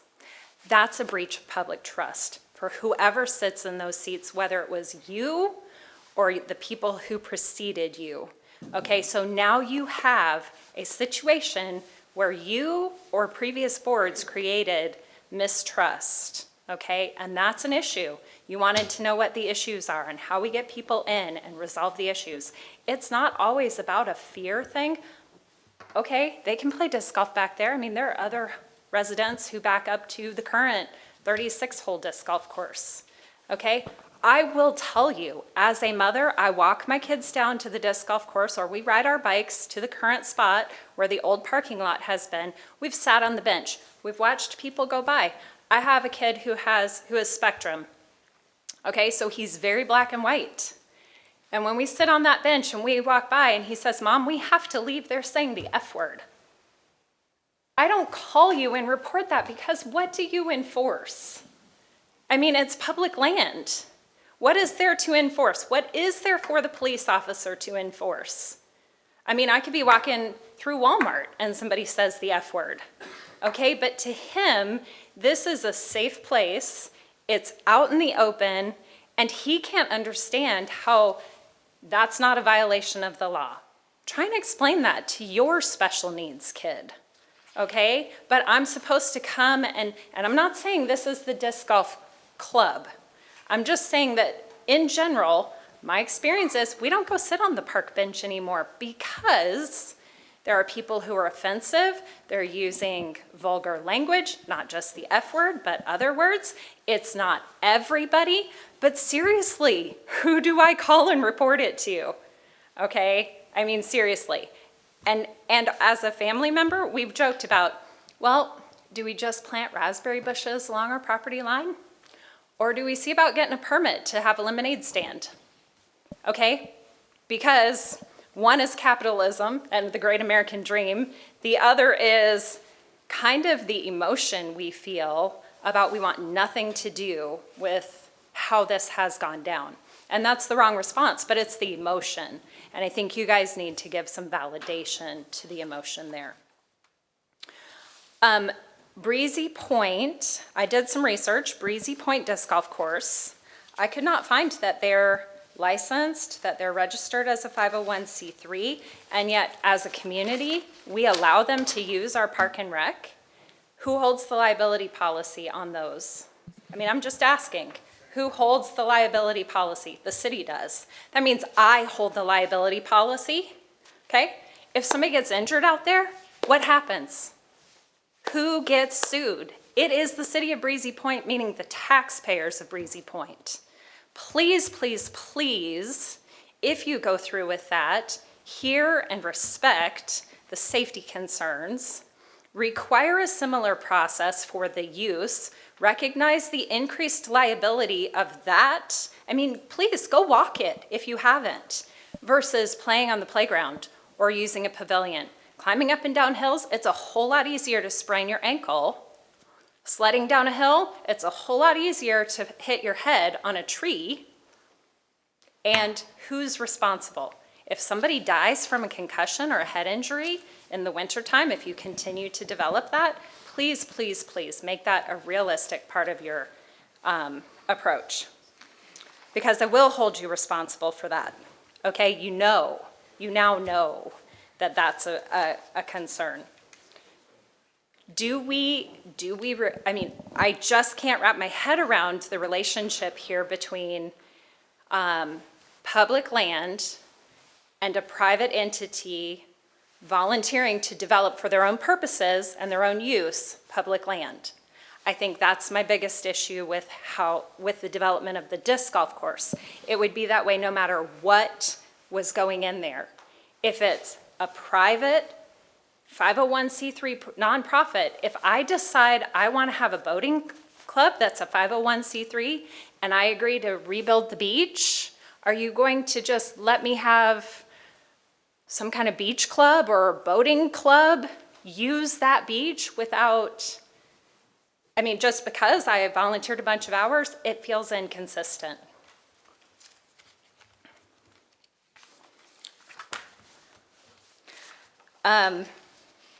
I would refer you to the current document that we have on the comprehensive plan.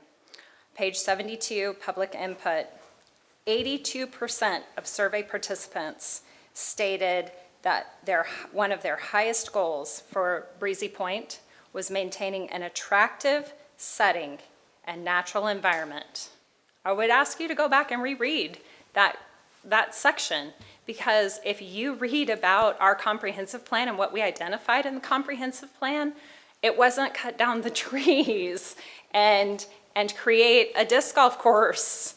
It was preserve our natural environment, that actually is a draw. And I think you're minimizing the draw of backing up to 60 acres of public land that's undeveloped. Okay? Last couple of things. 96% of disc golfers are male. It's disproportionately favoring a sport that is gender, whatever. It's kind of like saying we're going to build an NFL football stadium.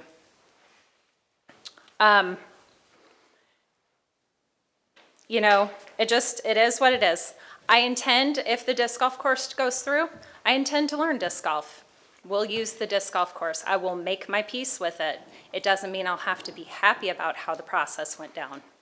Thank you. And I want to, first of all, thank you. I want to say, I know that, speaking for three of us that were not here we understand that the process, again, we didn't experience it, and that was one of the things that we ran on, because one of the things we heard from residents was they wanted increased communication and transparency, and we did agree that that was something that was super important to us. And so I think that we definitely understand exactly how you felt. I mean, I don't live on the course, but I feel like I would have felt the same way had I really would be surprised if they were just cutting down trees. So I don't want you to feel that we're not listening to that, and we are. I don't have a magic wand. We don't have a magic wand. We can't change that and what happened. I think the biggest thing is that we want to work with you to make it better moving forward, right? Like, what can we do? What ideas do you have, right? How can you help us regulate it? I think that that's the biggest thing that we need from the residents is how do we make it better? So that you feel comfortable, and I can't take away what happened, but if there's anything that, I can do or we can do that makes it better moving forward, that's really, really what the goal is. So can I ask you guys questions? Were you residents of Breezy Point in 2020 and 2021? Yes. Yes. Okay, so then you were my neighbors and community members who should have known about the disc golf course, and the fact you didn't proves my point. Okay, that fact alone, that you didn't know to stand up and be a voice, as just link arms with me in this concern of mine, tells me that our previous council did not do their job in disclosing their intent. Okay, I mean, you guys live here. How does something this big that affects 40 acres of public land, how does that happen in less than a year and nobody knows about it except for an elite group? That's my biggest issue, okay? Now, secondly, can I ask, is the agenda or is it the recommendation? Because I just want to call your attention to this, because this feels to me like it shows your hand, that you already support the disc golf course camp, if you will, or the development of that, versus being open-minded. Okay, so on the administrator updates, you have a disc golf course expansion project. You have 2 people identified on the published agenda. You gave priority to a third person who's not on this agenda over any other member of the public. He doesn't even belong to our community. I would like to address that, by the way. So the disc golf course wasn't even on the agenda. We added it to the agenda. Bill's name was not on there, Shane's name was not on there until Bill texted me this morning and said, I want my name on the agenda. And I said, you know what? I'm gonna do that for you, Bill. I'm gonna give you the validation and have your name on the agenda. Shane is the one that's been running this, so I said, okay, but we're gonna add Shane. And this meeting is governed by me, and I did not know you were coming up to speak, but I knew Wade was coming up to speak. So, but how did you know? That's my question. How Because did I you was not told. know it was? I Okay, was but told. you saw me standing out there in the entryway and you walked right past me. I don't know you. Yeah, but how do you know him? That's my point. I knew that because they that you came all- to me. You have my access to my email and my number. You could have come to me when I was elected, and you could have built that relationship, and I would have absolutely welcomed that 100%. So none of this is malicious intent. Oh, I didn't mean that. Okay. What I said is it makes me feel like there's a bias, that you're recognizing him, he's not on the agenda, makes it feel like, it looks like from those of us outside, that there's a bias of this board to support the ongoing development and to shut down any complaint about further development of that And public I'm land. sorry that it looks that way. Yep. I promise, though, that is absolutely not the intent. Thank It was you. last minute that the names were added today. I mean, he sent an updated agenda in a couple hours ago. So, again, absolutely, like, I want to have communication with you, and I want you to be able to come and talk to us, and I want you to be involved in the process of moving forward, and that is really why we're here today. So I want you to I validate everything that you feel, especially as a mom.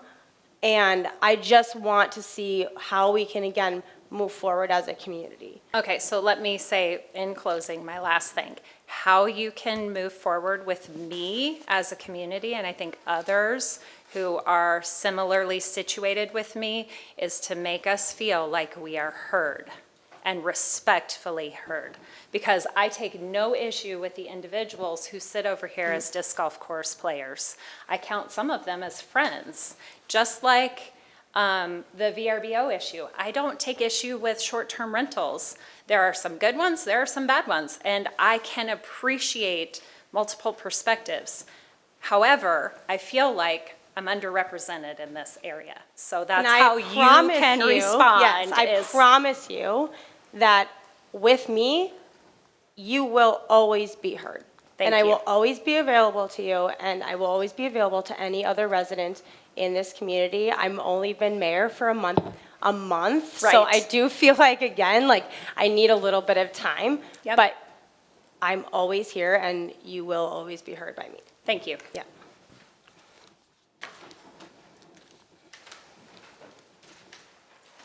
I'm not on the agenda, can I still speak? Yes. My name is John Davis, and I live on Winter Trail, and I'm against this golf course wholeheartedly. And there's been a couple of points here that have been missed. Well, finally, the one was discussed. I've lived here in Breezy now for 14 years, and I never even had any idea this was going on until less than a year ago. And I'm about I don't know, maybe 3/4 of a mile, would you say, Brian, where I live, down to where it's at, 3/4 of a mile, something like that. And anyway, it's going to increase the traffic along our street. And in the summer times, when my wife and I and the neighbor lady go walking, I don't walk too much anymore, but my wife still does, and the neighbor lady, they're always taking bags with them to pick up the trash in the ditches alongside the road. And believe me, there's a lot of it. There's been beer cans, there's been condoms, there's been anything you can think of. And I'm sure that situation will not get any better. And also, we have, let's see, 1, 2, 3, 4, okay, right around my house, I've got 4 families, young families with small children, 5 years old to 7 or 8, something like that. And some of them go across the street to play with each other. And I'm just worried about an increase in traffic going down our street and, putting those kids in even more danger than what they are already when they're out there in the street. And so anyway, I think you guys you've been talking about what you can do to improve this situation or make it better. Why don't you think about just not having the darn thing and think about what the people who live there think. I don't know, one of my neighbors is in favor of this. We've discussed it, and everybody in my neighborhood, I think, is against this thing. And I'll tell you something, if you guys do put this in, vote for it, it may hamper you guys in the next election because people are madder than heck over this. And this lady that just spoke here before me, she's not the only one. I can assure you of that. There's a lot of us. So I would rethink all of this and just start all over because I haven't heard much discussion about how this is going to affect the local people or what their feelings are. It's all about how much money it's going to bring in and blah, blah, blah. Well, I can't see where I'm going to benefit any from it financially, which I don't care. I don't need the money. But anyway, so that's pretty much what I have to say. And if you have any questions, I'll try to answer them. Thank you, John. Okay, much obliged to you. Yeah, thank you for coming. Go ahead. I'm going to be a while. I won't. It's going to be quick. Tom Johnson, Edgewater Circle. I don't come to enough of these meetings, they're pretty interesting, but I'm going to be brief. Looking around, I don't know if anybody's been in this area longer than I have. The disc golf course where you're talking about, that's a beautiful area down there. In fact, when I was a kid, you could start at Larry Bushman's house, and if Dwight Seidel didn't catch you behind his place, you could walk to the hockey rink hunting before it was chopped up into 50 and 100-foot wide lots. But great area down there. What I'm going to speak to tonight, and I want to address a point you made about there's more discussion that has to happen. That's a great point, and I thank you for that, because I've heard a lot of straw man arguments tonight about the additional police resources that short-term rentals are going to need, disc golf's going to need.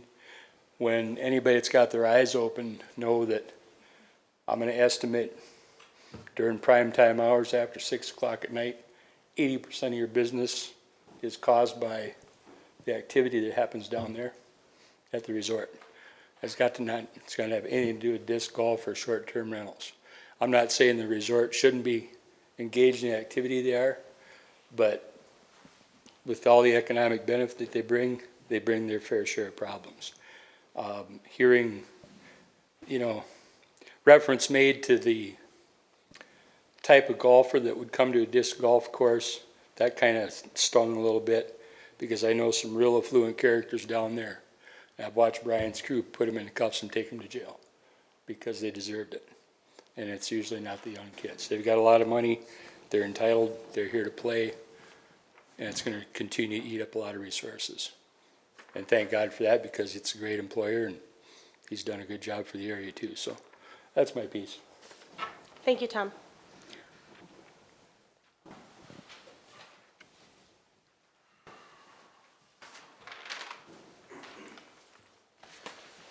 Tim Olson, live at 31908 Blue Ridge Drive.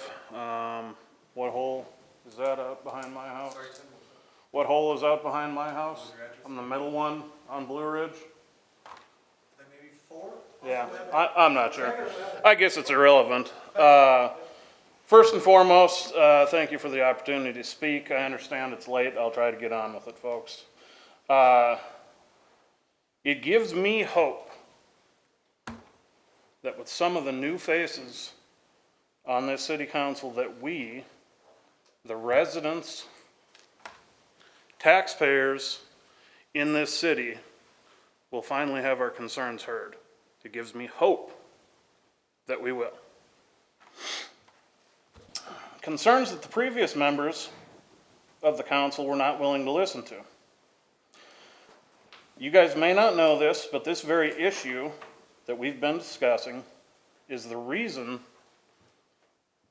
that some of you are here, that you're holding these positions. This issue changed that vote. As I stated, live at 31908 Blue Ridge Drive in Breezy Point. I have 4 kids, 3 that still live at home with me and my wife, Jessica. My neighbors to the west are Valerie and Brian Wallin. They have 6 kids. Neighbors to the east, Amanda and John Sigler, have 3 kids. 3 houses, 12 school-age kids. We all have dogs. Last spring, without any notification, we've heard this city started cutting thousands upon thousands of trees. Not a word. Bulldozed right up to our property lines. We had questions, right? Who wouldn't? Who wouldn't? To this day, to this hour of this day, we haven't had our questions answered by anyone from the city of Breezy Point. We came to meetings. We attempted to get answers to the questions. We were scolded by previous council members, Mr. Bakken, who is no longer here, Mr. Lillehei. We were told, get involved. We got involved. We kept coming. We continued asking questions. City council meetings, Parks and Rec meetings. We were told the topic would not be debated anymore among locals. Locals, taxpayers, voters, the locals. Are they not the people that you guys were elected to represent? That's a question. You're exactly right. You're 100% right. You're 1,000% right. So now here we are, 10:35. Years later, I got an answer to a question. I appreciate that. Okay? I've heard otherwise tonight, but last year, Mr. Maroney, you told me this course was considered a park, therefore, there will be no alcohol allowed on the premises. This should ease our concerns. What happens when there is alcohol and incidents related to alcohol consumption in our backyard? I'm not afraid. I could tell. Okay? I'm not afraid. But what happens? Because it's going to happen. It is going to happen. What's the plan? What's the cost? Chief, what's the plan for policing that area? Not an easy area to police. If at my house on Blue Ridge Drive I call you and I have an issue to the south of my residence, how are you getting there? Are you walking through my yard? Through my neighbor's yard? Are you going to the parking lot and coming around? These are concerns that we have. We want to know. We're entitled to answers to those questions. We were entitled to answers to those questions when we asked them. We would have had more questions had we ever been informed. I heard you say something tonight, Madam Mayor, that you would stamp envelopes. The city's had envelopes. There's stamps for sale just down the road. They've always been there. They weren't utilized. So, Chief, if I call you with a question, what's the response time? And I'm not trying to put you on the spot, but what is the plan to get there? Madam Mayor, Yes? would you like me to answer? Yes, please. Yep. It's gonna depend on where that is located, obviously. If you call, we're gonna come to your residence. If it's out on the course, depending on the weather, we have a side-by-side with tracks on it, so we can access that area and travel around if need be. If you can see it visually from your residence, we're gonna respond to your residence and go through the back of your property. Okay. And depending on where our guys are, and if they're tied up on other calls, the response times are gonna vary. Well, I can see White Overlook from my residence now, so I can see it all. I got questions. What research was done prior to groundbreaking and the felling of timber, and by whom? I know you guys aren't going to answer all these questions right now, but these are questions that we have. These are our concerns. They were our concerns before groundbreaking happened. They were our concerns when trees started dropping. Who did the cost analysis? Who did the research? Was there an archaeology study completed prior to groundbreaking, per state statutes? Why were we not informed? You knew Mr. Maroney. You knew Mr. Humphrey. Why were we not informed? Now, I'd ask Mr. Chansky if you can, and I don't know if you can. I'm getting older, my eyes aren't as good, so I could not see that snippet of that budget. But can we get that pulled back up?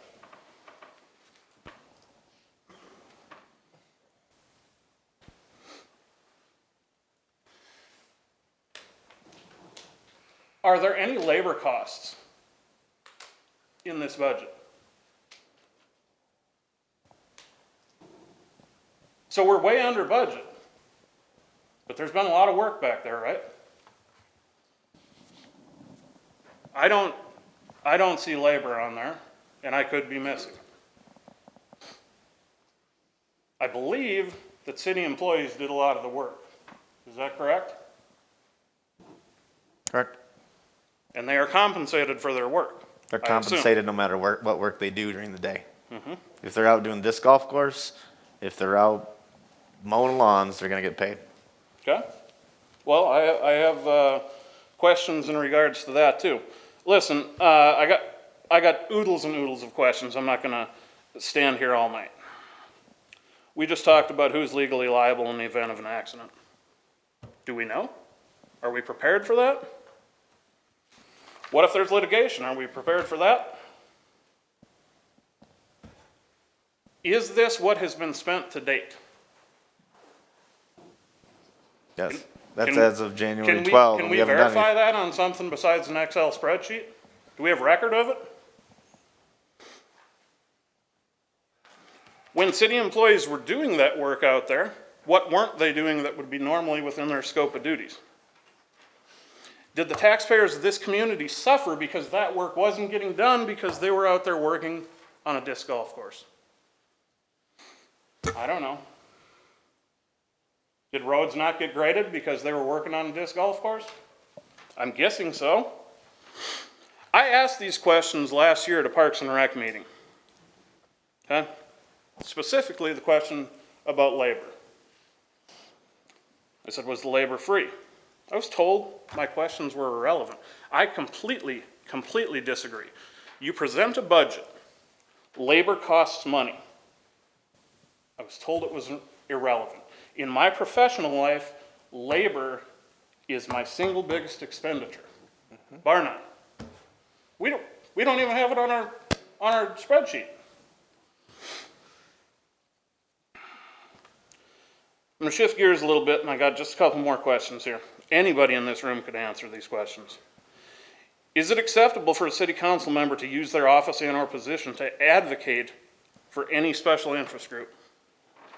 What It's a would your answer conflict be? of interest. Say again? It's a bona fide conflict of interest, no question. Thank you. Is it acceptable for a city council member to be involved in an administrative role with an organization that is conducting or attempting to conduct business with the city? If this is regarding the Facebook admin, I can tell you exactly why I was an admin. And I feel like I'm being pointed out, and I'll clarify it. Shane Humphrey created a map for our first 18 holes. He asked me to help out with creating that map and putting it on the Facebook page. I so happen to work with a graphic designer. So I said, let me get admin purposes so I can see exactly how that design was working. This was probably 2015, 2016. Granted admin, created it, worked with my graphics advisor, put it up. Since done anything with an admin purposes. It should have been revoked. It should have been. Was not. I've since relinquished that because I did nothing with it. So I will answer that one. Okay, well, thank you for telling us that, Mr. Maroney. I'm sure it was good to get that off your chest. I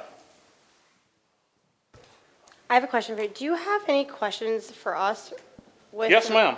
With regards Yes, to ma'am. how we can move forward I do. in this? Because I think that at the end of the day, there's a lot of questions, like looking back, I understand like you didn't have those questions answered, and I'm sorry that that happened. I truly am. I mean, I can't go back, but I think as we move forward as a community, I do want to look at what we can do to rebuild the trust, right? And look at how we can work together as a community to solve some of these things moving forward.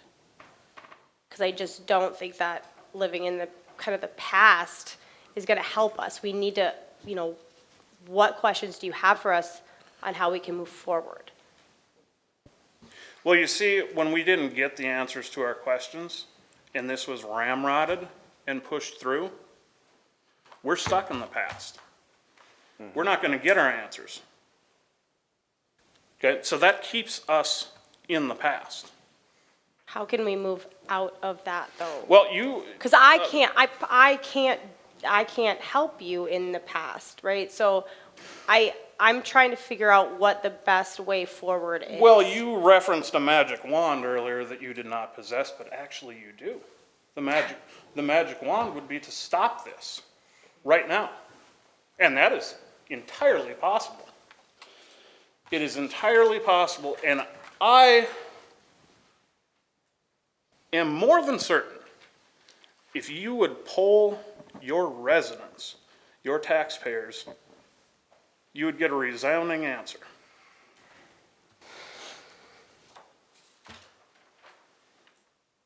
I'm certain of it.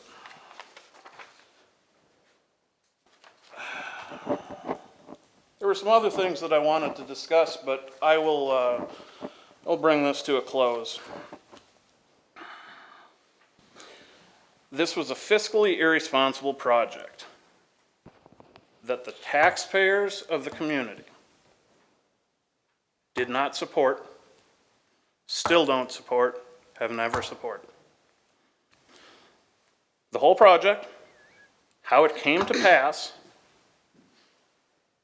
and let me pause and turn to you folks.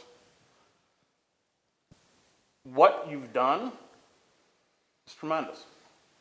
I do not have any issues with any of you or your sport or trying to improve things for the greater good. I have issue with how this took place. Okay? So I truly mean that to all of you folks, because I'm standing up here and I'm belittling something that's important to you, and I apologize for that. My passions lie elsewhere, specifically with my family. It is not too late to right the wrong. Dollars that have already been spent have zero impact on making a wrong right. Nature could take that valley back and restore it to what it should be. Quick. Okay? As I stated, several of you, most of you are in place because of this very issue. That's what brought you here. This issue brought Breezy Point residents to the polls, and they spoke with their votes. They chose you to actually represent them. I honestly, for the first time in my 42 years, had political signs in my front yard with your names on them because of this issue. Elected officials have an obligation to the taxpayers and their constituents. They do not have an obligation to outside groups that are not residents or taxpayers of this city.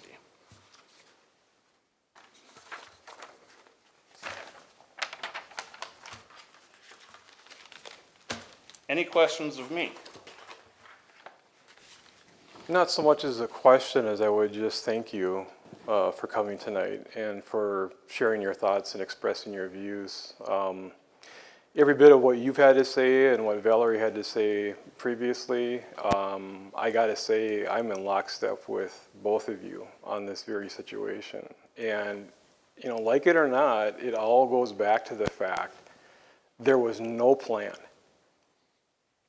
And as a result of no plan, look how long we've been sitting here tonight, Yes, sir. discussing, debating, going back and forth. And for those that don't know me, I'm the kind of person that sits back and takes all the information in before I feel like I'm equipped to speak out and to express my views. That's just the way I work. And, you know, I've been having a hard time tonight moving off of you know, feeling incredibly bad all the way around. Feeling bad to Shane and your group of disc golfers who were well-intended and had every bit of the best interest of that activity in mind. You were sort of led in a direction of no return, in my view, by and large. And again, no plan. No sitting down and actually, I mean, among other things, engaging the people that should have been engaged. That is, to me, something I can't still get my head around. And I'm not going to revisit it because you and others have said it so well. I really, truly feel bad for everyone. I mean, this should not happen. We should not be sitting here and continuing to take up something that very easily could have been a welcomed amenity to the community had people been involved, had their opportunity to speak out on it, right, wrong, or otherwise, and continue to be, you know, kept informed and in the loop. I don't live that far away from where this golf course is. And I've thought more than once about my reaction if all of a sudden one day I'm outside and there's trees starting to drop around me. I can tell you one thing, I wouldn't be happy. And I think, excuse me?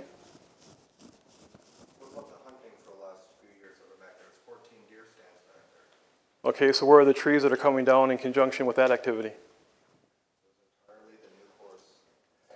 Okay, so I don't think this dialogue is actually relevant right now. I like for Councilman Scott to continue his. Well, I would actually thought. offer up a motion. I would make a motion that we have city staff look into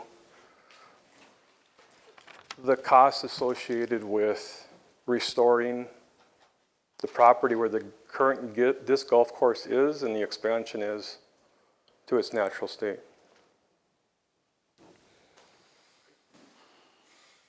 Do I have a second? I'll second that. Discussion? I think, I mean, and you hit on this, Mayor Zierden. I mean, we campaigned on transparency, and the voices of the residents need to be heard. And it's similar to me to short-term rentals, the way communication was. It's on the website. If you don't know about it, too bad. That's not right. I mean, it's a difficult position being in the council, coming in new, and we've spent the money, and then now all of a sudden we're not. But I think we need to have a separate public hearing, and we need to get notification. I don't know how we're going to do that, but we need to hear everybody's voices. And I agree. The previous councils, I think, got to the point they didn't want to hear anymore. And that's not right either. So I don't know how we'll handle that, but I think it bears discussion of, do we stop it? What do we do to restore it? Because I would have the same concern if somebody's dropping trees in my backyard and I had no idea. I would be very concerned. We need to, at least at this point, understand with the costs that have gone into improving the land, what it actually would take to get it back to its original state. I at this point, am just interested, and I think it would be wise of the council to look at the complete picture. And I don't think we can, short of having an understanding of what it would cost, given what we've already spent to develop it. Mr. Jensen, Steve, sorry. You hit on the subject of how to notify. That has been their biggest problem. I since agree. day one. I will own up and say our notification of this process was horrible. Speaking with past Administrator Wusso, speaking with other council members, it didn't do justice. It did nothing for the residents. That's a total ownership of the council that did do that. Did we have public meetings? Yes, we did. I know, I'm still, Hold on, yep. 1 second, please. Did we fail? We did. We did. Where I'd ask though for, on that motion, you're talking about the whole parcel, the whole disc golf course. The entire thing. Yep. So just to bring it in light of that discussion is quick poll, if we didn't expand, would we be here? Honestly, Mr. Maroney, I suspect that we would not. Thank you. I believe wholeheartedly that we would not, and I am guessing that Mr. Humphreys agrees with me on that particular item. I also agree with you as far as the notification too. So to your agreement of replacing the first 18, we wouldn't have been here if we did that. So you're already agreeing that the first process was broken, but yet we wouldn't be here tonight. We never were at this point in the first 18. Never once did we have any objections. Never once did anybody come to us and say, no, stop. We did first 9, we did the next 9. Not once did we have an objection. It does abut properties. Does it abut more properties? Absolutely. It's going to abut a lot of parcels. But if we're talking about replacing the whole ground, something that in 18 holes, don't let me finish, please, 18 holes that have been in existence since 2015, you're making a motion, and you seconded it, is that we're replacing the ground that has been disturbed. And I don't know if that's what the people want, but they want to replace the 18. But again, the first 18 wasn't contested. It was never brought up. So what we're talking about is this back 18 that became the issue. And so that's what I wanted to point out. And actually, thank you, because my interpretation of Councilmember Scott's was the new expansion, not the existing 18. It has, I mean, that's been there since 2015. That I don't think is appropriate. And has it been enjoyed by many? Has there been any police calls? Has there been issues? No. And that's why we're here. We're afraid of the unknown, but there's been a known. Totally 100% agree. The failure to notice, horrible. As again, Mr. Jensen said, Steve, how do we notify everybody and get everybody back to the table? Madam Mayor, point of order. At this point, there seems to be a misunderstanding between the motion maker and the motion seconder as to what the motion is. I request that there be a clarification as to what the motion is, because we can't execute the motion without knowing what the motion is.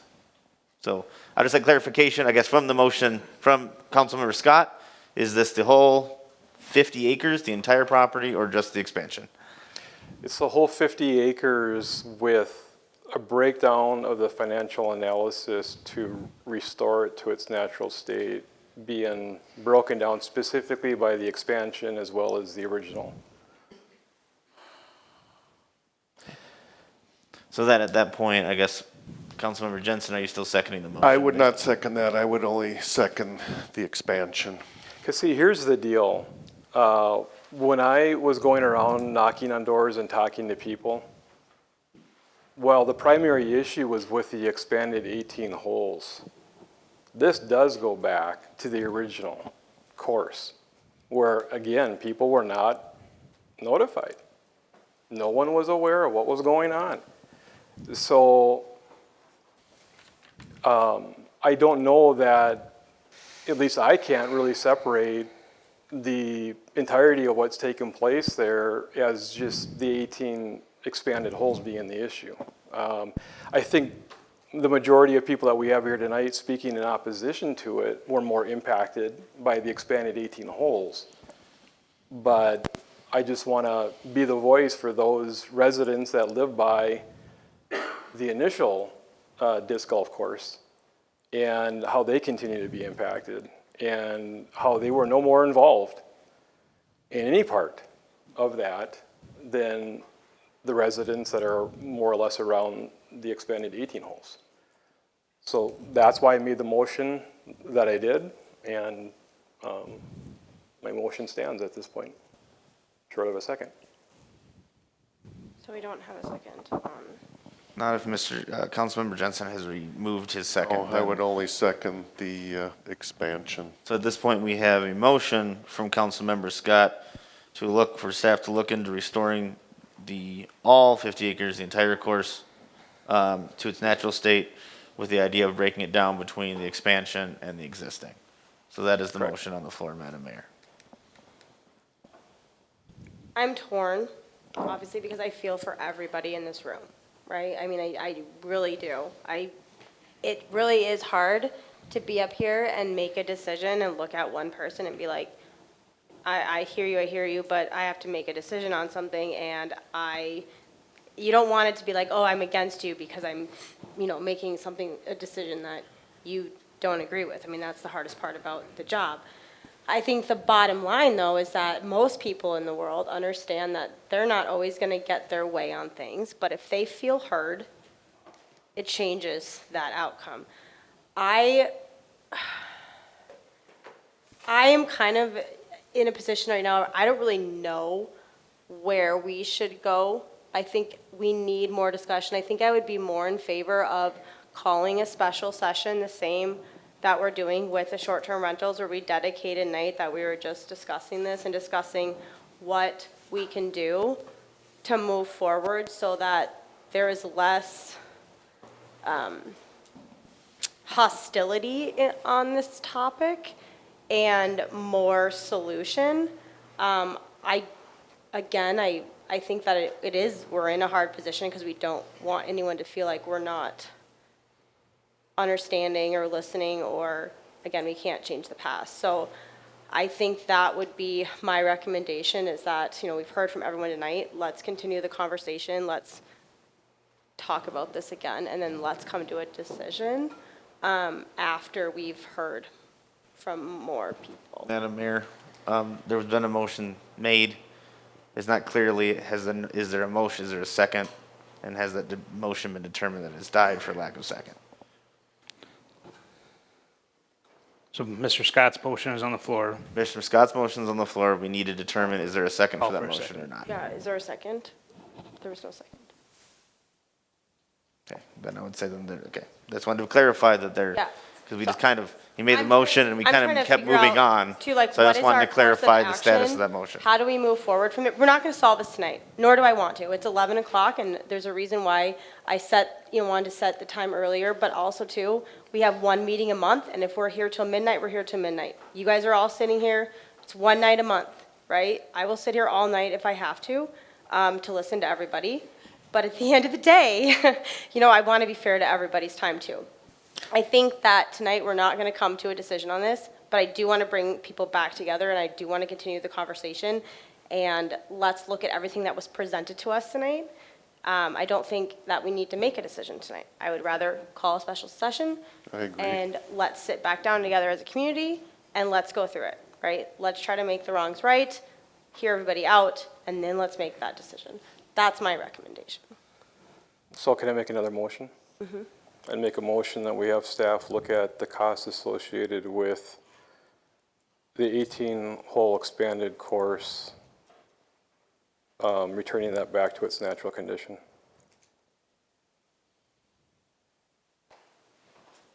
I'll second it. Discussion. Councilman Maroney, I would like to hear from you on this.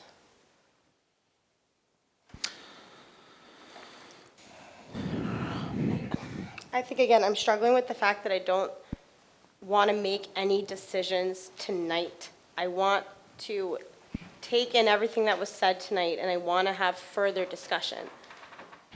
I don't think that's unreasonable. Just table this and let's have an open session. And there's so much information coming in, especially as new members. We weren't here during that time. I don't know what the process was, the numbers, and I've asked Minister Chansky for these things, but it is hard when you are coming into a new situation and you don't understand what has happened. It is irresponsible to make decisions based on not knowing all the facts, and I personally think it's more responsible that we all sit down and we get all the information. So My motion wasn't to move to any definitive action. My motion was to ask city staff to look at the costs associated with restoring the expanded 18 holes to its original condition. okay. It's about gathering more information. Perfect. Yep, you have a motion on the floor and you have a second. You should. Okay. Almost- Okay. I'll There's no formal public hearing on this issue, ma'am. You may proceed. sorry, what? You may proceed. All in favor? Say aye. So we're voting Yes, on because my we have a motion? second on this. Aye? Aye. Opposed? Okay, motion passes. We are going to have staff look at cost. Aye. Yeah, look at cost, okay, on what it would look like. We're not making any decisions on it, but we're trying to take a step back for our residents so that we're not making the same mistakes that have been made before. I don't want you guys to also think that, I appreciate every single person in this room. I do, okay? There are things that we all need to look at and get all the information and that's what we're going to do. Okay, is that fair? Yes, ma'am, I had one additional question, if I could ask it. One more question. Last one.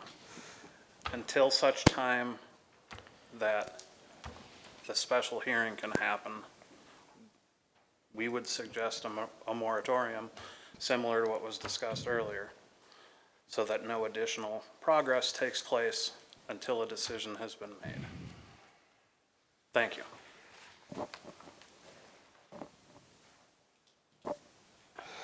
Remember, it's February, so we're not working on it. Yeah, we're not doing anything right now. Can I get a chance to speak? Yes, yes. Tom Lillahei, 7460 Fairway Lane. Being a lot of this stuff happened during my watch, I would like to chime in a little bit as to what happened. A little bit of the history, when the first 9 holes were built, okay, it was a phenomenal success. And we immediately made plans to do the second 9 holes. And again, that was even a bigger success. And we realized that this has an economic impact. And I applaud Shane for the numbers he came up with. And I sent you a memo, you know, giving the my estimate, which was in looking at Shane's estimates and stuff like that. His were probably a lot more accurate. Mine was way, way conservative. And I still came up with a 2-day thing. Will come up with, you know, like $24,000 just to the community, okay? So realizing that way back when, in fact, in 2016, we decided that we were going to move forward with the second 18 holes because of the economic impact to the community. We decided that that was a good idea. I wrote a column that was published in the Echo, Mayor's Notebook, talking about several projects that we were planning to do in the future. Disc golf was one of them. And it's also included in, you know, to expand the disc golf course in our comprehensive plan. That's in the Park and Rec area.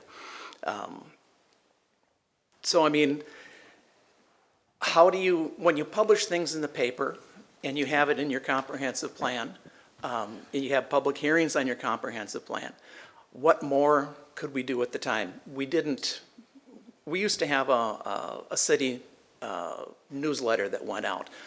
It was very expensive, and not a whole lot of people read it. Joanne Weaver was the one that did that, my predecessor. You can put all the information out there, but people have to be aware of it. It's pretty hard. You know, a mass mailing, you know, we could do that, but it's very expensive to do, and it has minimal impact. I do agree that, you know, maybe have a special session on it.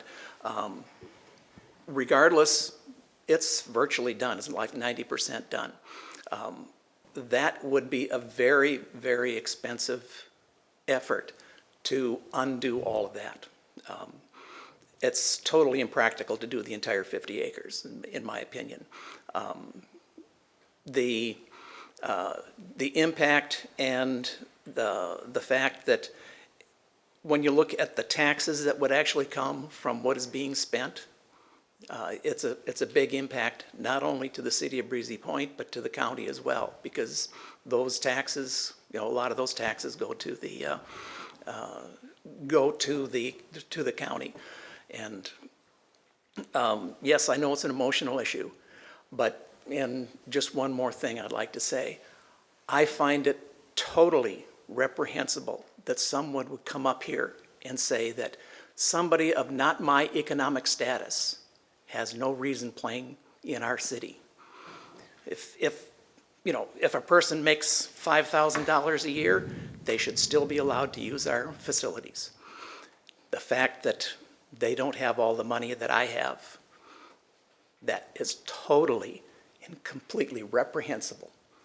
Is that what I said? That's what you said. Bill, please. Tom, continue. Yes. So I have to, you know, say we talked about this a long time. This has been ongoing, like I say, since 2016. And it was just last year that we because we had put the money away every year to do this. And so, I mean, it was not a secret. It was in the budget every year. So, thank you. Thank you. Thank you, Tom. We're going to move on.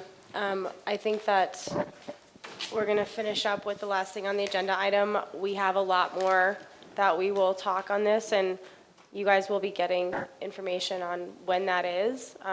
So I think that it's best that we just move on to our last item tonight. And last item, Madam Mayor. is Can I, nothing- I'm sorry, how long do you think this is gonna take? About We may 10 wanna. seconds. Okay, I'm sorry. If this was gonna take another hour, then. The the last item is really just an informative piece of, it is the PD's 2022 Summary of Services for your reference. If you have questions, I encourage you to forward them on to either myself and Chief Sandell. That is all, Madam Mayor. All right. Do I have a motion to adjourn? So move. Second. All right. Motion, Councilman Maroney. Second, Councilman Jensen. Any discussion? All in favor say aye. Aye. Opposed? Motion passes. Thank you to everyone. I appreciate